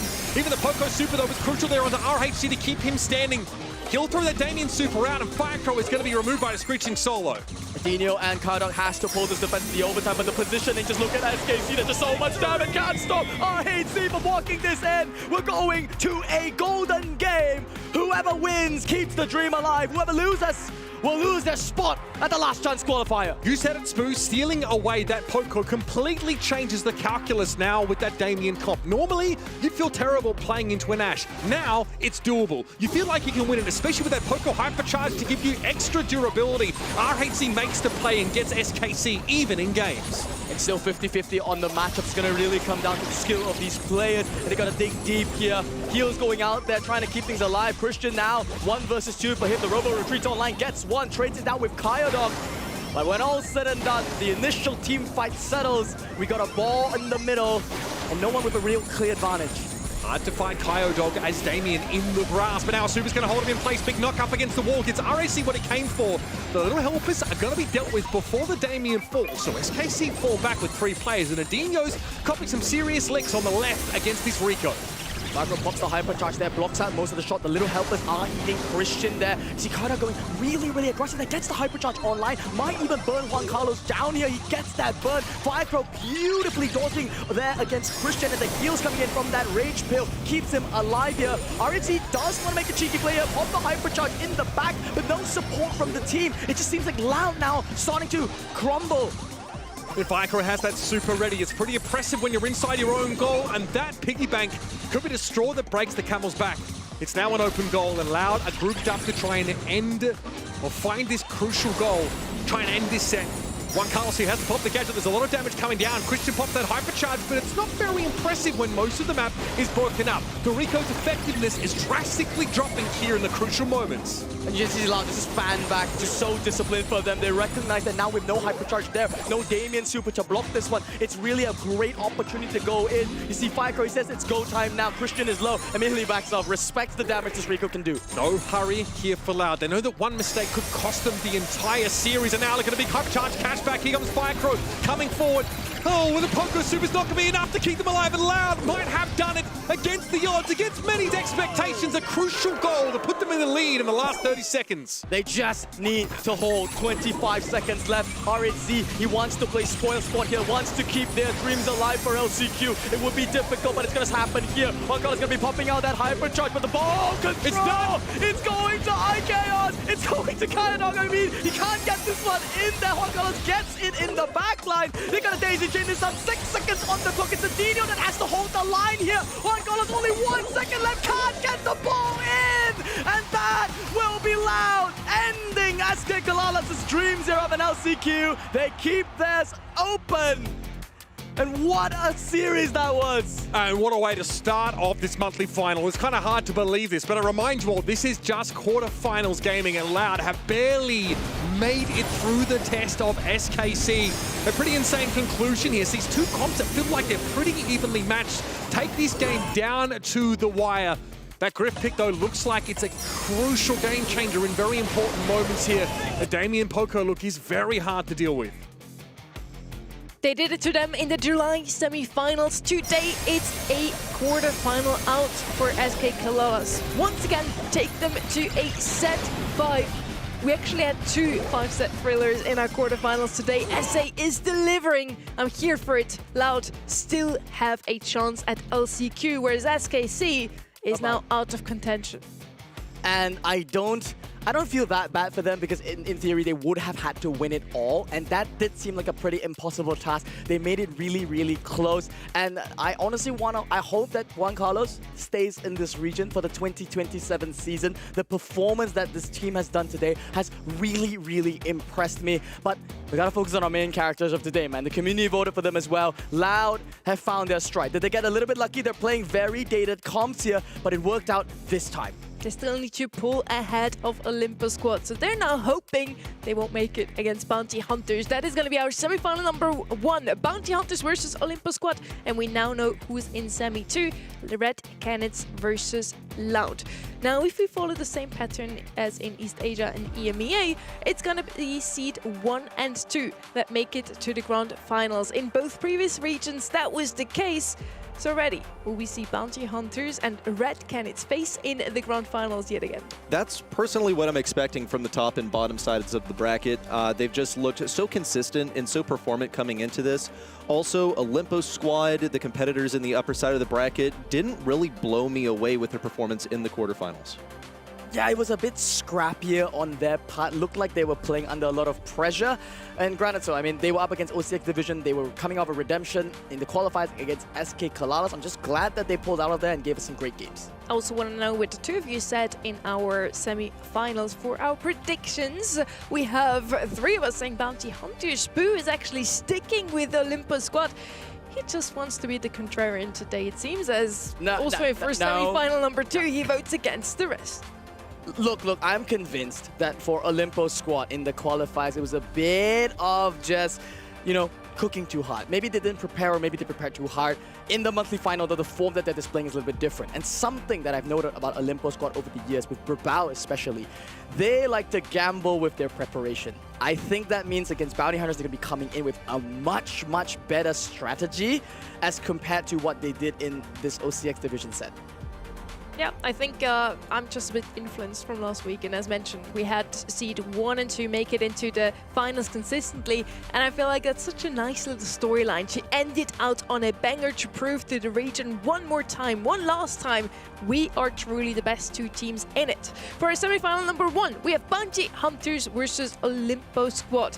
Bounty Hunters standing firmly in that number 1 seed for now, versus Olympus Squad, who need to pull 2 placements ahead of Loud. So they need to now win the grand finals, I believe, whereas Loud needs to drop out in the semis. Only then Olympus Squad can pull ahead of Loud in the race to LCQ. And in order to do so, they have to overcome Bounty Hunters of all teams. And this is a team that across the year has really, really managed to show us why they are the new top dog of the region. They were a bit unexpected in the spring split in terms of their performance. Everyone thought that perhaps, you know, Eternal back then, now formerly known as Red Canids, would take the lead. But instead it's this bunch of new guys led by Prosy that have become the new big team in South America. It's exactly that. It's Prosy really that has been the catalyst for this team to become something so much more than before, because Portox and Wesley have been around for a long time. Of course, you have to acknowledge the contributions of Paolo, their analyst, over the course of the season, but they showed up to Brawl Cup and they were the only team to, from South America, make it out of that group stage. Now looking at the previous quarterfinal in terms of picks, not too much data for us to go up because it was a very, very quick 3-0. But patterns-wise, what I want to note is that Bounty Hunters are not like any of the other seed ones in the world. They're still okay to play their own meta. They're picking things that they're comfortable with, and they're picking things with flavor. These are the results they had in both the spring split and the summer split of the 2026 season. So far, standing in 2nd and 1st only twice, actually. So not the most consistent in winning it all, but the most consistent when it comes down to qualifying for the monthly finals. And being here every single month still gives you some points. So they're in that number 1 seed right now because they're just making it consistently into the monthly finals and then end up in the top 4 at least more often than not. Seems to be the trend for a top couple of teams where they make it here. Do they make it all the way? Do they bottom out? You know, we just talk in averages over here. But for Olympus Squad, they have averaged out to just be on the cusp of making it to greatness. They require some pretty specific conditions today to make it towards the end. It's been made more complicated now by Loud winning their quarterfinal. And looking at this previous quarterfinal, I mean, this was such an impressive one to watch. This Bounty game specifically was where we thought it was all going to go in OCX's favor. They started with a really sus-looking comp with this gray on the belt and then pull it back at the last second with that RT. Same thing here. This is a map that I think Sunny called it. They don't do well in scrims, but when it mattered the most, they stepped up and they took it all. They also are really good at taking some inspiration of their opponents. In that last set, it came down to set 5 between Olympus Squad and OCX Division, and they pick away the chalk. The most picked comp from OCX Division and win with it too, so they really rubbed it in. Loved to see what we got to see from them. They also seem to really like that Leon and Griff picked it twice each. Yeah, just look, sticking to the basics right over here in the quarterfinals. They did only barely make it out of there, though. You have to remind yourself that it came down to set 5, and there was some, some discussion on the desk of, is Chuck really the way? So they're ready to pull out sort of the old stuff that has slipped past people's minds, too. Outcome-oriented thinking, right? They won with Chuck, so it must be the way. Surely isn't the fact that OCX kind of dropped the ball in the first push. Fair. But let's look at this map draft. Did they change up some of the maps that they selected? It appears kind of. I mean, Dueling Beetles, we did see them pick it up, right? I think this was an Olympus Squad map, but Pinhole, did they get inspired by Loud? And they're like, guys, actually, I didn't like the second map pick we did. I think we lost on it, right? They lost on map 3. And Olympus was like, yeah, cut the map, get a new one. Get me a new one, coach. They had also chosen Brawl, but it was Pinball It was Dreams Pinball, instead. yeah. So now we're trying a different one. We also have new maps for the side of Bounty Hunters. So both of them are now picking a bit different maps. They do not want their opponents to already know what they have picked before. Global bans now. 8-bit is the most banned brawler so far in this region in the global ban stage. M's out of the way too. So we might not see any more grey MSGs. We actually didn't get to see once today. But Bolt is left open. And he was left open also in the quarterfinal number 4 and hasn't been picked up even once ready. I want to see him. I want to see the ball. I do want to point out that I believe those were the same global bans that Olympus Squad used before. They went for the 8-bit and M's ban, so it's curious to see them use it once again. Like, yes, if it ain't broke, don't fix it, but you've had some time to think about it by that point. Yeah, and they left Star Nova open as well. Xing is going to be in play here today. And looking at the audience predictions, I'm proud to say I'm a proud Olympus Squad believer in the 8%. Rabal, I believe in you, my man. You've slain beasts like Loud in the past. I follow you all this time. Okay, it's not going to be a fanboy session for me. Okay. But coming into this against Bounty Hunters, I do sincerely believe that it is not an 8% chance for them to win. Come on, guys. You saw how they did previously. You saw interesting drafts come out here from the side of Bounty Hunters, which I think are exploitable. Come on, this genius, come on, right? Come on, just me? No? I think it might just be you here. For the 8%, I do hope it works out for them. You need the points to close out the reward track today. We have a 3x multiplier, so you definitely have a chance if you get your predictions right. We're heading over to Dueling Beetles, our first map for the semifinals.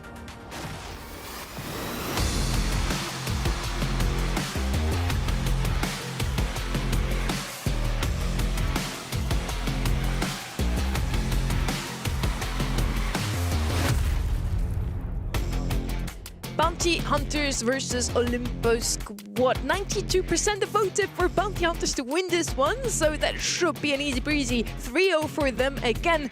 Can they make it a really nice 9-0 to end the season? We're gonna know in a couple of hours here today. Now, with M's already out of the way, the most picked brawler for the side of Bounty Hunters, alongside the Grey, by the way, oh funny that those two are picked together, is out of the way. So that's a cheesy comp that Bounty Hunters usually likes to play. It's not going to be an option. On the right side, you have Finks showing up very often, and here he is again. Olympus Squad gets exactly what they played in scrims as well. I am very, very scared about Grey potential coming in here for the side of Bounty Hunters. And Finks is great. Not gonna lie, it's great on lane. It's a circle. You throw in the mid, you get Hypertruck, you throw down 2 circles, you guarantee 2 lanes. But guess who doesn't care about circles? That's right, it's the Grey. And looking at the bans coming out here from Bounty Hunters, they telegraphed this, they set this up, they banned the Grey, they banned the Lu, as Sunny said, and that just takes away just one of the easiest way to deal with this Grey comps. You have the potential for Gray and Ems. You can also just pick up your Gray now, tease it, and then back away from it at the end. Ems, of course, is banned. It's one of the classic pairings, but they will go ahead and acquire Ashe. He's a pretty solid tank out here. You also have Damien in the mix, in the conversation, and Ashe fares pretty well into him. Something to destroy those mice whenever Ashe gets a super. Could be a Lumi on the right side, but she's also global banned. So many of these brawlers that these teams like to play are already banned out of the global stage. I wonder if they were a bit targeted also to this very first set, just to get the ball rolling. You know, if we get that first set out of the way, we global ban the brawlers that your opponents like to play on this map, we have the momentum. Sirius is going to come in instead. I don't know if that's the best answer to that Gray, honestly. A bit too squishy, maybe, but the Ashe Shadows could come in handy. Last pick now for the right-hand side. They already have 2 brawlers to lock down that mid. Is it going to be a third, or do we finally get to see something aggressive here for OS? And yeah, aggression it is with the Edgar. I was almost thinking, are they just going to pass Sirius with Damien, and then they're picking Sirius to block that coming out from the side of Bounty Hunters? Didn't happen. They opt to go for the Edgar instead, and I like aggression. I think aggression is the way that you deal with Gray. We talked about this backstage a little bit. There's 2 approaches to dealing with the Gray. You can play really, really passive, and you try and be Tensai, and you feed nothing. Like, you feed no Gray Super the whole game. That's not happening in SA. Come on, they love the chaos, right? So it's better just give him the Gray Super and pick things that have insane retake. A Hypercharge from the Edgar could be it. But Bounty Hunters, though, pairing this Gray comp with a Berry, are they cooking something, or is this cooking too hot? Ice cream is famously something you don't cook, right? But berry is something that I was starting to like smell, you know, in this last pick. I thought that they want What flavor to get, of ice cream was this? I think it's berry sugar is the flavor of ice cream. It's cheese flavored ice cream. That's what they're picking here. I'm done with this Gray comps, man. First map of the semi-finals. Who is going to move on into the grand finals? The team who still wants to lock LCQ, or Bounty Hunters who just try to make sure they're staying in that #1 seed for Worlds.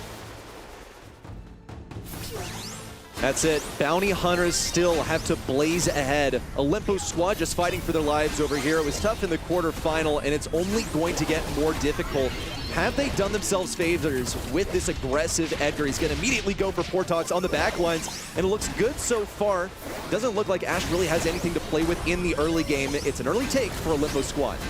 This is what I was afraid of. The Sirius there to block out most of these Gray shots. Wesley hasn't even gotten his teleport online there. And the Berry, I mean, I raised an eyebrow to it because you create a weakness then to Brawl. There's the teleport that are going online, and Portox now working together with these ice cream puddles on the floor. He is falling dangerously low here. Big aggressive play there made by that Prosy, and they've managed to outlast this Olympus squad comp. But what can be done about Brawl? He's in to grab 1 and narrowly avoids the hook from Wesley. Persists for just a moment longer to create the pressure for Satisfier to shape things up around the right side. Robotic Rats are in, but Brawl doesn't care. He's just looking for a kill. Prosy's going to take him down, and the Berry's Ice Cream is keeping everyone alive for Bounty Hunters. Olympus squad can't do anything about this. They just don't have the DPS to punch through everything.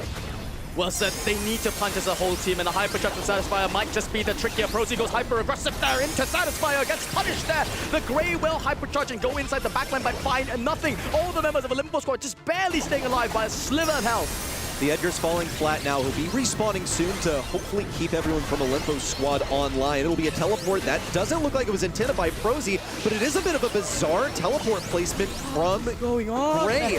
91% earned so far by Bounty Hunters, and they have this in the bag as long as they can hold on for a moment longer. Breaking into the point with Berry's Ice Cream, teleported off. Sure, you know, why not if you're guaranteed to win, but that was hectic.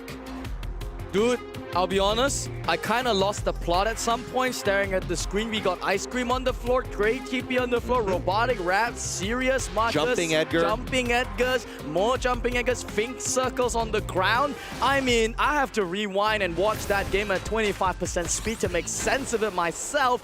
But I think, to your point, a lot of this rides on Brawl. He needs to get that Hypercharge and really lifesteal and chain off these kills. Well, in the last game, Brawl was able to start things off at the bank. He chased Portox all the way into spawn for the kill. Now he's going to have some assistance from a Golden, but the Robotic Rats are down, closing around the right side. Satisfier, meanwhile, is just working on getting these shades up. but it's not really able to establish any pressure for Olympos squad. They're poking at Bounty Hunters over time, and it's just not doing anything. Satisfier is the first to fall, and Olympos squad still have no openings, but they can't wait for the perfect moment. They have to force this. No hypercharge there from the Edgar coming online yet. That's the only win condition I can see, and that's just not it for Brawl. Just jumping into 3 members. Olympos squad, they just seem to be on the back foot. Will they even get a single percentage this game? It's not looking very likely. Still, they're going to give it their best shot. If Edgar can jump in, he might be able to get them 1%, but at this point, there's no coming back. Brawl looking for a gadget, and nothing. So far, 0 to 100. Bounty Hunters with a complete lockout in set number 1. I can't believe it. The berry kept them alive for so long, and I didn't see Edgar get any value the entire time.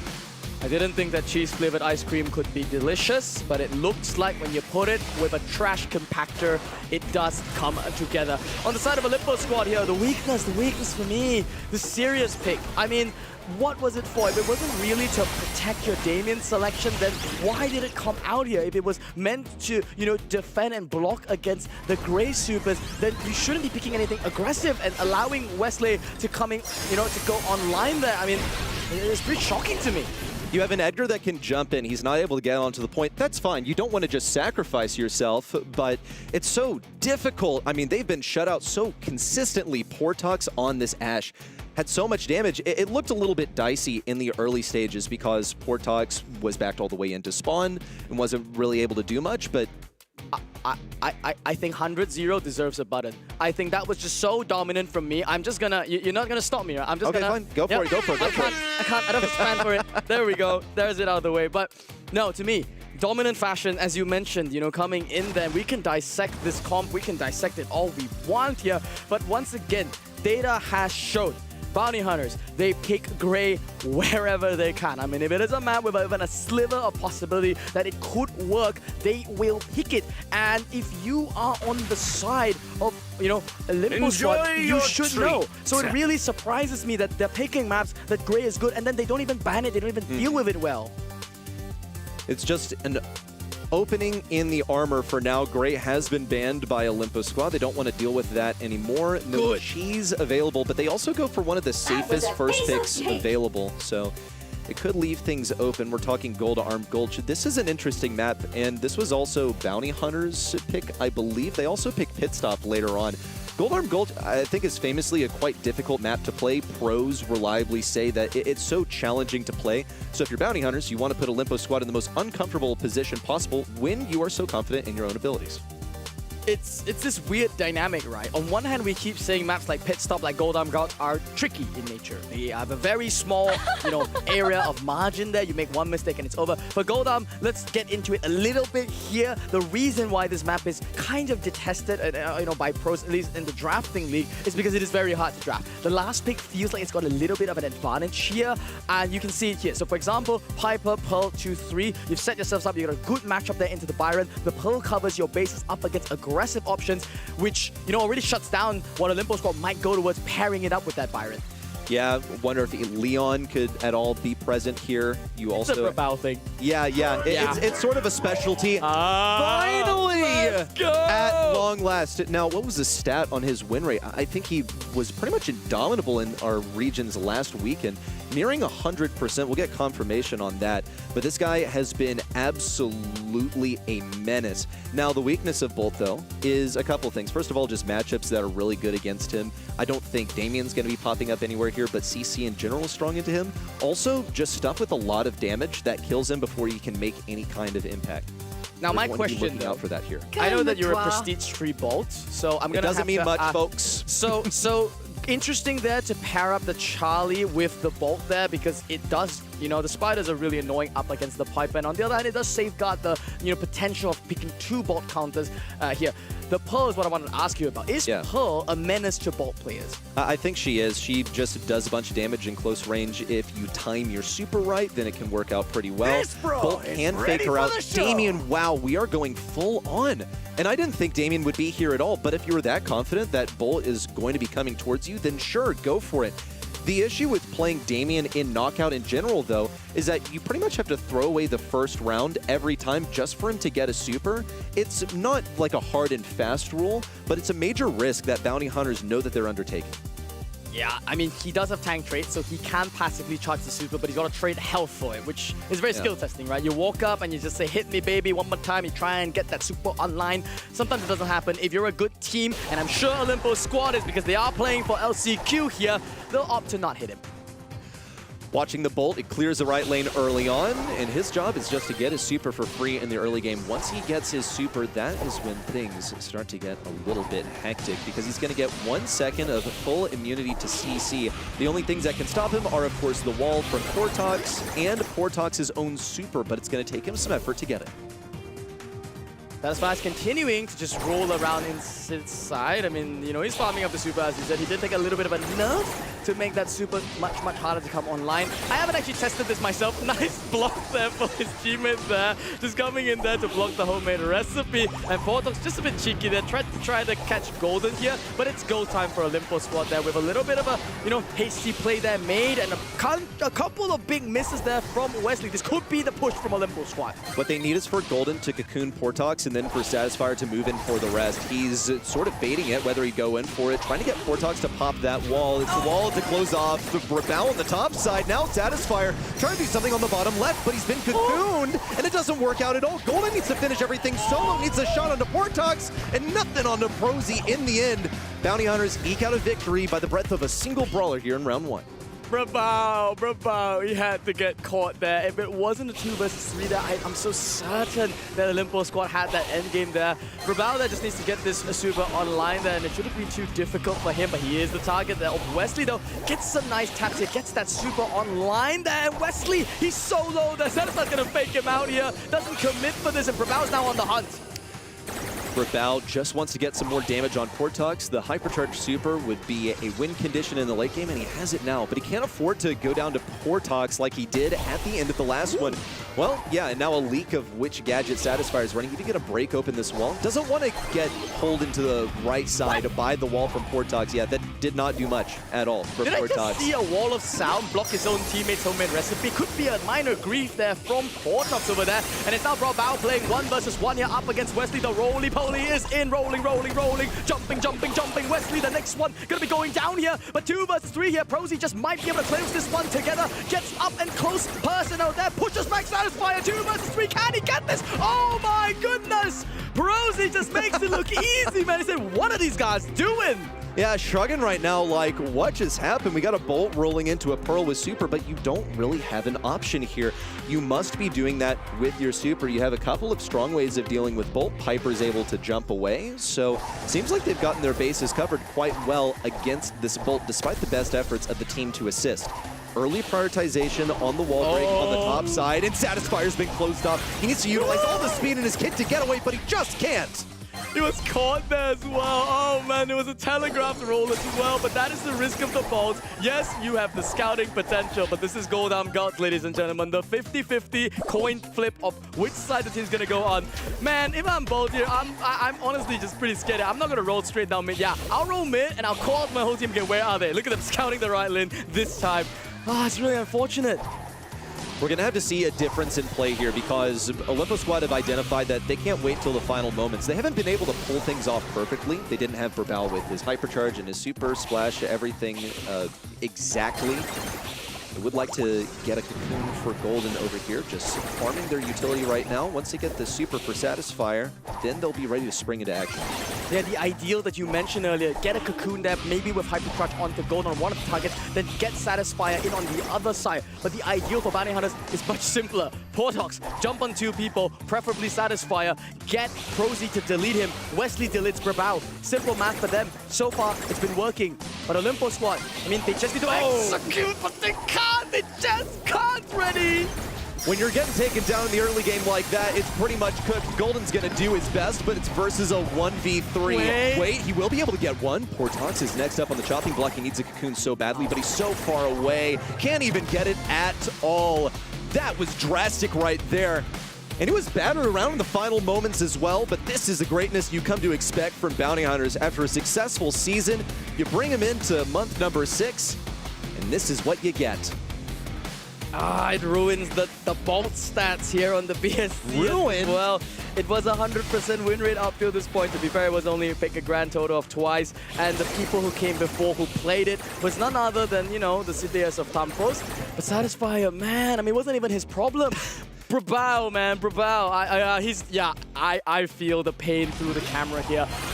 He really had a lot of pressure on him. He had the worst matchup up against this Piper. Had to really dig really deep on his mechanics. But truly, you get tapped one time and you're out. And they even opted to break open the map, which it really is, it's dreadful to look at. But I feel for him. He tried really hard there. Well, it's rough because Brawl, you know, he has to take this long-range matchup versus the Piper. It's not really an option, and Satisfyer can't do anything until the end of the game. So it's really him and Golden fighting the entire enemy team. Golden has a much better matchup against that Pearl on lane because he's able to peek his shot around a brawler that doesn't really outrange him.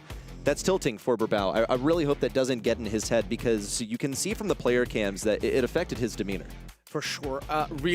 Even now. You know that, it's so frustrating when you go into a map like Goldarm Gulch. You know that your comp is designed to do a very specific thing. You've got the plan laid down here. You try to do it, but you can't even execute what it's meant to do. And then just to rub salt in that wound, every time you get into an end game, it's like teasing you, right? Like, okay, Golden might just get a 2v3. Never mind, didn't really happen. They gotta leave it behind. I mean, they're now down 2 sets. Their LCQ dreams might evaporate here, and it's all going to come down to pinhole punts. They need to make a miracle happen, and it'll happen on one of the most studied maps in Brawl Stars at the moment. This is possibly, you know, I'll put some money on it. That pinhole punt is probably the most picked Brawl Ball map currently in the map pick stage of the season. We'll see what that first pick is. One of the more popular ways to enter mid has been with Leon and Ems. Of course, Ems is banned, but it doesn't rule out Leon, and it is a complete favorite. It might be difficult to play against this Meg because she has a lot of stuns to work with. She's wonderful in bushes, and she's just an all-around great brawler right now, thanks to the buffies, especially her gadget. And a lot of the typical Mac brawlers are taken out here. Max, Stu out of the equation. Ems is already global banned. Rico is out of the equation as well. I mean, it's a fantastic Mac first pick here. Almost always going to be getting value. But on the side of Olympus squad, they still got a Damien that they could potentially bring in here. I also want to point out Starnova is still open. And on this map, I mean, it might be a bait, honestly, here. But, you know, this Otis setup, it's one of the you know, decent-ish methods to deal with the mech there. You mute him up, but you will always force him out into the small mech if you land it. It also helps that you just have so much damage. You're getting about 4K per clip thanks to ink refills, the star power that everyone uses. No one is using the one that lets yours. Your Starfish sit on the ground. Starnova is going to make an appearance over here from Olympo Squad. She'll be operating around the side lanes a lot of times, I expect. She can also play intelligently with her main attack because it's sort of a hit scan brawler, so it switches up how the range game works. But making it into mid versus the Meg is going to be a complicated endeavor. Possibly further complicated if we see a Leon to scout things out in the early game. He has a shot that fans out a lot. He'll get you vision gear on the opponents. Just gonna say, like, Leon could be pretty good here for either comp here.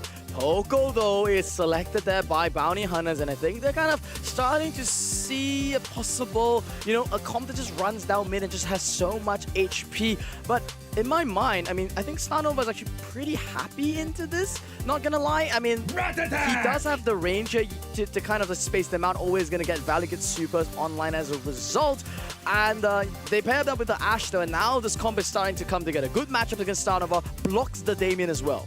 Yeah, I do like the Ashe into Starnova. I think that her damage isn't going to be enough to take him down. Her healing factor when she's swinging that sword around, I don't think it's going to be enough to withstand the insane damage that Ashe can do at maximum rage. So this is a pretty typical Poco double tank comp. I mean, this is really channeling into the old, and here comes Bull. Should be able to get in range of the Poco, and also in close range versus Ashe does win the matchup, but getting there is also going to be a struggle. Also versus the Meg, you have potential to be knocked back, so there is counterplay galore for Bounty Hunters right now. What I like about this map, is that it's very quick to look at the comps and you think to yourself, yeah, maybe this guy's got a lead here. But just when I was counting out the Olympus squad comp, and I'm thinking, oh man, this Ashe poke was just devastating today. We saw earlier Ashe Damien come together for SK Kalalas. We know what this brawler can do, and yet there's still an answer to the madness. It's going to be that board. Satisfier going to be on the job. Try to keep Olympus LCQ dreams alive. It's come down to one set. Olympus squad have to dig deep, and that was a tilting last set. Hopefully they've gotten a mental reset in the meantime. Portox has gotten a little bit of damage onto Golden, and a rotation over towards the right side. Prosy sniping around the wall. He might even make this a one-man push in onto the goal. Satisfier with the interruption sacrifices himself to block that ball as Golden clears it towards the right for Bao. Now in with the super, looks for the kill onto Portox and will be able to get it, but doesn't have the HP to continue onto Prosy and Wesley. Brilliant defense from the side of Olympus squad. Now Satisfy goes in, tries to chain onto a second. Gazant, too greedy, wastes the super there over onto Prosy. Bao's going to be the next to fall here. Bounty Hunters now with the ball. Will surely be able to force this one in. No, pushes the mech in a little bit too late there, knocking Satisfyer out there. And there's going to be Brawl that comes in there now at the front line. Lifesteal so much. Shing, shing, shing. Who put Thanos with a sword in my game? And Brawl walks it on through. As a result, Olympus squad are in the lead. Turns out that Brawl was able to make it work with the sword form of Starnova. He's still looking for the next one, and with his hypercharge, he'll be able to get unlimited ammo in that form. But still, it's a risk going into Prosy when he has all of his ammunition. That's going to be a lot of CC prevention. Satisfier gets to move on forward. In spite of that, the damage was insurmountable by Bounty Hunters. Excellent execution there from Olympus squad. There are weaknesses in the position, in the comp, in the timings. When the Ashe has this hypercharge, when the Poco has this hypercharge, that's a timing that they cannot beat. But when the Bull has hypercharge, when Starnova has a super online, they do have the damage actually to get through all of that sustainability. It's a coordinated push from Olympus squad that leads them into victory in game number one. However, an early takedown onto Satisfier could spell Olympus squad's doom. A heads up dribble over to Portox, and even a mute couldn't prevent this walkthrough. That was 17 seconds. Bounty Hunters steamrolled through Olympus squad. It's kind of a sacrificial goal for them. They need to get Satisfier's first charge online here. All eyes are on him, and that's why Prosy is zoning him out at the moment. You can also see that Wesley is running protective tunes here. That will cancel out the stun, but a perfectly aimed Bull Super can literally sit on them, flatten it, and do max damage. Like that. Yeah. Ask and ye shall receive. Satisfier on the right side. He's trying to clear out the left, but a great gadget from Portox will be enough for him to get his super back too and resume control around mid. If he even wants it, could pass over to Wesley. Is that enough damage? Ooh, went for a cheeky shot on the left side and goes down as a result. Wesley's going to have to respawn. The ball's been pocketed on the back left just to stop this momentum that Bounty Hunters have gained so far. Getting pinched out there by Prosy is not a good sign though. Golden with a hypercharge goes to the back of the mute, doesn't pop the hypercharge, and that will be an open goal for the side of Bounty Hunters. We are now at a critical point. We're at match point. The moment it looked promising for Olympus squad, Bounty Hunters bring it to a match point. Is this a 3-0? Olympus squad had to battle through the quarterfinals. You saw the looks on their faces when they knew that they'd made it to the semifinals, but this is the match that they were truly prepared for. The gatekeepers of top two in this region. Will they gatekeep the postseason for Olympus squad? It comes down to this one crucial game. Loud in the back is cheering. The Bounty Hunters, they can secure it here with the goal here. Once again, this early game is so good for Bounty Hunters. Olympus squad, they're a comp that desperately needs this Bull Super to come online, desperately needs Satisfier to play it perfectly. I mean, it's a nice edge now, and just one more goal could send Loud to the LCQ. Could be a push shaping up around these robotic rats on the left side. Portox opts to take the lead, but there have been no takedowns, and Golden's ready with a mute. For anyone who gets any funny ideas, Prosy nearly had a kill onto Brawl on the right side, and now refocuses on the Satisfier, and the hypercharge has been down, but it's a little premature. All the rats are easily disposed of by Brawl. It's a bit of sacrifice utility that's going to come back to slow down Bounty Hunters. And this is the second time that I'm seeing both between Satisfy and Brawl. They're just going in by themselves, playing like lone wolves. And Satisfy especially wasting crucial charges here. Could just be in as Wesley walks this one in. That's gonna be in, folks. 3-0. We are officially ending Olimpo Squad's dreams here of a postseason. And guess who we have to congratulate, Reddy? It's Loud, everyone. They made it through the quarterfinals. They just had to stay ahead. And that's it. Season over for Olimpo Squad. It's absolutely devastating. Everyone has worked so hard to get to the stage, and in month number 6, everything is set in stone now. The next couple of months between here and the postseason is not going to be easy for anyone. It's going to be tough to break down, to chew on this for Olimpo Squad. And it's not going to be any easier for Loud, who now have to represent their region at the last chance qualifier. Only 2 teams make it from there to the World Finals. Tough one indeed, and tough one to watch now. Looking at the replays there for the side of Olimpo Squad. I mean, it was a 3-0, but in every single game, I really felt they had comms that could work. It's just that these are comms that require a certain level of refinement, a certain level of team play between them, and maybe, you know, in an alternate universe, if they had a more stable roster, right? If they didn't have so many roster changes throughout the year, they could have that. The theory is solid. Brawl is an excellent drafter nonetheless. I'm sure he'll find a new home for sure in 2027, and yeah, but Golden as well, the despair on their face. They put up a good fight, but it will not be them at the LCQ.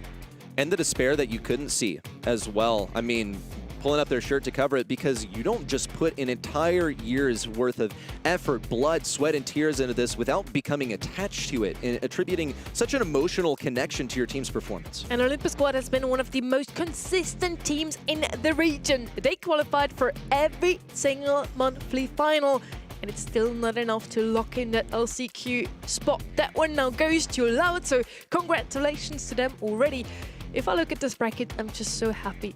3-0, 3-2, 3-0, 3-2, 3-0. We're surely going to have a close match now in our semifinal number 2 again. Uber is back with us on the desk. Is it going to be another 3-2 here for semi 2? I think it will be close. I actually think we might break the mold and have a 3-1 just to really upset your OCD. So let's see if this is true here. Red Canids versus Loud is our semifinal number 2.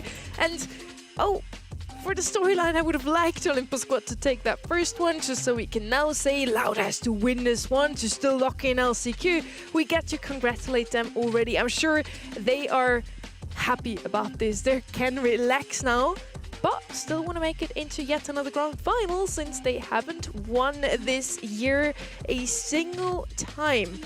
They still have a chance right now. It's a little bizarre to see this roster not take top 1 in the region at any point this season. It was one of the most surprising things even coming in is, wow, Loud really have some competitors this year. Yeah, and it's not even like, oh, it's the young blood in South America stepping up, because it's Motep and Jubileo that are the best team in this region right now. So that's not an excuse. I want to see these guys continue to lean into the things that work for them, but it was a very hard-fought series that they got out of in the quarterfinal, and perhaps Rolle's impact has certainly helped them in the draft. They look a bit better, and they look like they were relieved. They got some weight off their shoulders. I want to see them have fun, but I want to see them now send a message to the world. We're coming to LCQ, and we're here to dominate. The LCQ race is therefore over, but we still have the race for Seed 1 in the region. I said, just like in East Asia and EMEA, we might see Seed 1 and 2 make it through to the grand finals. So I said for this one as well, Red Canids are going to take it. And if they beat Bounty Hunters in the finals, they would take Seed 1. Now that we know the World Finals format, we know how important it is to have that Seed 1. You can directly go through to day 2. Yeah, it's so wonderful to be in that position. You get to sit back and observe the rest of the teams, draft up, concoct some drafts, and prepare. It's a serious advantage. You absolutely want to be in Seed 1, whereas in previous World Finals, it was a big advantage, but not as big as it is now. Yeah, I mean, you didn't get to skip the entire damn group stage. You just got a better seeding within those groups here. So it's a very different vibe. Like I mentioned, it does give you less time to, like, get your land legs, so to speak. But I think teams, while we've gone back and forth, certainly prefer that go extra deeper into the competition. You start already at a higher placing, and you can scout, which in a meta that, well, in a year rather, that has been all over the place in terms of meta, having that chance to learn from other teams without having to put any skin in the game really matters. We just saw that draft from Red Cannon. It's really interesting for me in the global ban stage. They banned out Damien and Maple, two brawlers we don't see gone too often in the global ban stage already. And they picked Bonnie, gave her a 100% win rate. The only other team who played her today, won with her as well, is Loud. Yeah, it's true. I think just the use of global bans to get rid of target stuff for the enemy side has been one of the more popular ways to address them now. For newer teams, they are not as accustomed to what to ban. They're going to get rid of the strongest brawlers in the game. But Meeple, to me, strikes as, look, I want to be able to play some of my comfort brawlers. I want Stu to be in the conversation, or at least to take up one of your ban spots throughout the match. Yeah, also, like, Meeple has that hard stopping power if you take Rage Quit, which would deny you from the chance to... Well, you could still play Bolt comps, but I'd be a little bit more concerned about that, right? Meeple's kind of wild in that no one really matches him for his ability to hold people in place, so... I'm not surprised they want to get around that, especially if they're playing Starnova and, you know, meaner stuff that wants to close the gap. Again, like this Loud squad now, I mean, I guess, I mean, you guys, I mean, yeah, you guys, I'm not going to say you got lucky because you didn't, but you really escaped the headsman's axe. It was like coming down very quickly on them. So getting out of this game was important. The Griff, I thought, was a really nice round out to their comp in the last map when they didn't actually have access to the Poco to play alongside that Ashe. That felt really heads up to me. And the Stu play was really solid. Olympus Squad actually only needed to place one step ahead of Loud. They made it through to the semis. So if Loud would have lost in their quarterfinal, they would now not be in the postseason, even though Olympus Squad just lost in the semis. So that double match point, set 5 win for Loud was so important. And again, what gave it through them was that Bonnie pick. Those two teams love that brawler. We don't get to see it in any other region. 100% win rate so far in SA. Who gets to play her in this one? I mean, it's anyone's guess at this point. I'm just looking forward to what our maps are going to be coming up because we now have them selected. It's Loud going for Ring of Fire first, and we'll see Crystal Arcade soon to follow. Ring of Fire's been a pretty popular pick in Hot Zone now, hasn't it? I've seen a lot of open business also, but Ring of Fire is going to give us a chance to see some of these long-range brawlers. Yeah, we got to see this map quite often today already. Crystal Arcade on the other side we haven't seen at all yet, so I'm excited for that one. Pin or Punt, also a map we got to see fairly often also as our random decider, and we had our fair share of 3 2s today, so we actually got to see that set 5. Pit stop as a decider is crazy. Would be our decider, and that just comes down to base race as we established more often than not. Okay, so global bans here. Max joins Meeple, and it's still an 8-bit ban, but no mech ban this time here from Loud. But maybe not the kinds of brawlers that you would expect to find themselves in this category, right? It still leaves a lot of very powerful, like Bolt, Starnova. Those are still available for selection. Yeah, Bolt so far didn't do too well in this region. Maybe he gets a chance to redeem himself. Yeah, with Meeple out of the mix, it's going to be a lot more possible, but still, it takes, I think, like a kind of a specific kind of a draft for Bolt to be available. Usually he sneaks in as a last pick, unless your team decides, look, we feel that confident that we can run him on the 4-5. But CC is his biggest enemy. Because he's not taken out in these global bans, he's going to be a consideration in every ban phase, and if not, he's going to be ever-present, sort of the invisible hand guiding these drafts. If this was 2025, 2024, 2023, and I would have seen this prediction, I would have said our viewers don't really know ball. In this day and age, Loud actually only receives 20% of the vote. Despite the size of the org, they're just not that dominant force in the region anymore. I mean, this is basically like 5 of the most experienced players in South America going at it for a spot in the finals. Coward, not someone I want to leave out, but obviously he's been a little bit newer onto the scene. But it's like Motep and Jubileo know, like these Loud guys so very well. They clashed against them so many times last year on Castle Brawl and even in years prior to that here. So this is definitely a matchup of household names, plus Coward, the next up sort of, young gun. This should really be one of our best games of the entire day. Battle of the household names.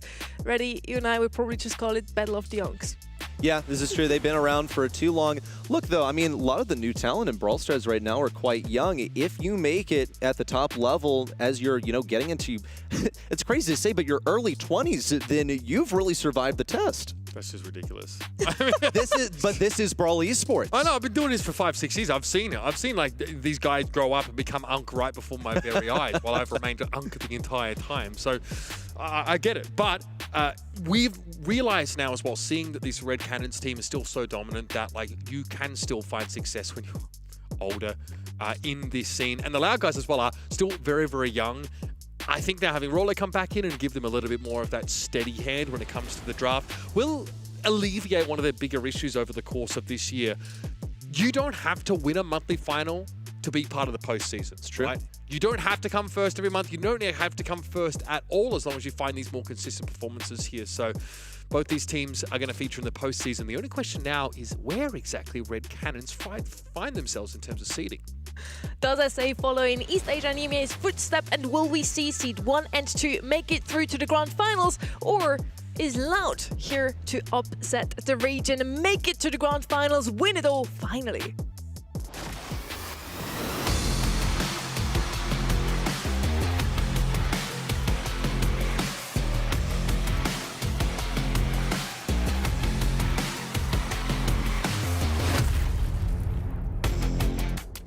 Started out as Pizza Congelada, now comes in as Red Canids and seed number 2 in the region.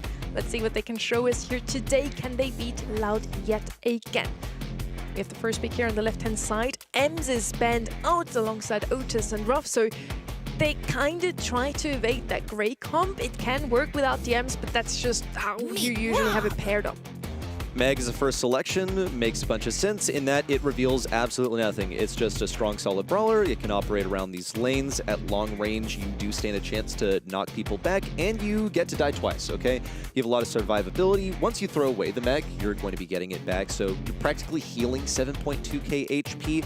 Nothing really stands out here, just that they're going to be planning their power around the 4-5 picks. The Crow and Poco is still available for Loud. We actually saw that in the Ring of Fire set against SK Kalalas, where they're able to slowly force that Ems, who is banned, out of position as time went on. This also, for me, was a really heads-up pick we saw from Loud towards the end of that SKC series. The Griff comes in now, who can open the map up if that's required. I do think like the barrels on the right side, if you're playing from the bottom of the screen, are really, rather the left side, are really important to clear. You don't want to let like a Stu get up behind them and pinch you constantly. These guys are picking some boomer comps. You're not beating the Yunk allegations, guys. Yeah, Pam is something we haven't seen in quite a bit. Used to be a really strong pick on Ring of Fire.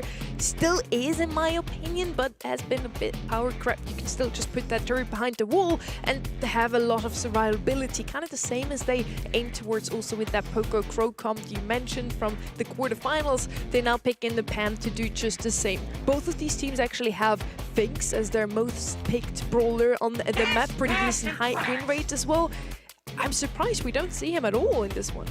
Yeah, it is interesting. I feel like the mid has already been locked down for Loud, so they don't really need to. Stu is going to be the mid on Red Cannons, so it's no longer really a consideration in this draft. The struggle is going to be getting rid of that Pam turret. Now, Stu will be able to break through the wall in the top right so that Pam won't be able to put her turret behind there as consistently. The reason I think that Pam is paired up with Griff, first of all, is just the survivability that Griff gets with business resilience. He's able to heal up a bunch while attacking, but also just that you can break open walls that throwers would like to hide behind to take down the Pam turret easily.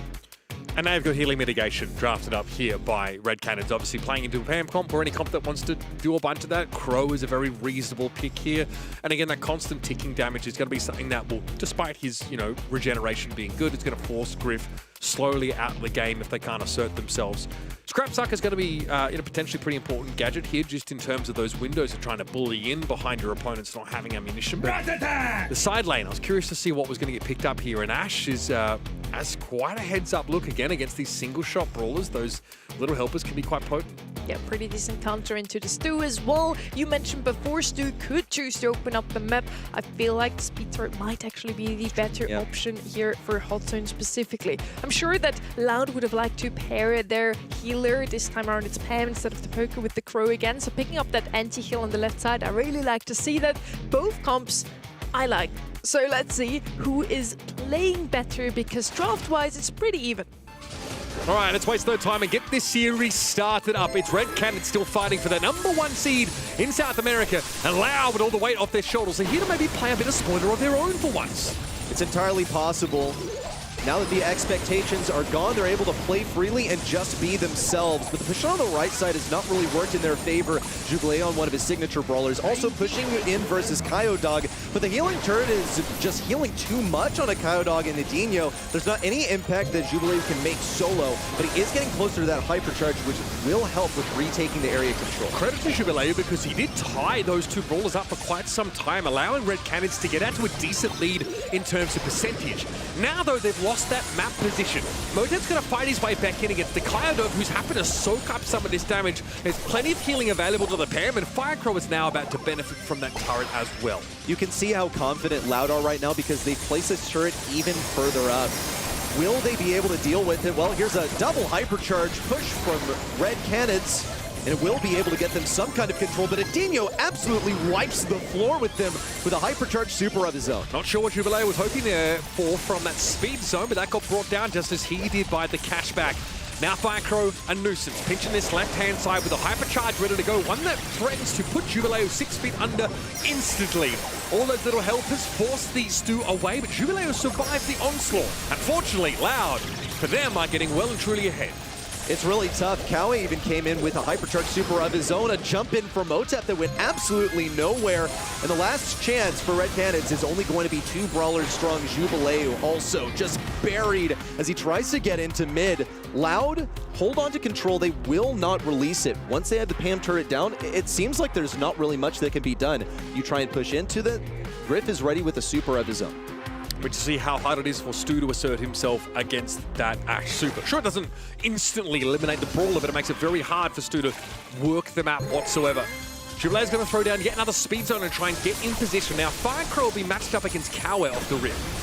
And double knockback on the right side, still survives for a moment longer. Kawe is able to get back into the mech and right back up to 2.6k HP. It's simply how the Meg matchup works. She's allowed to practically die before she resurrects herself. And she's got quite a bit of damage versus Firecrow to suppress him in the early game.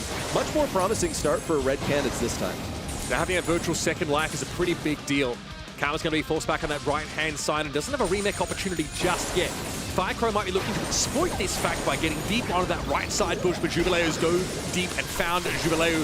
Kyodog now trying to get the most out of that healing turret and hoping that Firecrow can do more than just hold Kawa at bay deep behind enemy lines. Pinch on a Firecrow on the left side looks quite promising, but he's going to be so pinched. Motep somehow survives all of that, but only long enough for the little helpers to come in and take his life. Kawe wants that back. He'll get a couple of shots onto Edinho. 1-2 kills for Jubilee as he cleans up and staggers the push in from Loud. If Firecrow realized there, he has to go for a full reset and wait for his teammates to come back. He cannot be trying to contest right now. Kawa gets back in mech with speed zone. It's going to be quite helpful here for Kawa to try and dodge these attacks coming in from Firecrow. And that Kyodog desperately trying to fight for his life. Scrapsucker made use of it. Kawa can just climb back into the mech and get back to business. And business is good. Okay, 1-1 for each team. They've each found a way to win the map. We've seen the priority on getting rid of the Pam turret early on. Also, you cannot afford to be farming hypercharge on Stu on the right lane. Now, got to pay some respect to Jubilee that he was able to survive in that position in game number 1. Will we see any switch-ups in philosophy? Jubilee once more going towards the right side. Kyodog hanging mid as usual, and Firecrow trying to go deep onto Kawe, but this time it's not on the right side. One knockback is pretty good. Jubilee was looking for the kill, and Firecrow's out of the heal. This has been a major distraction, though. They do manage to take him down on the left side, but Loud have gotten quite close to getting the Pam turret up. Edinho and Kyodog, though, have been struggling under this constant weight of damage pressure. Motep, I think, is really starting to make an impact with this anti-heal on the Crow. Look at Kyodog, can barely hang around and fight. Mama's Hug definitely going to help, though, for healing around Kyodog's vicinity, and that means Edinho can play that much more aggressively. But the issue of the Meg behind their backline might have to be addressed. Yeah, the Meg Gadget also claims a turret plus a bit of HP on Edinho. Hypercharge is popped. Firecrow's going for a push in, but he doesn't have the HP to do so. Instead, has to opt to hang around the obstacle on the left side. Kawe outside of the mech. It was taken away the old-fashioned way and should be a kill for Edinho to clean up. Loud, 3 strong. Firecrow in position. Take over the lead from Red Canids. Yeah, that gadget from the Grip is really damn annoying in terms of that zone creation. Nadino's here, he's got a hypercharge cashback. This is going to hurt Cow, but he's able to dodge much of that damage coming in now. Dino's going to be brought down. Cow in the face of Kyodog, knocks him straight on back as Jubileo dives deep. This is Red Cannons getting back into the game and in fact finding themselves a lead, but they're going to look out for the pinch here of Firecrow. Cow's going to be able to find the damage, and Firecrow's more than happy to push up and make a safer zone to play through. Motep completely out at sea. Motep gone. Kyodog now pursues a kill onto Jubileo. Cowie wins on the bottom side. He's trying to punch through the turret on the top side. Gets one onto Kyodog, and the survival is here. Red Cannons ahead. Loud only have really one more chance to push in. Here comes Adinho again, makes that space with the gadget. Calva's got to respect it to a degree, but one toe on the point is enough for Red Cannons now to be within striking distance of a set win. Hypercharge dive for Motep, he's not able to find much damage though. The healing turret is removed, it makes it harder for Firecrow to hang around, and he does not want to take a single shot from Jubileo. Unfortunately, he finds two. Kyodog steps up now, 93 plays 95. Red Cannons had to leave, but that might have dwindled here as Loud are trying to shove them back by a single percent. They take the set. It's all about slim margins today for this Loud squad. Ring of Fire. It feels like this is the only way it ever goes. It gets so close in the end, and what a scrappy match it was to earn that control. Jubileo was seriously impressive there. I was honestly quite surprised that he didn't manage to pull that through in the end. Let's take a look back at it, because this guy was all over the place with the Stu. He has a pretty comfortable match here for his comfort brawler because Meeple is out of the mix, but it turns out that healing in general is too much for him to deal with. First set going to game 3, and we get a 1% difference for our game number 3 as well. If this doesn't promise to be a close match already, I don't know what is. And if we follow the pattern, it has to be another 3-2, right? I mean, I suspected it would at least be better than a 3-0. That's to say that even after dropping a set here, you can expect Red Cannons to fire back. But Loud, I've always felt like they've been very much a momentum team. In fact, you could ascribe that to a lot of teams out the South American region. Once that self-belief comes in, the doubt is dispelled. They're free to spread their wings and show that level of skill expression.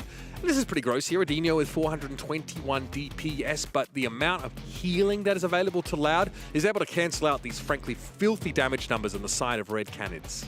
Yeah, just look at Meg alone. 586 on her. Insane also with 12 kills, and it still wasn't enough. Loud this season weren't as great as in the past couple of years, but they did make it into the grand finals twice, came second both times. So what's missing on the record is an actual win, and for that they first need to make their way through Red Cannons. I'm with Uber here though. I do believe that Red Cannons strike back at least once and at least claim a set. Yeah, oh, no doubt. I mean, they are that kind of team because their expectations, their crosshairs are on the grand finals. For Loud, you basically needed to win quarterfinals to guarantee yourself the postseason because the odds of things going the opposite way with the Olympus squad making it all the way are very low. Quite slim. Yeah, for a team that has struggled as they did in the monthly qualifiers.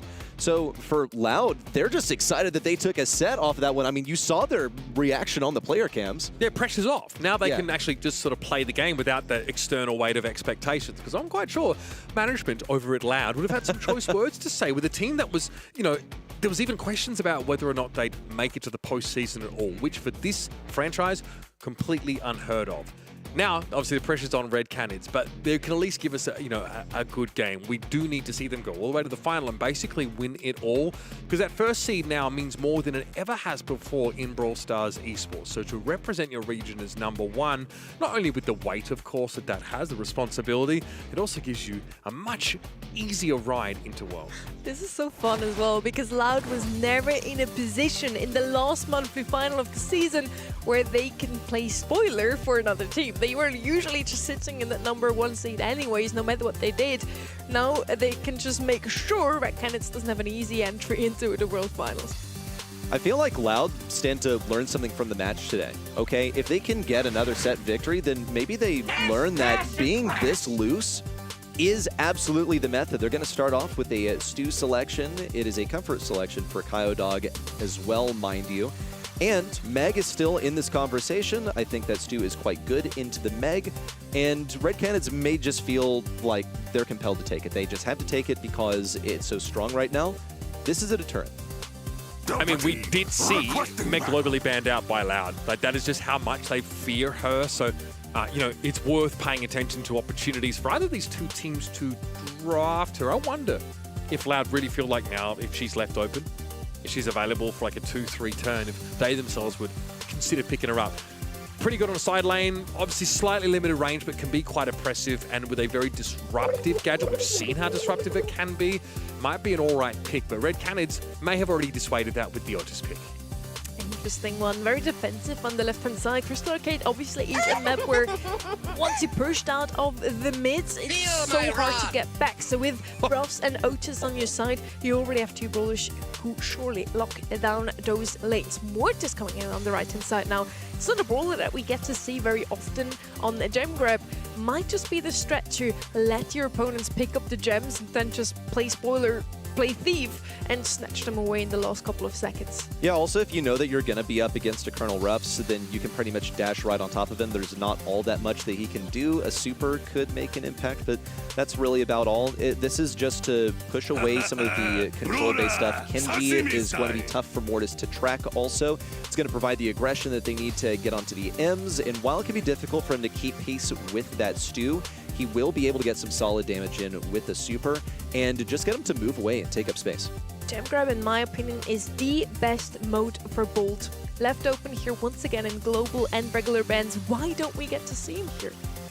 I mean, there's a bunch of reasons. I think, you know, taking him last pick when there's not an obvious counter is like a pretty heads-up opportunity, right? I think that's maybe a missed opportunity there as well. I wonder, if Loud have had Rolly come back into the team, they might have just been drilling themselves on some really standard comps this month just to make sure they could get that third spot. But honestly, we'd have to ask them.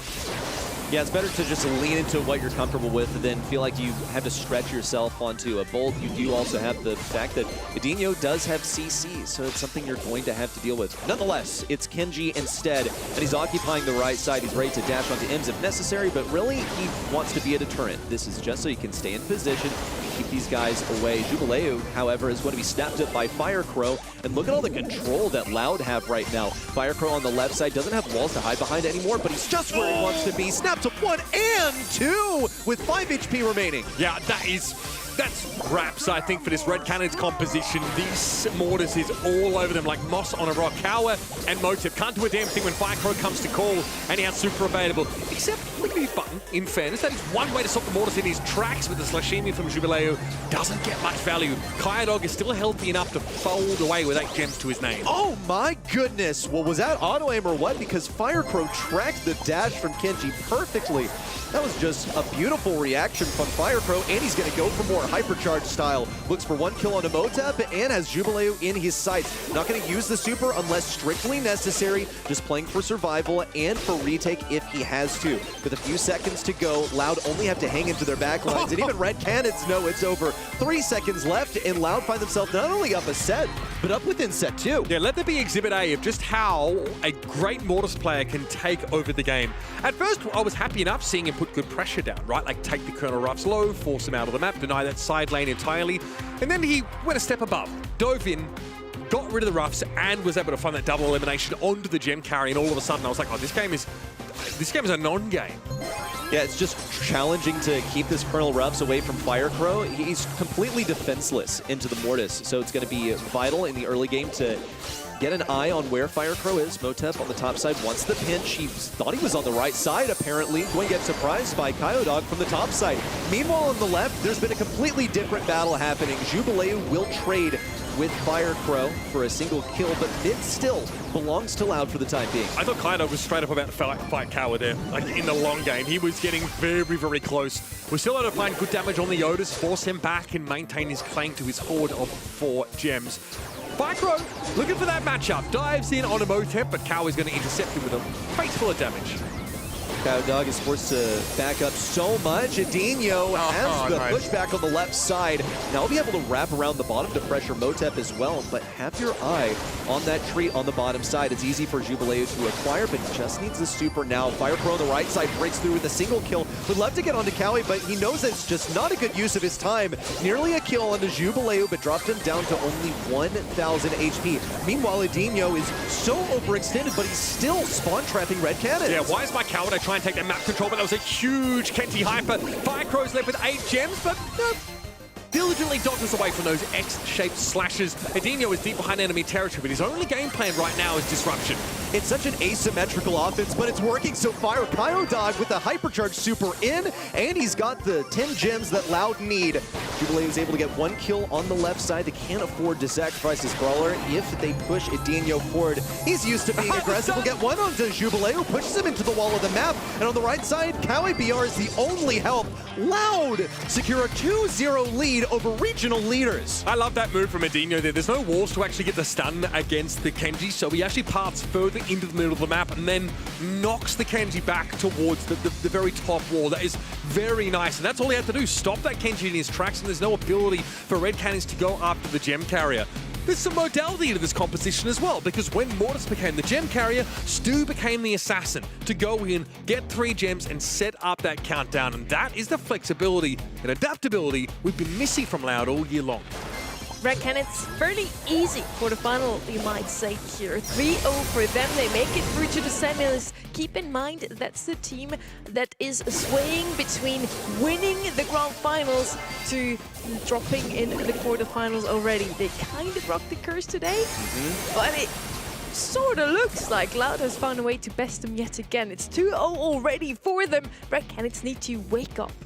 For Red Cannons, the pendulum's been swinging all year long. Is it going to be a grand finals victory? Is it going to be a quarterfinals finish? It would only be fitting that it lands right in the middle at the end.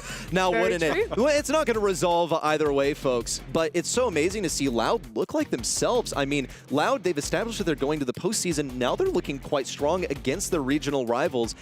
Now, I will say they are also playing comfort picks, and this has been a criticism of them all year long, where it seems like their drafting is just a little bit behind, and this isn't terribly innovative from them to go this composition on Crystal Arcade. Yeah, once again, it's 3 brawlers that have been in the game for a very long time, and they were bested before by SK Kalalas multiple times in a row, where they just picked the newer, better brawlers. Now we're heading over to Pinhole Pond. That is a map that Loud has already played in their quarterfinals. Not like Red Cannons, they are playing this for the first time. Loud picked Griff, Ash, and Stu, won it in the end, and this actually makes Ash their most successful brawler at the map. Yeah, actually, there are a couple of teams that are getting a lot of mileage out of the Ash, because Bounty Hunters are also picking that pretty liberally as well. I think you're going to be fighting over the Stu pick pretty heavily here for both sides. Kaidog would love to get himself set up with that. Edinho, give him like an oppressive side laner. And yeah, make sure all our airways are nice and clear so that we have just leave it there. Maximum oxygen going to our brains to make the right choices here in this draft. Yeah, well, it seems like you got some nostrils full of Ems's hairspray in the last one, so it would be due for a refresher. Griff is not going to make things any less stinky, however. It seems like this guy just popped up absolutely everywhere. And I won't say I'm sick of it. It's a very good brawler right now, and it's so versatile with the ability to break walls. It's also been a quite successful one for them because they proved in set number 5 of the quarterfinals that it is the undoing of SK Kalalas too. There's the Stu that Uber mentioned, goes to the side of Red Cannons and the Ash as well. Once again, Loud played Ash, Griff, and Stu in their quarterfinal match. So 2 of those brawlers now go to the side of Red Cannons. They're like, it worked for you, might as well work for us. I'm very curious about the theory behind this Griff pick, because Loud gave up both Stu and Ash by making this choice, because obviously Red Cannons are not going to leave the Ash open for Loud to pick up. They're not going to give Kaidog to Stu. So you have to have gone to this game basically predicting that your opponents are going to take these 2 at 1 and 2. So why is the Griff so good? Especially because the Loud scrims have not been amazing with the Griff. Actually, they only won like 1 out of 4 of their scrims recently with it. But they are going to have that Poco healing to bring in. Remember, the Poco was, they were hoping to have some healing alongside their Ash when they played this certain comp. So just how modular is this, and what is the replacement for an Ash supposed to be? Is it Damien or something similar? Do they have a big body that can really benefit from the healing? Yes. Ready for the But they're going to show. leave themselves open to potential counter pick here at pick 6. And that is super fun as well, because SK Kalalas in their quarterfinal played Poco Damien into the Griff Ash Stu. It didn't work out for SK Kalalas, but keep in mind it was a double match point, so it came very close. Loud is now just, yeah, thinking, hey, our opponents almost beat us in that Pinhole Pond set. With this similar comp with the Poco Damien, maybe we can make it work even better. Yeah, they're sold on it, but they still don't know what this last pick is going to be. It is milquetoast. It is fine. Yeah, it is okay. Yeah, Otis is going to be fine into the Griff. It will be able to outrange it. It fulfills the role of an anti-tank. You have a buttload of damage. You have the ability to mute, stun with a hypercharge if someone gets close to you. Now, Poco is going to be able to clear that if he goes for protective tunes, so it's something that has to be acknowledged. Even the burn from Stu could be cleared, but it's really going to be about preventing the mute as they want to deathball in. Can Loud, as a team that has struggled the entire season so far, best regional leaders, they've already made LCQ, but they might as well do it with a cherry on top. Yeah, I got to send a message at this point to remind everybody that maybe you might just be back. Red Cannon so far are cowering on their side of the map as Firecrow elbow drops on in to get the wall up. Very disruptive here for Red Cannons. And the ball will be looking to make its way towards the goal had Jubilee not been able to clear it in a pinch. But Red Cannons are looking quite damaged right now. Kawe pinched on the left side with the use of the wall. Yeah, exactly. Seemed like he thought he could win the matchup. It was just a moment too late. It was a 1v1 after all. But it's going to be lost utility. It's going to hurt him just a little bit. Dog, look at him. He's got his hypercharge already. Wants to just push Firecrow through, force him. Gets 1 to 2 kills. Dog can take the hits while Adinho walks this one in nice and easy alongside running down the clock. I mean, straight off the rip, Loud's composition looked to be that much more oppressive. Red Cannons had no shortage of damage. They've got stopping power in the form of this Otis, and still, it doesn't feel like they've got an answer to this setup. Jubilee getting juggled there. Firecrow with the hypercharge super means that Motep's going to take burn damage while inside of it, but Kawa did win his matchup, and that is dirty from Kawa. You worked so hard, Loud, to get your first goal, and all it took was for your right lane falling and for you to be too congealed on the left side. But it's going to be a huge Damien super in. Dog breaks away around the left side, and all they need is a kill on Motep. Motep cannot get the kill on Dog. Just 400 HP remaining. And Loud are in a crazy position. They could upset Red Cannons in only 3 sets. They're at match point right now. 1 more game is all they needed. They're not celebrating anymore. Oh, it's gotten serious. How did we go from fraud watch to Loud might be sweeping Red Cannons and getting into the final looking like the favorite? Yeah. That's wild. Here's Firecrow now trying to pressure Motep down. He's forced off to the left-hand side. Adinho pressuring, doesn't want to overextend into Kawa this time and concede a goal, but he's not going to be given much of a choice. Jubilee, for all intents and purposes, can run this one in. There's no knockback is available. Important part, though, is that Firecrow did get his super off of those 2 shots, and this could be the moment to go in. Dog has the heal for him. Do we see a kill? 1 on the left side, but Jubilee manages to break free. Meanwhile, Dog has farmed up his hypercharge. They're ready to force this down the left side. Not even a mute from Kawe could do anything around the right, and now Loud are just 1 goal away from showing the world that they're back. If Loud are going to get out of this set intact, it's going to come down to Kawa finding success on that right side of the map yet again. Good mute button on the Firecrow. That turns off the Damien for a time, but a nice super comes in from the Poco. Keeps the Damien topped up. Adinho trying to fight Jubilee. Dog also not really built for this league, but has the damage to blow over that Stu. However, Motep waits for the pass, and that is a quick fire back from Red Cannons. Yeah, finally we see a return fire from Red Cannons. He walked all the way through. That was really well played. It looked a little bit messy with the super there from Jubilee. He's just trying to get that done while he could, while he was in position. But they absolutely overwhelmed. Looked like also Loud were chomping at the bit right there. A little bit too trigger happy with the Damien super when they didn't have a play. Firecrow here just takes a licking there from Kawa, who's actually now playing mid. An easy open goal for Jubilee here. Loud are asleep at the wheel. Yeah, and Red Cannons, meanwhile, have completely come alive. Loud didn't get any utility off of that. They will be able to get Firecrow in now. Maybe a heal from Dog could keep him rolling. Yes, another one and a pass forward onto Dog. Jubilee doesn't have the damage to interrupt. And once more, folks, we're at a 1-1 scoreline. Another super cycled here by the Damien. That could be dangerous. I don't know how far he is from Hyper, but it can't be too far. Here it is, the dive on in. Motep going quite low. Firecrow having to fight for his life now as a little help is dispersed across the map. Footnote, Adinho's still alive. Doesn't lose out to Jubilee, now is able to rotate to the left-hand side.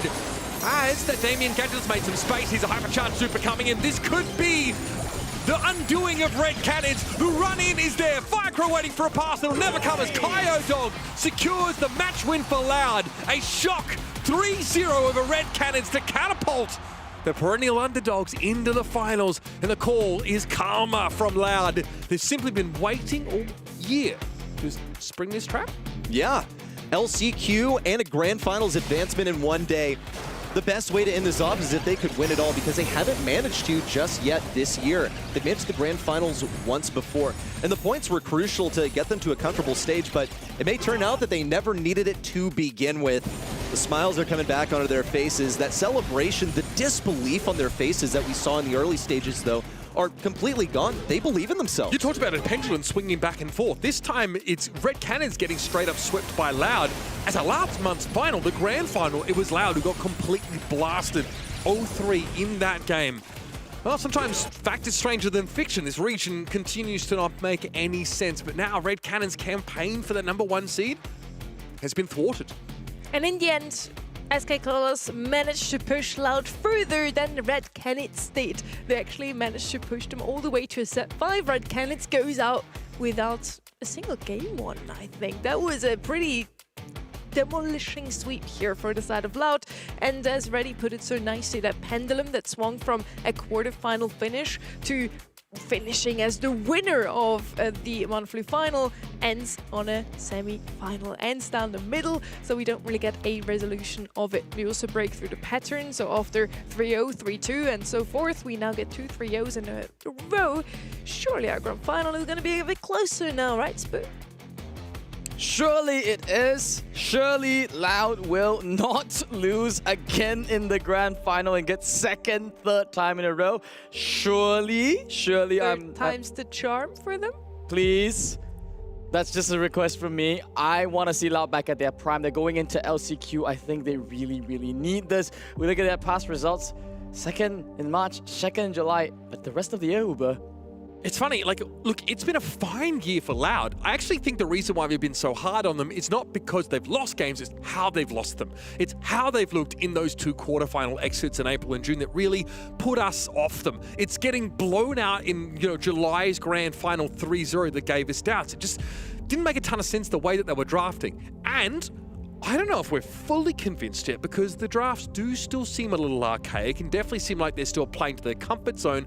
I think if you want to have real confidence about Loud going to LCQ and fighting the world for that spot at Worlds, you want to see them be able to integrate a bunch of new strategies and get back onto the bleeding edge of draft theory in Brawl Stars. And Loud is still a good team. They're still top 3, but in the end, we just expect so much off of them. After making a top 1 seed 3 years in a row, we kind of just expected them to come out of the gate swimming, coming into the spring split, and they didn't even go to Brawl Cup. Now, as Loud have just played and head into the grand finals now to face off against Bounty Hunters, we're going to give them a couple of minutes to prepare for that as well.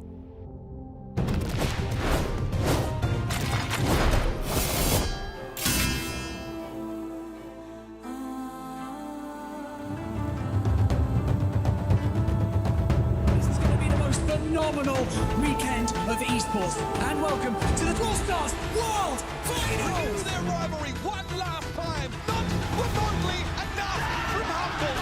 Crazy Raccoon crowns King of Brawl!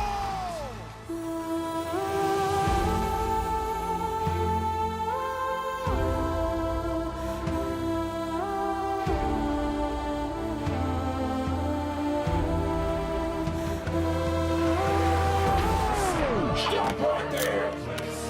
You've got this!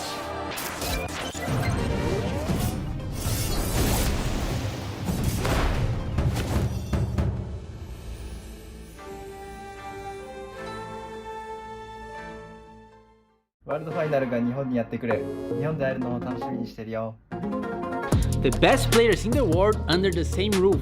This is the biggest world final we ever had. The Japanese crowd is going to be electric.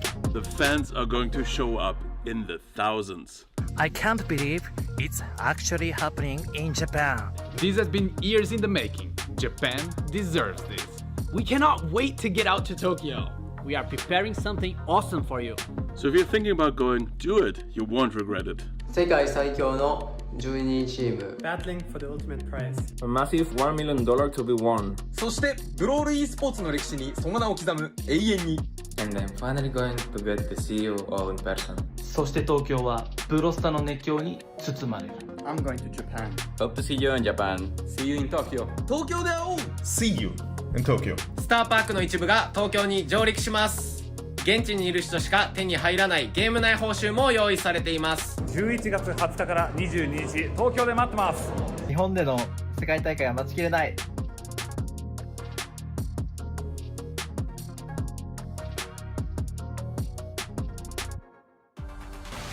November 20th to 22nd, lock in your tickets right now. There's only a couple left. Did the two of you get yours already? Wait, no, not yet. Am I cooked, chat? Maybe. I can give you one. Can I get a backstage pass, hang out with the stars? I can give. I have extra ticket. I buy for friends. Why are you talking like that? That's not how you sound, bro. Why are you doing that? Bro speaks perfect English. It's ridiculous. Go grand final. What are we doing? He can do that. Anyways, we are still in South America, the last monthly final of this season. And for our grand final, we have Bounty Hunters versus Loud. Seed 1, now definitely, as Red Canids is knocked out, they have secured that seed for the World Finals versus Seed 3 here on the right. Loud is yet to win a grand final. Is today the day? I mean, we just had the Unk Thunderdome and Loud have emerged victorious. So now we finally get to lean into the cheesy storyline of old versus less old, or young, honestly, versus slightly less young. Because Bounty Hunters, they were the new kids on the block, but they stunned us coming out with a really strong showing in the first monthly finals, and they've been a force to be reckoned with all year long. I can't wait to see them in Tokyo. I want to see them have another chance to put themselves on the world map, because I don't know if Brawl Cup really went the way they drew it up. And Red Cannons, of course, with some legitimate LAN experience, are also going to be there. Now that we're locked in for both of them, the seeding is set in stone. Red Cannons will be sent to day 1, have to face off against Humble and Reply Totem, as well as the LCQ. Look, we don't even need to look at the LCQ seeding. Totem and Humble, that's a rough one. Meanwhile, though, on day 2, Bounty Hunters will go directly there, and inside their bracket, they're the same side as Foot Esports. Whoever comes out at the top of Group A will face them as well. So we could see if Red Cannons, in the world where they do come out in their group number 1, they'll face off against Bounty Hunters. And as we see here as well, the only thing that's left to figure out before the World Finals, if Tribe or Team Electros can skip day 1. So if you want to be part of the first to find out who is going to be Seed 1, tune in tomorrow for the North America Monthly Finals. That is going to be our last monthly final of the year. That's wild. What a year. I'm so sad, honestly. It's been such a great run. And of course, we still have so many lands on the way. I'm excited for those as well. We still have challenges in Istanbul. We have LCQ in Guangzhou. And then we go to Tokyo for our World Finals, where you can still buy tickets. You better look those in right now. For our SA monthly final now, would you like to see Bounty Hunters take it again? They've been super consistent this year, didn't get too many wins under their belt actually. Or would you like to see the old guard Loud finally take a grand final win? I think if I'm a fan of South America and I want to send a message to the world, like look how strong we are, it would be nice to see Loud win in a close game. That means all of a sudden the top 3 teams that you're sending are all really, really solid. And it might also give you some hope about like Loud's ability to progress through LCQ, because South American teams in LCQ haven't always mixed. Even when we had an LCQ in Brazil, it didn't quite go the way that some would have liked it to. So that's what you want. I think you still want to see Loud at Worlds, but it's a long road for them to get through LCQ. It starts here by showing just how quality they still are and just how high they can still reach. And on the other side, we have Bounty Hunters. They can at least make it a 3 out of 6 monthly final, grand final wins. Spoon. And they've impressed me so far today. I mean, they deserve this result. There's a reason why this new, not super new team of talent has come together. We have this quirky phrasing of saying that they're not that new, because across the board, Prosy, Portox, and Wesley, they've been scattered. They've competed for quite a fair bit of time, but it's under the leadership of Prosy that I think they've really managed to blossom here this year, emerging as this new force in South America. They can play all kinds of comps. They've played new comps, they've showed us innovation, and going into this matchup against Loud, it's difficult to not think that they're the favorites just based on how they've been performing today. And as we can see here as well, this grand finals is the battle of the Ash Merchants. Both of those teams have picked him up fairly often, and it is a high win rate for them, so I wouldn't be too surprised to see him picked up even more often now in the grand final. Straight up global ban him. One of these teams, just global ban him would be honestly super based to see how this goes down. But I love Bounty Hunters. I've got a lot of hope for them. And as well, in many of these monthly finals, they're the only team that has a Peruvian and an Argentinian player. Those regions haven't typically had like huge representation. This has typically been Chile and Brazil with the many players here. So I do love the diversity they're bringing to this region alongside Wesley, who's a fantastic Brazilian player, nothing against him. It's great to see more of South America being displayed, and that's one reason to get excited about this team at Worlds. Both of these teams have actually achieved what they wanted to do. On the one side, Bounty Hunters was fighting for that #1 seed in the region, and on the other side, Loud fighting to get to LCQ. So both of them already feel great about how today went. They come into these grand finals with the best possible feeling, and now they want to round it out with the cherry on top, also winning the last monthly final of the season. Loud today have most certainly, in my opinion, at the very least, had the harder bracket to deal with today. I mean, they really had to pull out all the stops in order to win. They had, seed #2 of the region, Red Cannons. We're looking at some of the replays from that match earlier. And even though it was a 3-0 victory, let's not mince words here. It really could have gone either way. Red Cannons were a formidable opponent, but Loud just simply are better today. And then looking back, at this quarterfinals even, Loud, nearly lost it all there. If they lost to SK Kalalas, it's a very, very different, dynamic that we could have here. LCQ not secure, maybe one of them could take it all. But no, they prevailed there in that quarterfinals here, and in the semifinals, they picked it up, as you guys said, just coming in with a renewed form, with this momentum, with this reinvigoration, and they just swept it 3-0. And what I want to see from them is maybe a little bit of versatility. I think they're going to be forced to display some of it here against Bounty Hunters, who, like you mentioned, are going to be contesting a lot of these brawlers that Loud have relied on quite heavily. Kyodog's still going to try and get the stew when possible. I think Adinho looked really good on a losing matchup as Ems versus the Kenji, in one of those previous maps. That was something that impressed me. He looked like he had just exhaled, 12 lungfuls at the end of that game. It was quite a difficult matchup for him to sort of win. Again, where's the Ashe going to go? Is the Damien going to be enough to answer it? And do you have something to complement the Damien, like the Poco that we've seen? If you don't have Poco, then what? Who's going to set up your tank? In our map draft, we get to see a nice little mix of maps we've already seen today, and then some new ones still in the grand finals. Love to see a Gemfort coming in here. Paintball Dreams, we also only saw this one once.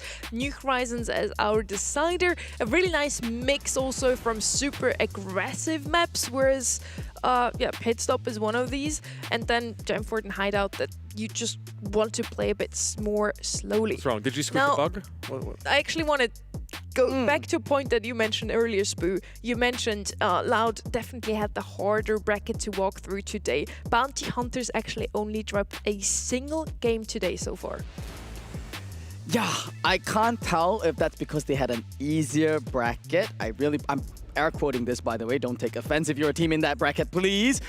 He hates essay, right? Sorry. He just I told you guys, I just hate essay. But on the other side of Loud, they truly did have a much harder showing here. And looking at that map draft earlier, what surprises me is that they're not faltering on some of these map picks.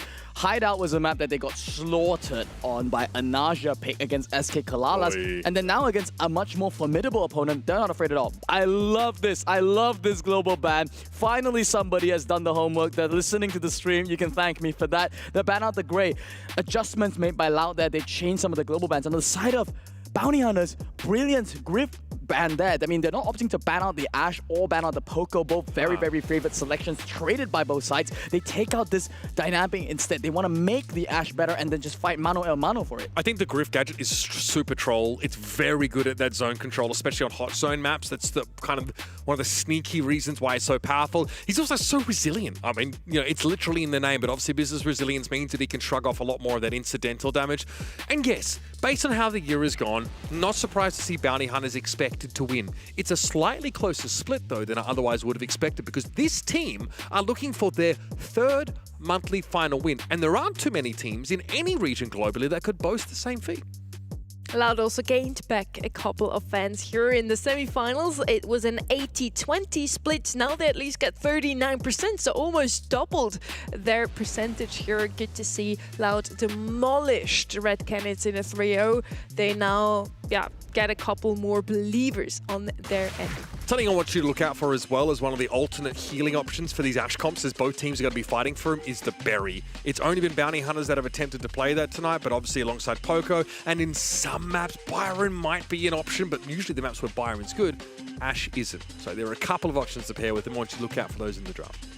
Thinking about the styles of the team now as well on both sides, I think it's a bit of a conflicting style for me personally. Bounty Hunters, they look like they're the type of team that do want to get some kind of a drafting edge, whereas Loud, I think what's worked for them really, really nicely is they just want to get a nice rounded comp, don't want to leave holes in their draft like they did against SK Kalalas. They want to get really solid comps like what they did against Red Canids, and then, I keep saying this, they lean back on superior mechanical skill, superior game sense, better team play, because that's what they're known for. Till today, I still do believe if Loud were just blessed with better drafts, they would dominate the whole year.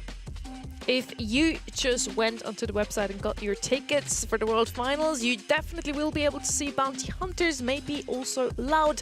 They take this as sort of another scrim on the way. They want to make it through LCQ. They first need to beat their own region's #1 seed to then face off against the other region. So this could already hint towards how well they will do also on the global stage. Yeah, I think also if you're Loud and the pressure's off, Coach Role should start mixing a couple of things in, right? If you want to modernize this team or you want to get them acclimated and comfortable with some of these newfangled, newer age picks, then a game like this that gives you match conditions but doesn't have the same stakes as maybe the previous match is a great test bed for that, especially up against another top quality team in this region. So I'm hoping we see something a little bit different. I hope we get enough sets in order to see that as well.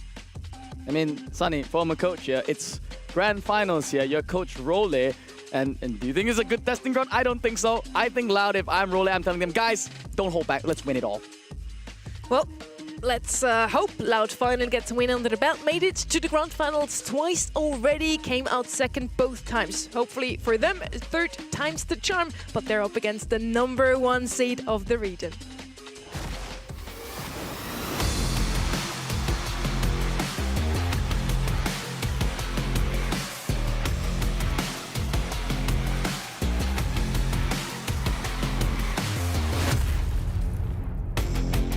It's grand finals time. The map we get to see as first here, Hideout, has been played a couple of times today already, but I'm sure we get to see a new draft once more, as Bolt is already banned out here on the left. We still have Mortis open, for example, to pick up that coveted blue star, but we're in SA, and today it's been all around this brawler. Max, so far one of our most picked up brawlers, gets a showing early in this draft as well. He's one of the strongest picks of the patch. I think the buffies really pushed him over the edge there. It's versatile, it's flexible, you can get it early in the draft. There's no longer things like, for example, Crow, that is a hard counter to it, because you just run double phase shifter, run either of the gadgets, and you have just good matchups. Sets yourself up to go in any direction. We've seen it already paired up today as part of, a control comp with the Ruffs and the Bonnie. And on the other hand, paired with, something that's a little bit more aggressive. If they play Bell Jean, I'm gonna lose it. I mean, we talked about maybe something new rage, but Bell's been really commonly picked up here by Loud. Jean has also been a pick they've leaned into. Sometimes they also try and, again, just fight heavier on the sharpshooters. Involve an Angelo on this map where it's possible. Yep, Bell Jean. Bell, we're doing it, guys. We are doing it. It is the big 26, guys. You can lose your mind. I mean, there are 100 brawlers in this game. They really want to let Bounty Hunters have Jean Max, though. Still a pretty decent synergy. Very fair. Very fair. But yeah, next pick now for the side of Bounty Hunters. They have two long-range brawlers against them. Already have something aggressive with some speed. Pair it with a Star Nova and a here. So once again, New Age versus two of the oldest brawlers we have in the game. Let's see if that third pick is gonna play right into this. Mortis, actually not too bad. I don't mind it, and they would get Blue Star with it. Feel my wrath! Why You am predicted- I'm actually super mad that I've called the draft perfectly. I would have never been. Because it's the Unk team. The Unk on the desk is so good at predicting what Loud is drafting. You got all 3 brawlers right. I know. That's your applause. I feel bad for Loud, who are like 23 years old, being compared to a 34-year-old and being put in the same category. But yeah, look, I mean, you. The Mortis is going to be a very heads-up option for you here. You can pursue the Max. That gets a little bit tricky mechanically, but being able to go after the Pierce is going to be fairly important. Loud here, to say this is a classic comp would be putting it lightly and also slightly ironically, but it is the Loud style out in full force. As Role has said, stick to what you know. Is that going to work here? They're getting pushed back at the moment. Firecrow's going to make a big push there onto the Star Nova there. And as you see, the new guys are there from Bro's going to be against one and another there. This is why power creep is such a problem in Brawl Stars. Displayed there by Prosy. Little piggy pin thrown out there just to show the whole world why this Max is a little bit overtuned right now. Power creep is not the problem. It's the teams that refuse to adopt it. Yeah. Here's Kaidog and Dino grouped up together. Firecrow's still very dangerous behind him. And despite Mortis been around in the game for quite some time, he's still good, don't worry. It's only a trade that he gets with Wesley, but with Wesley having so many stars, it's a positive encounter for Loud. 2 and a blue is the difference now as Bounty Hunters group up and Wesley's hypercharge is ready to go. Firecrow's looking for Wesley as the target here. He's the most vulnerable of the team. Firecrow's already kind of ditching it back here. Wesley is the target, wants to get this chain super off. Successfully does so. Second one goes out there. And Nemo on the back. Portox been answered there by the Lamb blowout. No way to combo off the Star Nova here. And Lau now in the lead. Bounty Hunter's going to try and make some use of this left-hand side being given up, given that Mortis is currently hiding in the bush, brooding, looking extremely imposing. Well, he would if Bounty Hunters could see him, but there's Portox ready to take the fight, and that transform is, yeah, going to be vomiting damage out at melee range. Firecrow has to respect the start over, but Alvin Super's expired, and a nice lifeblood catches right where it hurts. Mortis is doing absolutely everything for the team here. Yet another kill to his name. Prosy with a hypercharge, though, is trying to fulfill a similar role here, but it is all by the bats of Firecrow. And my word, was that a masterclass by my man there. Not a single mistake for him that game. Mortis is so sick. I just think the fact that he has a gadget that lends itself to his burst combo puts him a class above so many other brawlers. Star Nova, for example, who functions similarly to Mortis when she's under super conditions, is quite potent here, but she can't outburst the Mortis. No one can fight Firecrow if he's able to get up on top of one of those brawlers. It's a tough job for Wesley Smooth to try and avoid Mortis, who is a little caught out in this position, but will benefit from the magic puffs and be fighting fit in no time. Might have been a big play there from Prosy over there, just trying to go in, gets Julia, but it's once again Firecrow, the last member. He's in the sky for the moment, should be able to clean this one up, and yes, he does. The playmakers of both teams, Firecrow and Prosy, going blow for blow here. I'm all for it. Kaidog and Adina were able to buy enough time, at least for Firecrow, to be able to trade. That puts Loud 2 and a blue ahead. Prosy give it a super, trying to come forward now. Firecrow and Kaidog going to start to fold back a little bit as Portox is flashing a super. And Kaidog cannot dodge the questing edge of that blade. Portox jumps on out with the gadget. That is classy stuff. And now Wesley has an off angle that can't really be contested. No way. They even get the pull down to Portox, but couldn't guarantee the kill there. They do get that return there. Firecrow somehow still managed to hold on to all 5 of these stars, which leads them to hold on to this blue star. They still need to collect 2 more. The kill there, priority has to be on Wesley. He's marked up at the moment. Firecrow just needs to find a way to get there. The mark up with 5 stars is huge. That is half of the remaining total that Lau would need to end the game on the spot. They need more time to develop these nest eggs as well. Kaidog, though, just vaporizes. Portox is going to hit them for 6 here. Going to hit him very hard. Combo spinner used there by Firecrow. Portox still alive, but nice little magic hand to guarantee the elimination. This keeps Loud in the running. Wesley is still marked up, still sitting with 5 stars, still public enemy #1. And it's a dangerous position now for Bounty Hunters. They're at a risk of potentially losing the game here, but they just need a kill onto Firecrow to end this one. He is holding on to 5 stars, so with 15 seconds left, it's going to be a tied situation there for Firecrow. He's got to be so careful going into this one. He's playing it absolutely patiently, cautiously, looking for Wesley as the target, but the spacing is good for the time being. Prosy throws one in the back, gets pulled, and is able to survive it. Firecrow had no choice but to back out of there. That was beautifully defended there by Bounty Hunters. Actually a fun matchup between these 2 compositions. Bounty Hunters cannot really give Loud too much space. They can't let, the nest eggs be set up constantly. They've got to keep this pressure on, keep poking, prodding, and try and put their Pierce on a really strong sight line. That requires some risk to be taken, though, which is why it was such a volatile matchup. But Max shines in these scenarios. Just being able to dodge with Phase Shifter, the damage boost, or rather it was a different gadget picked up here for Prosy, as we now see. But Firecrow is still a menace. They're just trading it out here, but in this case, Loud is quite literally sacrificing the rest of their support comp here in their team while Firecrow goes on the hunt up against Wesley. Meanwhile, for Bounty Hunters, it's Prosy that's holding on to all the stars. He's got all the damage in the world. He's cleaning up most of these shots here. But that's what I mean. It's a very even game. When do we put Wipeout back in the map for? That's how this is playing right now. Wesley going to get a bit of a boost towards Hypercharge as Prosy comes forward. Kaidog, does he have the mechanics to dodge this? No, in fact, he just got left for gone. Firecrow able to dive in, get rid of Wesley. Despite that super coming down from the Pierce, there was no follow-up from the rest of Bounty Hunters, which leaves Loud with a lead. And Firecrow menacing Prosy's position, and a nice little magic hand to secure the kill on the Max. Great heads-up play there from Kada, recognizing that this Max was a little bit overextended, and without double Phase Shifter, the choice there to opt for that gadget, that's the weakness of it. And now Prosy has to play catch-up. He's going to pop this Nest Egg there. It's going to allow for Adino to get good taps here. Wesley is falling low here, and a second pull up from Kada. They're going to sacrifice Adino. That's not really a problem. It's Firecrow got to keep an eye out for. Yeah, Kaidog getting tapped a little bit low, sitting on a hypercharged super, but for Gene, that can be more than a curse, more of a curse than a blessing sometimes.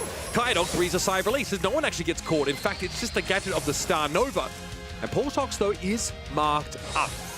And Star Nova has to play aggressively. She is going to serve herself up, and maybe that'll be enough for Loud to get the lead they need.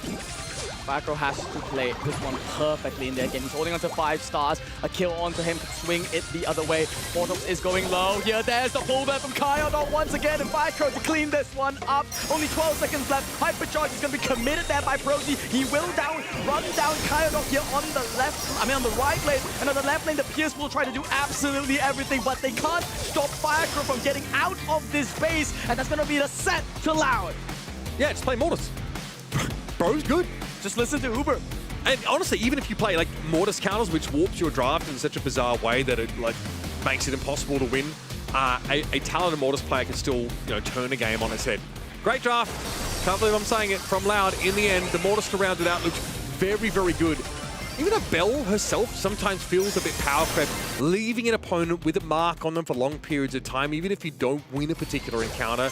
Knowing that you come back the next time while they have damage amp against them can give you some peace of mind. I want to give out some props to Uber here. He's alongside a coach and an ex-coach on the desk. And this is your job, and he just beat a new age comp from Bounty Hunters. Yeah, but do you guys have Aura? Yeah, but to be fair, Sunny, Guess not. Sunny, we didn't call Bounty Hunters comp. So maybe the next one, when we call the comp for Bounty Hunters and it's actually going to be a good comp, then we'll beat this Unks comp. But is that a bad comp from Bounty Hunters? I'm not convinced. It's not bad, and they take a game, right? It was very close, and as you mentioned halfway through the game, it's so fun to watch. In the end, last pick is so important for your team. It has to offer the most value. It has to have a good matchup into best case scenario, all 3 brawlers on the other side. And we saw here, Firecrow made Mortis. That's super valuable last pick. I think there are a couple of pocket picks for Loud that if they were going to be allowed to play are going to look incredible for them. The Griff was banned out on that particular game, right? And it's been looked at multiple times by Loud's opponents, but there's always something to fall back on. So can Bounty Hunter show something that's really emblematic of their own style here on a bit of an interesting map, right? Gemport's all about strong, oppressive side laners and mids that can stay safe, especially against powerful crowd control abilities. Well, something they love to play, we established that before, would be that Grey again. Ash for both sides, one of their favorite picks too. So let's see if he's actually going to be banned out now. Or yeah, if it's just going to be... Yes. Well, it is open. Okay. So one of the 2 can pick him up. It is the most picked brawler by both of those teams in the quarterfinals and their semi-finals. On the left, as I already mentioned, though, Grey by far their most picked brawler on this map.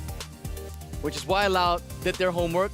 Global Bandit, get it out of Oblivion, and that's going to have to force Bounty Hunters to have to improvise. Now, you mentioned the Ashe that is open. Me, personally, I think that tanks are still very much so in contention. Damien and Ashe, I think, will be traded out between both of these teams. And something that I think is kind of a Loud special that could be allowed to go in is this Poco selection. I don't know if it's something that they've really practiced on this map, but into this loot, it just really screams like such a good matchup to me. There's a ton of decent like tank picks to go alongside that kind of healing, right? We've seen Damien from Loud. Loud. We've seen them play Kenji. Mortis is still something that, like, you know, they've gone for in the past here. But we start with a strong side laner here in the form of the Rico. That's to say nothing about what we end up getting here at mid, whereas mid appears to be where Bounty Hunters are drafting for first. Getting something that's pretty safe, that's got, you know, great control potential, but doesn't like being pressured up close. I love to see both of these teams are improvising right now. Bounty Hunters actually has never scrimmed with Lu on this map, and Loud has never played Rico in scrims either. That Lu on the left-hand side does scream Ash, though, for later on the side of Loud. They can't really go with it. Gonna go with Meg instead. Also not the greatest of matchups into Lu, to be honest. I think it's a statement that Loud are making then that they don't really care about the Lu matchup. This is not a map that is, for example, like Hot Zone, where it is absolutely important to secure an area. Gem Fort is one of those maps where you could literally yield full mid control for majority of the game, and you just need a good pinch, a good team fight to get it in here. And that's why I think Loud is prioritizing a lot on survivability. That's what both this Meg and the Rico bring to the table. Now back to the Ash discussion. You called it, Uber. Bounty Hunters, they pick it up here. It is a almost comfort pick here of SA at this point, but as a weapon into these matchups, I don't know if this is one of the best games for it. Yeah, again, I think like having you know, these oppressive side laners is important. Ash obviously can hit you with a burst of speed. He's got a super that really shuts down the single shot brawler, so can be a bit of a nightmare for someone like Rico to deal with that. I think this last pick is certainly going to be the glue for Bounty Hunters. Damien is going to be the pick that comes in. They are playing a very, very tank-oriented setup here, and there's some runway for Loud to try and address this. So curious. They pick up the Lu as first pick, clearly hinting towards picking up some tanks later on, and they do exactly that. On the right, we still don't really have anything to address tanks. Bounty Hunters, this is actually their map pick, but it's one of their worst maps. They lost it so often in Scrim. They have a 0% win rate with Damien too. Why did they pick this map even? I don't know, and after looking at the global bans, Loud might have just broken them. I mean, I keep calling it out that Bounty Hunters, their weapon of the month was this Grey. And looking at this Lu comp, you could replace that Lu with the Grey, and this comp would be perfect for them. No, it almost feels like they can't break out of those old habits. They really like just playing double aggressive comps here on Gem Fort. And I'm not saying it's bad, I'm just saying that it's a different mentality to approach this map. You're not playing for control, you're just playing for that one good team fight to win it all. I mean, strong side lane, first of all. Portox can use that gadget to break this up a little bit, but Adinio has ways around this. Kaidog as well, if he's able to cycle those supers, it's going to be curtains for Portox, and that is a beautiful little connection on Wesley, but the damage was found. Kaidog falls, and Fikro has to give up this space. Couldn't even get back into mech. Rosie now is going to be the target there on Kaidog. That's a much better interaction for him, though. He's not running the long stun, so he will be able to chain off multiple supers this game. This is, you know, both teams not really prioritizing the gems. Gems are just bleeding on the ground here. They're literally just playing pure for team fight here. They don't care about the objective. They don't even want to pick up gems at this point. Yeah, here we go. Firecross finally going to take some of it, but realistically here, just waiting for the 10th gem to spawn. I mean, you talk about some teams ignoring the middle of the map. Loud are setting up there. They've got a comp that really seems built for this. Wesley had better keep his wits about him. Sitting on 2 gems here, which is obviously not too big of an issue for Loud, but they're hard to shift. Firecrow is up to 7 now. There's no way for Bounty Hunters to contest this, and I hate to say it, but you might be right about this great global ban. Bounty Hunters seem a little lost without him. Yeah, Wesley is holding on to 2 gems. He's just going to throw away his life here at this point. They need a big retake for them. The Damon Super's already been rebuffed there. He's still got one more in the pocket. It's just a hypercharger, but no super. And Adinio is perfectly spacing the entire team, though. Loud, though, getting pushed back in the back of the base here. Portox just needs to get close enough for a super. Can't get it in time. It's just too much damage. Got shredded by Adinio there. He's absolutely feeling good about this game. Staying hydrated is the way to go for Loud here as they take that first game. I mean, very good for you know, cognitive fluency, I think, but also so is Ban the Grey not having to deal with his ability to teleport around the map. Certainly feels like it's taken some weight off of Loud. That wasn't close, folks. Once Loud get into the middle of the map, there doesn't seem to be anything that Bounty Hunters can do. This time, wisely, Portox is trying to opt out of the matchup against Adinio, and as Fikro gets frozen, Portox makes his appearance. Now inside this Lu super, Wesley should be able to exert some degree of control, but Adinio will always be looking dangerous. indeed. Let's talk a little bit how Bounty Hunters are aiming to play this comp. They've got 2 aggressive picks here, and this is what they want to do. Waste as much time as possible. Every time you make a push in, Wesley needs to be pushing up here, taking a gem of his own. They've beautifully got 5 of their own here. It's fine if they get pinched. It's literally fine if they just die here. They just need to keep cycling pushes, buy time for Wesley to trade gems, and that's how they can win. Yeah, need to find these windows where Wesley gets into the middle of the map and picks up those dropped gems. Neither Prosy nor Portox can afford to be holding those gems. That basically means that they're up for grabs at that point. Kaidog here with a super, stopping Bauer. That stun connects with Prosy and basically renders him useless. Look at the mobility from Kaidog. He's eventually able to cut Portox off as well and allow Firecrow to get up to 5 gems.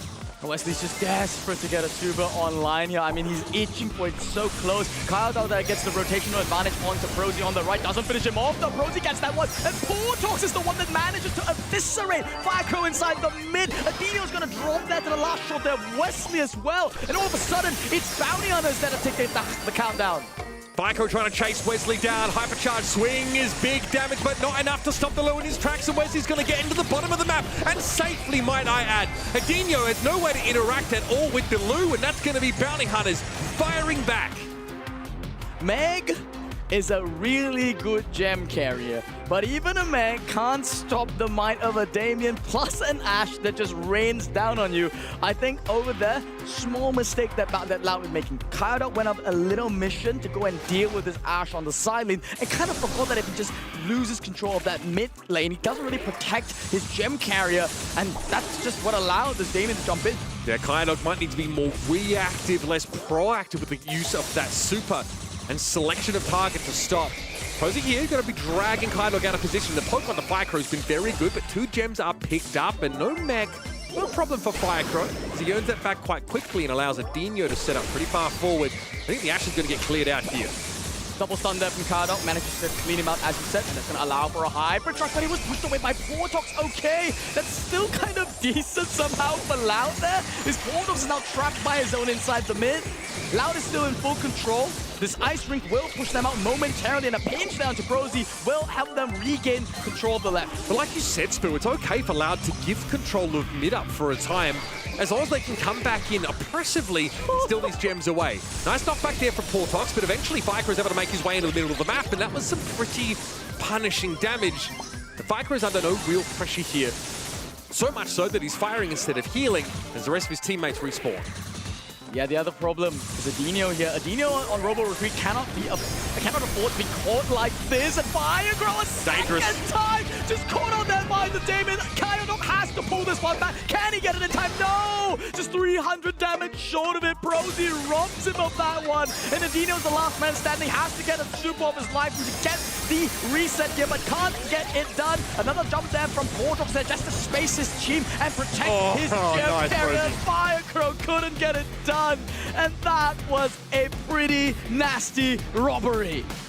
Pretty sick in the end. The Damien Ashe draft proves to be a little bit too much to handle, even against the mobility of the Buzz. It did feel like an execution issue, though. Let's Loud down in those last couple of games to ultimately give the set up. Firecrow, like you mentioned, pretty beefy, pretty hard to bring down. But if Damien hits that sort of point-blank super, it's very hard to avoid him.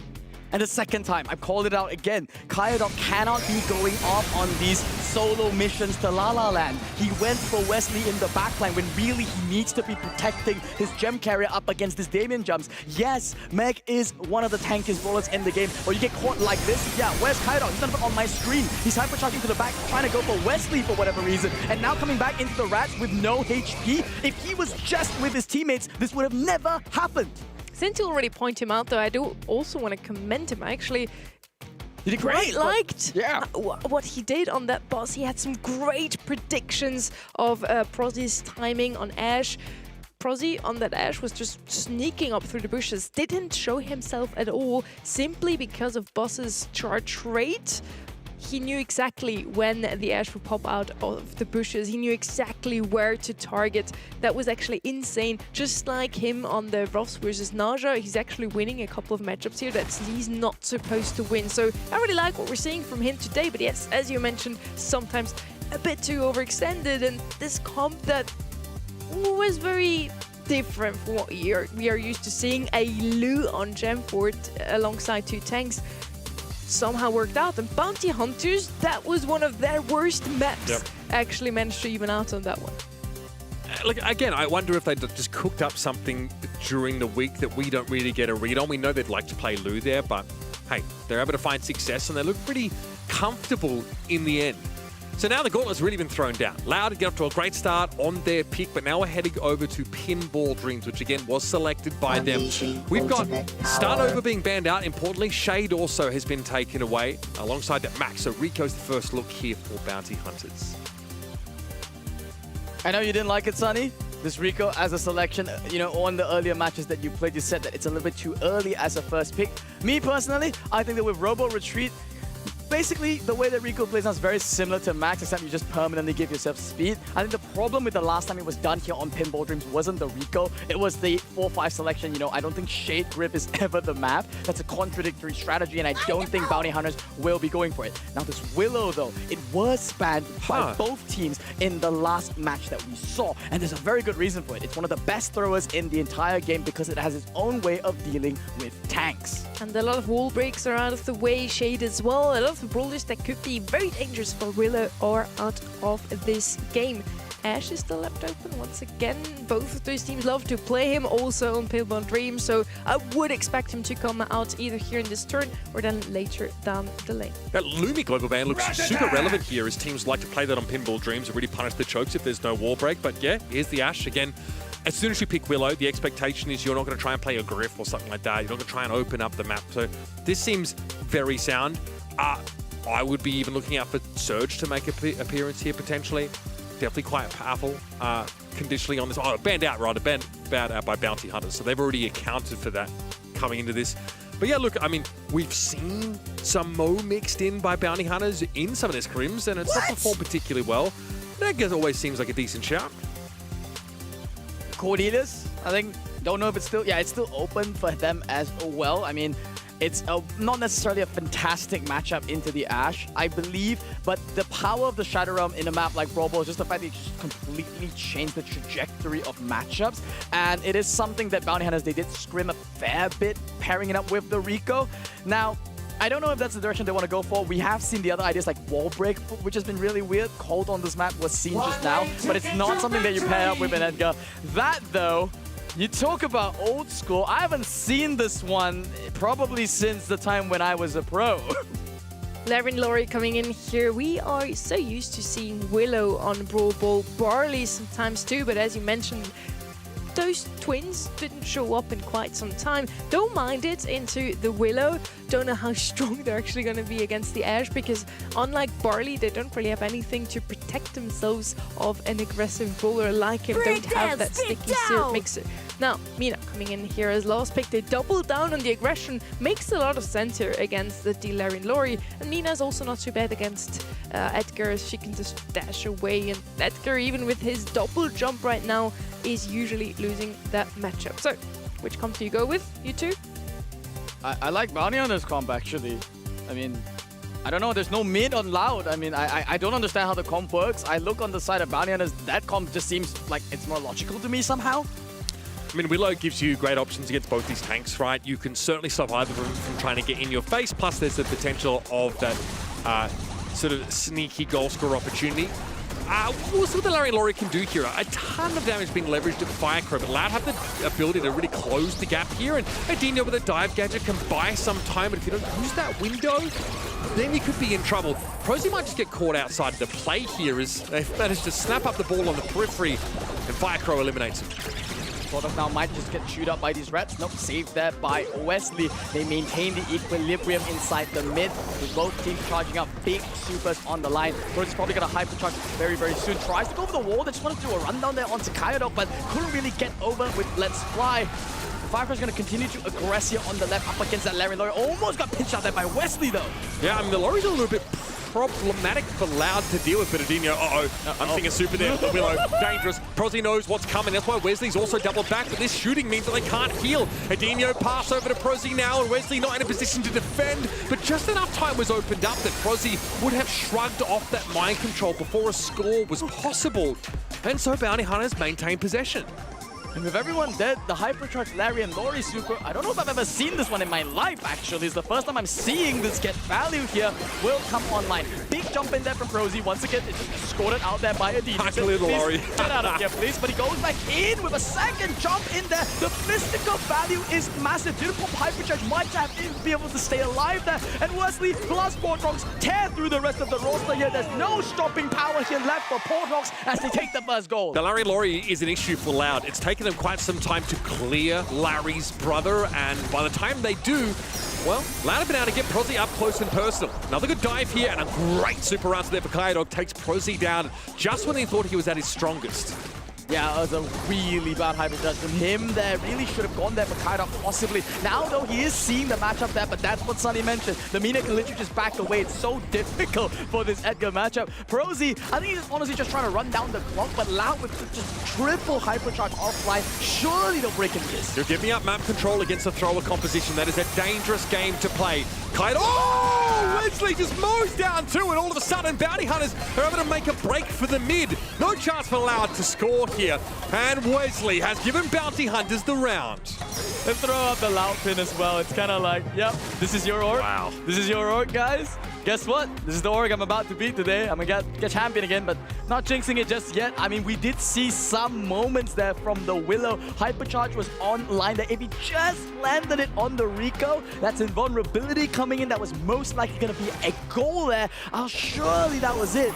But man, just the burst damage from this Bounty Hunter's comp is so hard to get through. You gotta respect it, man. The lone Brazilian showing up against Loud here for Bounty Hunters as Prosy makes a deep dive onto the right-hand side, and Kyodog gets flattened. Where has this Wesley been? Oh my goodness. Virtually able to take two brawlers down as Portrox makes a timely pass forward for Prosy, who doesn't have the health to walk it in, but he shoots it anyway. Okay. I thought surely that wasn't going to go in. The timing was bad. The pass didn't seem communicated for them, but still managed to get it in the end. Let's Fly is committed that once again for Prosy onto Dino. Hasn't been able to connect it. That sends it with the jump there. It's really just baiting out the super, and this is just so brilliant for them. Okay, they'll feed Prosy back into his team there, but that's a valuable super to take down. Wesley, though, might have overextended throughout. That super gets a bit of damage, but not enough to bring either Kyodog or Edinho down, and so Loud punish him and walk it in. 1-1, they've tied it up here beautifully. Portrox does have that Hypercharge online though. We really saw value how he got it the previously. He's gonna throwing it into the back here, and the damage sufficiently just by himself. Surely they're gonna pinch out Firethrow here. Wesley's coming in here. Prosy that jumps into the backline, almost deletes Adinho, but it's Kyodog that's running away with the ball here. Great play for him to clear it. Yeah, made a bit of space at least for Loud to get back because Prosy was threatening to run them over. Though, this Hypercharge from Wesley gets much more dangerous now. They're playing inside their own territory. We're about to find out just why. Big damage on Kyodog, and Adinho couldn't even get out of the goals. Oppressive, dominating showing here from Bounty Hunters to tie up the set. They were looking for a way to deal with the Willow. They pick up this Larry and Lori, and on the side of Loud, they opt to, try and change things up. As you said, go for something maybe a bit more modern, go for double aggression plus this Willow. But this is what I mean. You're playing up against the Rico. You have no mid. You literally just give up mid, and look at this replay. This is exactly the reason why Rico is so oppressive on a map like Pinball Dreams when you don't draft wall break. Yeah, I mean, if Loud wanted to draft old school brawlers, could have picked him up. That would have been totally fine. Would have been on theme. There was first pick. They didn't have it in time. I mean, they got the Willow, which is good, and I was expecting something that could compete with the Rico normally. I wasn't really that big of a fan of that Mina. After Rico's received his buffies alongside 5 other brawlers, many people were actually saying Rico might be the weakest of these freshly buffied brawlers. He's showing up more and more now in competitive, and these players make him work. So I do think in the hand of some gifted players like Wesley, Rico might actually be at the upper end of these buffy brawlers, especially now that many of them has been nerfed quite heftily in recent times. The Surge, the Max, they all have received some nerfs already. Rico has been left out because, again, many believed he might not be as strong. After seeing Wesley on the brawler, he might just be the best brawler in the game. A big piece of this puzzle, I think, is Portrox and Prosy making a lot of space for him. Like, Portrox is forcing a lot of the supers out of the Willow. Prosy is, Portrox is getting a ton of damage, and also, Larry super zones so effectively, especially on the Hyper. It takes a lot of hits to clear. Anything that gives you a virtual fourth player on the map in Brawl Ball is very powerful. It's one reason why Willow is so, desirable. But you can see just how strong that thrower can be. And I love the way that it was dealt with, right? They recognized that every time Adino had a super, it was almost always going to be a goal. So Prosy says, I sacrificed one for the team. I'm going to jump straight at him, force the mind control out. It's death no matter what. It's a death sentence. Run him back into the ash.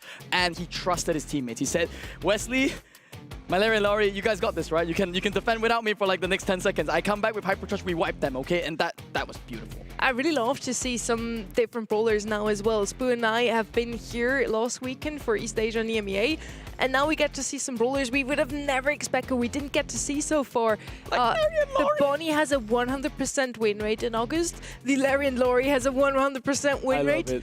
Maybe SA is onto something, you know? Maybe those brawlers are actually better in the current meta than other regions have figured out so far. I think this really goes to show that the meta does not define your creativity. Brawl is a game that at the end of the day, if it works, it works. And Bounty Hunters are showing us, like a lot of times they're showing us this Carl that's from old school, they're showing us Melody in places where, you know, we would say Kaze is better. And of all the throwers, you know, Bali is the safer option that you would pick up, but they're like, maybe because they picked 2 tanks, Larry and Laurie just might be better. Is this really your We best? get pissed off here. We talked about this. It's a pretty wild map to see come up, and picked in this series. It's pretty volatile. Often you're opting into a base race, and so the Kaze is going to get snapped up instantly here by Loud. It's definitely one of their favorites brawlers, not necessarily the best performing. That's the shade that's already been banned away from them. But BB's open. Nita is obviously a great option to bring in here. And there is that BB eventually making her appearance. A very tanky core drafted here by Bounty Hunters, and if that bear gets on their safe, it is curtains. A really good counter to the BB. We have seen him before would be Bull now, but Bull is also going to feed those Nita bears. So picking those 2 brawlers up together, actually quite a clever 2-3 turn here from the side of Bounty Hunters. On the right now, for defense, we don't really have a lot of options left open with Griff banned out, Surge, Cordelius as well. What do you still go here? There's the Bull I mentioned. The Lu is still open for defense. I don't know if it's enough, guys. I think you did mention it, that this Bull into the Nita is not a good matchup. And strangely here, I mean, this is a comp that I think on the side of Bounty Hunters, I mean, Barry could very much still come online here for them, become a big one-push potential over there. There's a lot of outplay potential that, you know, this BB can bring to the table as well of these matchups. There's a lot the Bull can do, but it's really, you know, he has to team wipe, you know, the entirety of Bounty Hunters. What about basically twice? Let the weak be crushed. Rico's banned. Miko. Miko? That's a China pick. I mean, alongside the BB and That's Nita, not a compliment. I mean, it's such a said in a derogatory 2025 Toxic Lotus pick is what I meant. It wasn't meant as an insult. I don't know if it could have worked. It adds to the damage, but you don't race against this Kaze and Bull well. Yeah, what I wanted to say. That's fair. I'm curious to see how the Bull does fare, though. Obviously, up against this Nita and BB, it looks like it could be a little bit uncomfortable, and Lu's ability to actually provide that stopping power is entirely contingent on being able to build up those supers. Sirius also makes me think that, yeah, there's one push potential here for Bounty Hunters comp. They want to be oppressive. They want to really lean into Loud as soon as they find an opening. But Wesley will need to develop those shadows, and this will also take some time. It's a control comp here for Bounty Hunters that they want to close out the monthly final as champions here of the region and head into the postseason with confidence here. They are holding that control very firmly inside the mid, but with Firecrow and Kaido getting supers online, inevitably they will find plays. They're going in right now, but Firecrow, as you said, straight into the clutches of this series. Just so much damage from those shadows. Now, Wesley being able to develop those shadows is pretty important, and Firecrow now has to be wary. At least the Kaze now knows that the shadows are on the map and still ready to be threatening, but it doesn't mean that she can really deal with them. Here comes Wesley, and now all of these shadows are going to go after the safe. And while they only do a portion of the original Brawler's damage, it is still significant. I don't think I've ever seen the army just get deployed there like that on a safe and just instantly tear through one layer of shielding. Nemo on the other side. Okay, we got a base street. Kaido, what are you doing? Ah, yes, the vaunted famous DPS of Lu being put to the test here. And Loud ignore it. Wesley just walks straight out of spawn, straight up the map and says, nope, we're going to go after this safe now. And it might be correct. Bounty Hunters have a good lead, even if Prosy just fell to the damage at the edge of that fan storm. Portox is stepping up. Wesley's going to trend back a little bit more now. Respected Dino's hypercharged super that is available. Here's Firecrow. Another fan storm. Get a bit of free damage on the safe, and the dive comes in from the Bull. Pretty effective. Nice little stomp. Prosy flattened! The Bull doing some serious heavy lifting. And that's a big knock on the safe. Kyodog with the hypercharged super that freezes Portox in place. Job done on defense for Loud. Both teams now down to the last layer of shielding here. Adino's got the charge online. The target most certainly has got to be Prosy here. He's going to be going in there straight into that hypercharge. Gets the stun. And on the other side, Firecrow will close out this game for Loud. The double tank comp comes online faster. They were behind a little bit in that early game when that Sirius was getting value, but they seem to just figure out the map. The Bull is insanely strong here. Just get 2 kills back to back, go straight for the save. You can catch up from any position in that. It's that window of invulnerability that Bull gets after finding an elimination after stop that is so important. Allows Adino to go 2 for 1 and open the way for Loud. Early in the round, you're still going to respect these, serious shadows. Firecrow can't afford to fight them. Doesn't want to overextend with another super like we saw previously. Same thing with Portox now. He's just keeping this Bull back. It's a very measured approach that we're seeing here from the side of Bounty Hunters, and it's the right thing to do. You need to charge up these Nita bears. Yeah, meanwhile on the side, Firecrow doesn't really care. On the Kaze, gonna go on the save, make a hit and run, a little bit of damage there, and force Prosy to chase him. You on the side of Adino, no. 1 charge, 2 charge, double team wipe. There's the damage they're coming in from Firecrow as well to tie it up. That Bull is just that good. Now again, you don't necessarily respect Kyodog's damage output, but it's consistent pressure going down onto your safe, and Bounty Hunters don't really have another attacking option until now. There's the Hyper Bear. That safe is going to get chucked down pretty quickly, but Kyodog has done a lot of work here. 46% remaining on that Bounty Hunter's safe. That's a deficit that has been evened up in a matter of seconds. Prosy could potentially get another bear here. Nope, it's stopped in the nick of time there. That's the last layer of shielding once again going down for the side of Loud. But they've been in this position before. Once again, it's going to come down to how good this Bull Super is. The target looks like it's going to be Prosy now, but he doesn't have a charge at the moment. He's going to be running him down. There's the Nita bear coming out there just to push him back, but it's Firecrow that's trying to even out the damage. Okay, Firecrow going after Wesley here. One last swing of the fan would have done it, but this is going to be a close one. 26 plays 25, but Loud's safe is now suffering extreme scrutiny, and the bear is going to get it done. He is dabbing his way to victory. The last couple shots in for Wesley secure the game for Bounty Hunters. Slap, slap, slap, slap, slap. And I love to see it. I saw a couple really cool interactions there from this Nita. The new Buffy there with the shield gives you a moment of invulnerability, and he used it brilliantly against Adino. The charge that would have ended him and the bear didn't. And I think even Adino was surprised. He was like, wait, he's not dead? Like, what happened? Turns out, yeah, Adrian had this really broken idea. And put it in the Nita, I mean, you know? Someone decided to put a bunch of invulnerability frames in the game. Not going to point any fingers, but it certainly changes the complexion of some of these individual encounters. Bounty Hunter safe takes a beating early on, and Portox is frozen stiff when in the Winter Wonderland. Cleared out by Firecrow, but Bounty Hunters have priority on the map.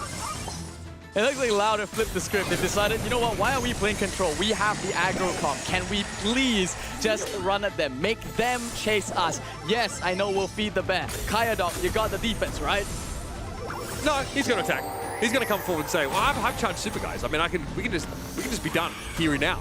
Look at the damage on the safe, 65% accounting. Portox spotted out, frozen stiff instantly, and Kyodog's trying to burst him down. It's a pretty big commitment of a hypercharged super in order to not even eliminate the BB. A uneasy status quo has been established here on the map, with Loud being unafraid, really not going to give any ground. Portox, though, finds connection, and Prosy's damage on Adino was too much for the Bull to bear. Portox frozen up yet again, and now we'll simply ignore Kyodog as he has eyes for that safe. 2 times Prosy has really made use of this iframe out from that gadget there. Once again, now popping a Hyper Bear. Adino's gonna go down, even keeping Portox alive, and he's gonna be going in, leading the charge. He can cycle the bear if he wants to. He's also gonna be holding it down here, popping that second layer of shielding from the side of Loud. As Bounty Hunters, they start to emerge here. Portox mindful, Adino was still in hypercharge territory, but that has now expired. Still a dive on him, stun going to be hard to shake off there as the stop comes in and deals with the BB. Firecrow here looking impressive. Fanstorm's going to get some free tick damage on that save, but Prosy fighting for his life here. Doesn't have Bear with me, but still does pretty well in the 1vx scenario despite that. Adino will melt the bear there, and there's absolutely no value coming out from Prosy. He's going to have to work really hard to get another super here. Be close. We've got the army here defending up against Adino, and on the other side, Kyodog and Firecrow pinch it out there. It's going to be really close. It's going to come down to a base race here between both teams. Yeah, Wesley can't stick around though inside that Winter Wonderland for too long. Firecrow Fanstorm with a bit of extra damage that might just be enough. Get the safe below 50 and it's over. It ticked to 49, even though the shield was in play. That is going to be enough to get it done. Loud have managed to hang on here. By hook or by crook, they are forcing this one to a decider set. Wow.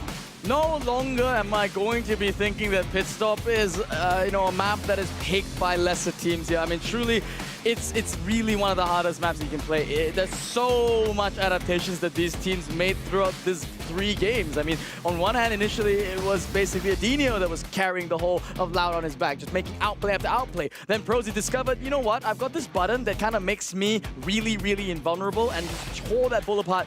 Then Loud decided, you know what, actually, let's get like a minor lead at the start and then we'll just play passive, turtle the whole game, make it so hard for Bounty Hunter to get any value. Yeah, one moment for me that was definitive about Loud's approach, or at least how their mindset changed over the course of the set, was in that last game, how they stopped dead in the middle of the map. They just slow the game down. They say, we do have a really powerful all-in composition, but if we slip, if we leave a gap, it's a meter bear that can sneak through and very quickly turn its game on its head. So let's play slow and steady, get consistent damage without fully committing and opening ourselves up to exploitation. That's a brilliant analogy, I think. I mean, that's the nature of Pit Stop. And it's not about kills. Wesley's got 14 to his name, but it's, 22 little, because it's all about the safe damage there. And Firecrow really, really put the pedal to the metal there. What surprises me, though, is, as you said, oh, wow, the might of the Lu on the save. Fire dog, bro. He did more damage to the save than Adinio did. And that's really because, as I said, the Bull is surprisingly this hybrid control brawl on the team. His job is to really hunt down Portox, hunt down Wesley, even hunt down Prosy sometimes when he actually gets the win on that interaction. What a beautiful ending through this as a day where we have had a bit of everything. So many 3-0s. Now we head into yet another 3-2. Whoever wins our decider now will get that grand final win, the last monthly final of the summer split and therefore the season. And how poetic is it that we're gonna land on New Horizons, where bounty hunters, our Grey merchants, unfortunately don't get to play that cheese comp because of Grey's global banned. Yeah. Honestly, also the Lumi being global banned has actually shaped these drafts a lot more than I had initially expected. That was also a map which we could have seen her on. Listen, whichever way you slice it, we get a very satisfying result. Either Bounty Hunters win 3 monthly finals, are undisputed champions of this region, and are showing some consistency that frankly was lacking from South America, or Loud finally step up, regain the mantle, and restore some faith in these players, in this organization, as they head out into the postseason, maybe strike some fear into their prospective opponents' hearts as well. 3 grand final entries for Loud. 2 times already they come second, 3rd in the region overall. Not their best run compared to previous years. They want to end it on a high note, Spoo. It's not about how you start, right? It's about how you finish. And if you finish in the regular season in first place, you go into that postseason, ride the momentum into Guangzhou. I really, really believe that this Loud roster can pull it off. Once again, dated comps is the problem. They have a month between now and them to prepare. Here in this map, that pit stop comp, that was slightly more modern to me. I think that Bull selection, it's got a buffy. I mean, we can consider it slightly more modern. Kaze is definitely quite Bull, modern. one of the oldest brawlers in the game, but let's go on new. We're now heading on to a very new map though. Let's see if Loud can still do well on New Horizons. Knockout, also the newest mode we have in Brawl Stars. I'm worried. Let's see. I'm worried, Sunny. I mean, when I saw that this was going to be the tiebreaker map, I almost felt like poetically, even, the coin flip gods that decide the tiebreaker map won on Loud side. As you said, this is New Horizons. It's one of the newest maps inside Knockout. There's no standard theory that's been developed here aside from you don't let Kit through, you don't let Cheese through, you don't let Grey through, you don't let Russ through, you don't let Ollie through, you don't let Jaeyoung through. Okay, you know what? Let's just not play the map. It's tough. New Horizons is a really hot map. Yeah, I mean, I'm looking for Meeple, Byron, Mina, make their way onto this map all. Kit's banned out. Star Nova, how could I forget her? Obviously sneaking her way through now into the hands, though, of Loud this time. Bolt is actually also still left open. Those 2 newest brawlers could both have a showing in our final map of the final grand final of the SA region. How poetic would that be? Now into the Star Nova. I actually quite like Mina. We saw her before with the shield. She's actually pretty good into that brawler. We could also still see a bit more range here. Byron, for example, still left open. I quite like it alongside some aggression. 8-bits, of course, he has been global banned so often today. Here left open, brings the range, brings the damage, I absolutely love it. And I think now they just pair it with Wall Break. There's only one left in the pool. It's going to be Colt. Pretty much, I think. Pearl? Man, okay, Naja is the other way to go, I guess. I guess if you just want to play 8-bit as the designated defender, then you could. But I much prefer cleaner ways of doing it. If you go Pearl, my worry is that now if you're allowed, you just pivot into like super heavy long-range hitters like Piper, and you've got a double weakness in the comp. I mean, Loud can... I guess they could try to go for the Pearl here. I don't know if you necessarily need to lean into the wall break so much, but the 8-bit is quite a deterrent. Obviously, Extra Credits looks pretty insane now, empowered by buffies. In general, that's a brawler that you do not want to be underestimating. We're going to play Edgar. We are going to throw caution to the wind here and look for that full dive, hard engage look. But how do we empower it? Now, we've got Starnova and Edgar both. Jeong, I don't know. I mean, that is a weird comp from the side of Loud. After we've said all day how they like to lean into the old drafts, they're now playing two fairly new brawlers. Starnova, the one of the newest we have, and I don't love it into that 8-bit. Both of them pretty susceptible towards that heavy damage, long range comp on the left. Now they're bringing all the new stuff. That's true. Look, Pierce is someone who can obviously exploit the lack of mobility that 8-bit has. We know how 8-bit performs against sharpshooters, though, pretty well, typically. Can certainly match them at range. Colt, please, bounty hunters, you see it, right? You're hearing me. Just break open the whole map. It's one Pierce. I know Pierce is really scary, but surely just skill dip him. That's what I think the map is here. It's got good value into Edgar. You just making sure the map's open. No, they're leaning back into something that they've done in other monthly finals here. They're really that concerned about the Edgar. And I guess they're just also convinced that Loud will never break into their comp in the early game. When the map closes in, Chester could get some value. I would have still liked to see Mina too. I mentioned it already after Starnova. We saw how good she is into Edgar too, but Chester is fine. We haven't seen him in a while. This time actually it's bounty hunters leaning into more of old comps, except that 8-bit has now buffies, of course. How poetic would it be if on the final set played here in South America, the old guard digs deep and picks up very, very modern ideas. Will it work though, Uber, is the question. Prosy trying to avoid being tapped up early by a Kaio dog. It looks like Loud feel proficient enough with this kind of setup. That's very troll. Oh, we've trolled Kaio dog, bro. That's brutal. Prosy had enough time to line him up, and he got vaporized. The range disadvantage is the problem with this Loud comp. Okay, I can see what they're cooking. They've got two auto-charging brawlers, by the way. Edgar gets a super for free, but believe it or not, Firecrow is running that second star power. Healing up his teammates is the way that he will inevitably get that super. But yes, I mean, this Starnova is pretty worthless, to be honest, and it will, take forever to charge a super, but it will get it eventually, and maybe there's some outplay potential. Bro, we are slurping that gas down. We are hoping it has numbing effects, you know what I mean? It's like I'm being put under for a dental surgery. Get me out, give me that root canal. I'd rather do that than play the rest of that round out.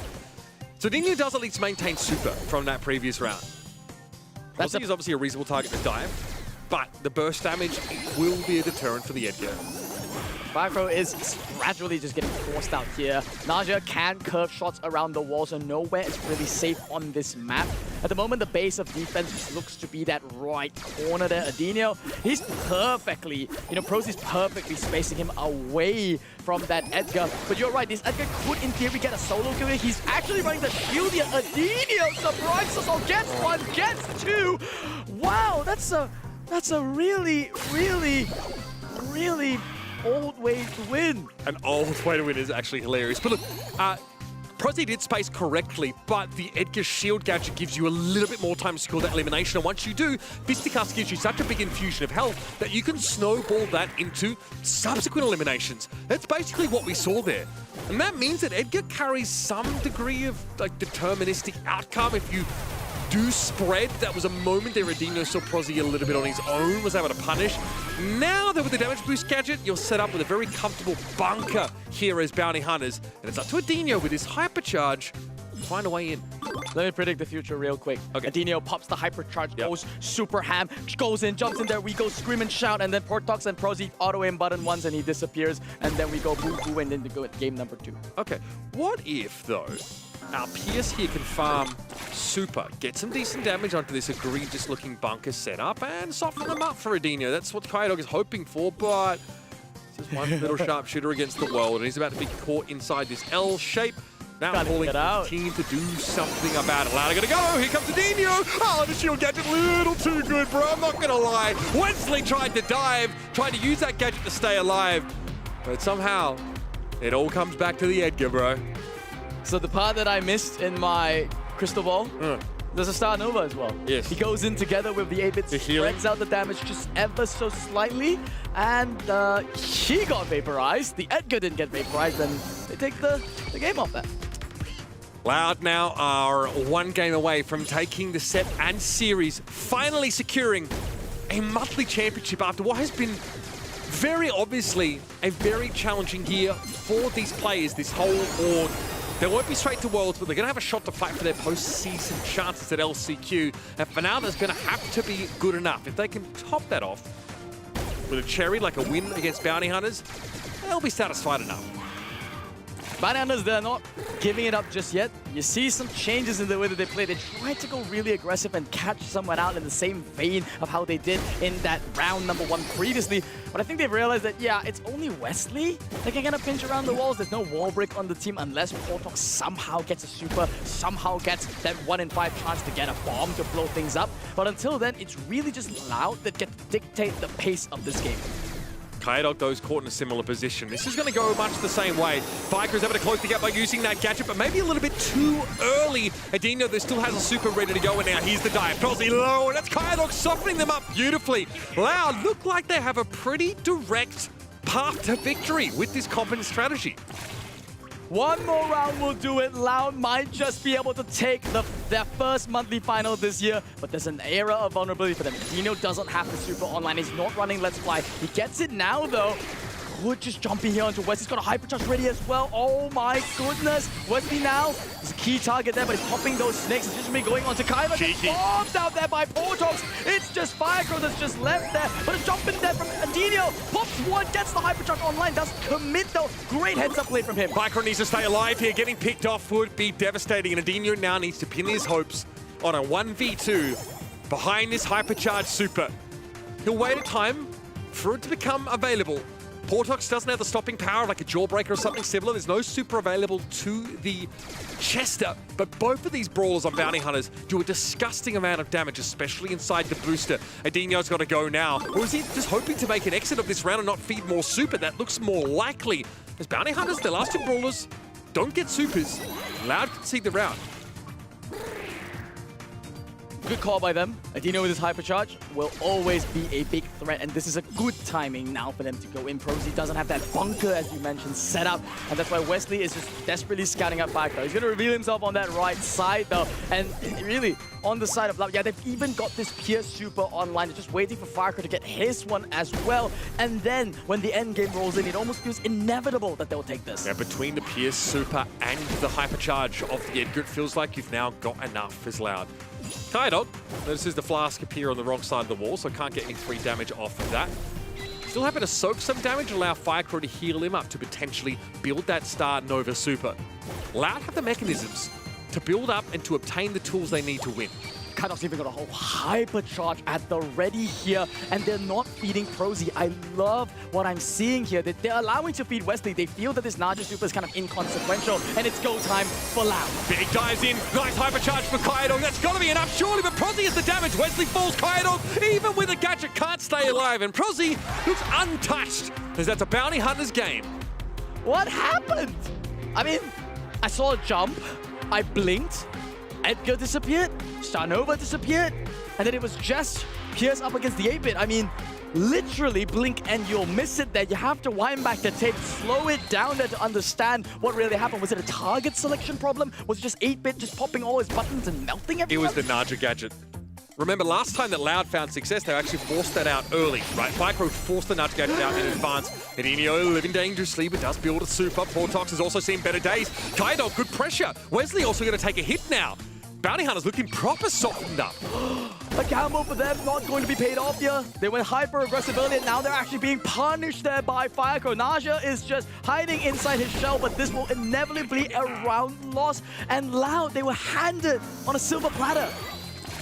Loud having yet another opportunity to end the series and take the monthly championship. Edina going to dive in, waste no time, and stopped in his tracks instantly.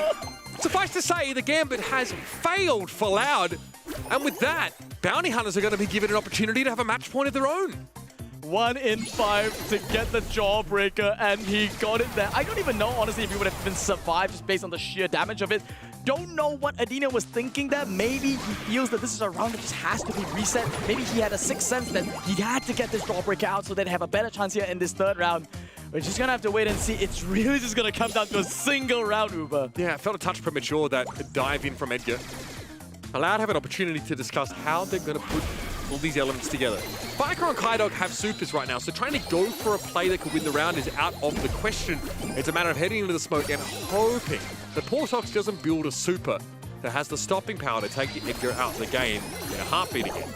There are 2 supers they have to be wary of. One is going to be the wall break that can come out at any time. That bomb could suddenly just open things up and Edino could get burst down. The other, obviously, the more direct option is going to be that Jawbreaker. And Portox, I think, is about halfway through getting a super now. He's going to be desperately hunting down Edino now while he doesn't have it. They're going after Edino exactly before he has that key ability.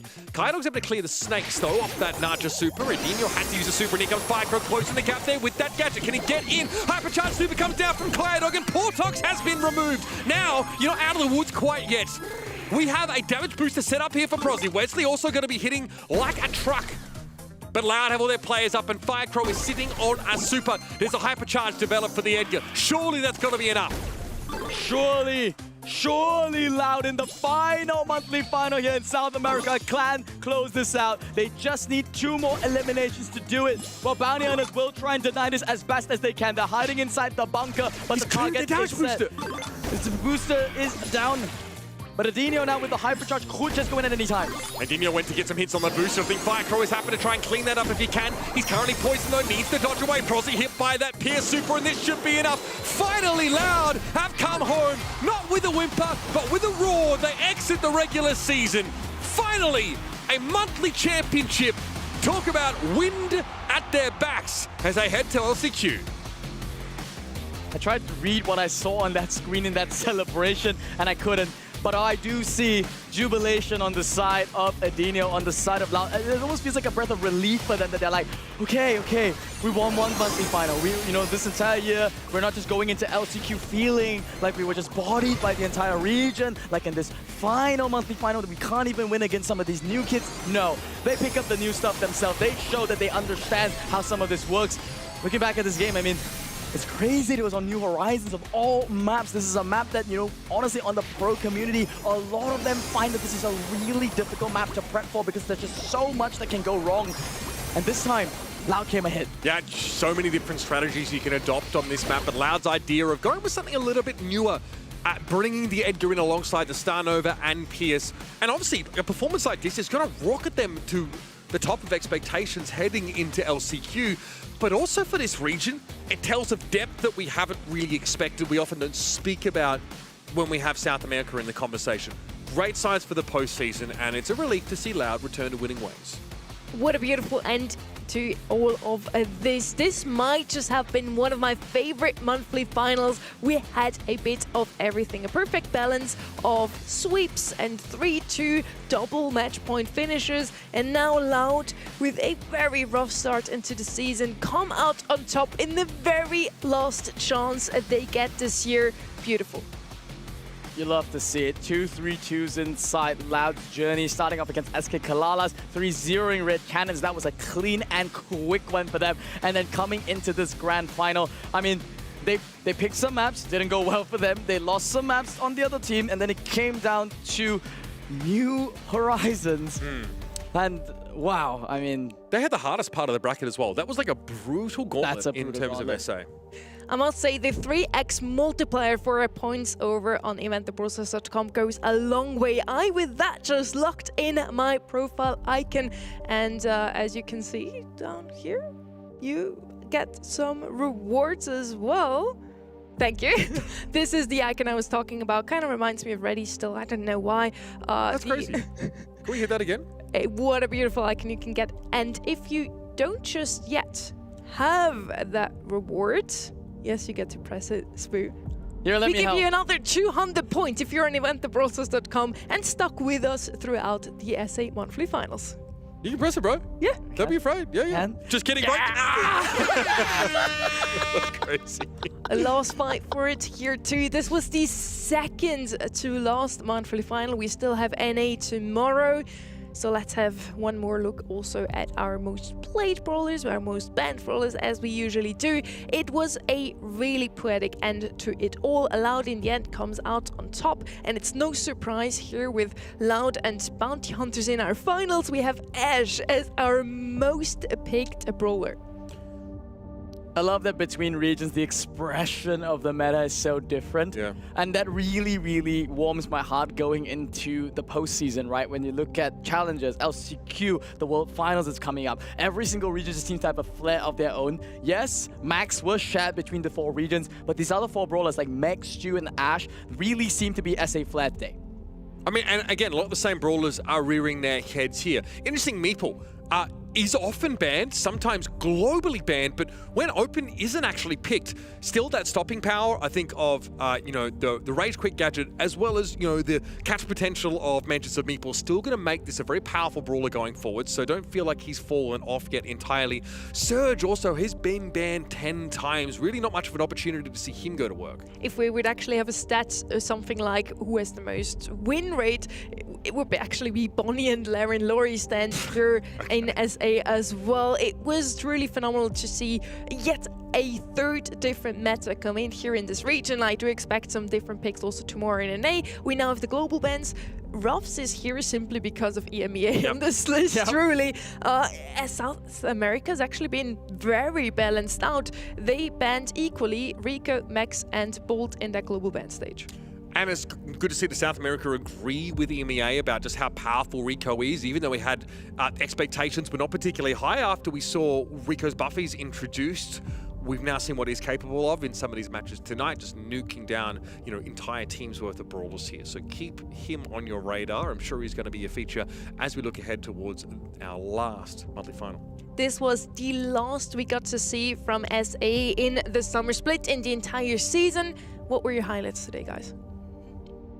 Look, I've been pretty hard on Loud over the course of this year, frankly, and I've been pretty frustrated when they were unable to achieve results. So I think it's really vindicating to see this team, like I said, show some depth, but also to see Loud get back to the top because they've looked really frustrated all year long.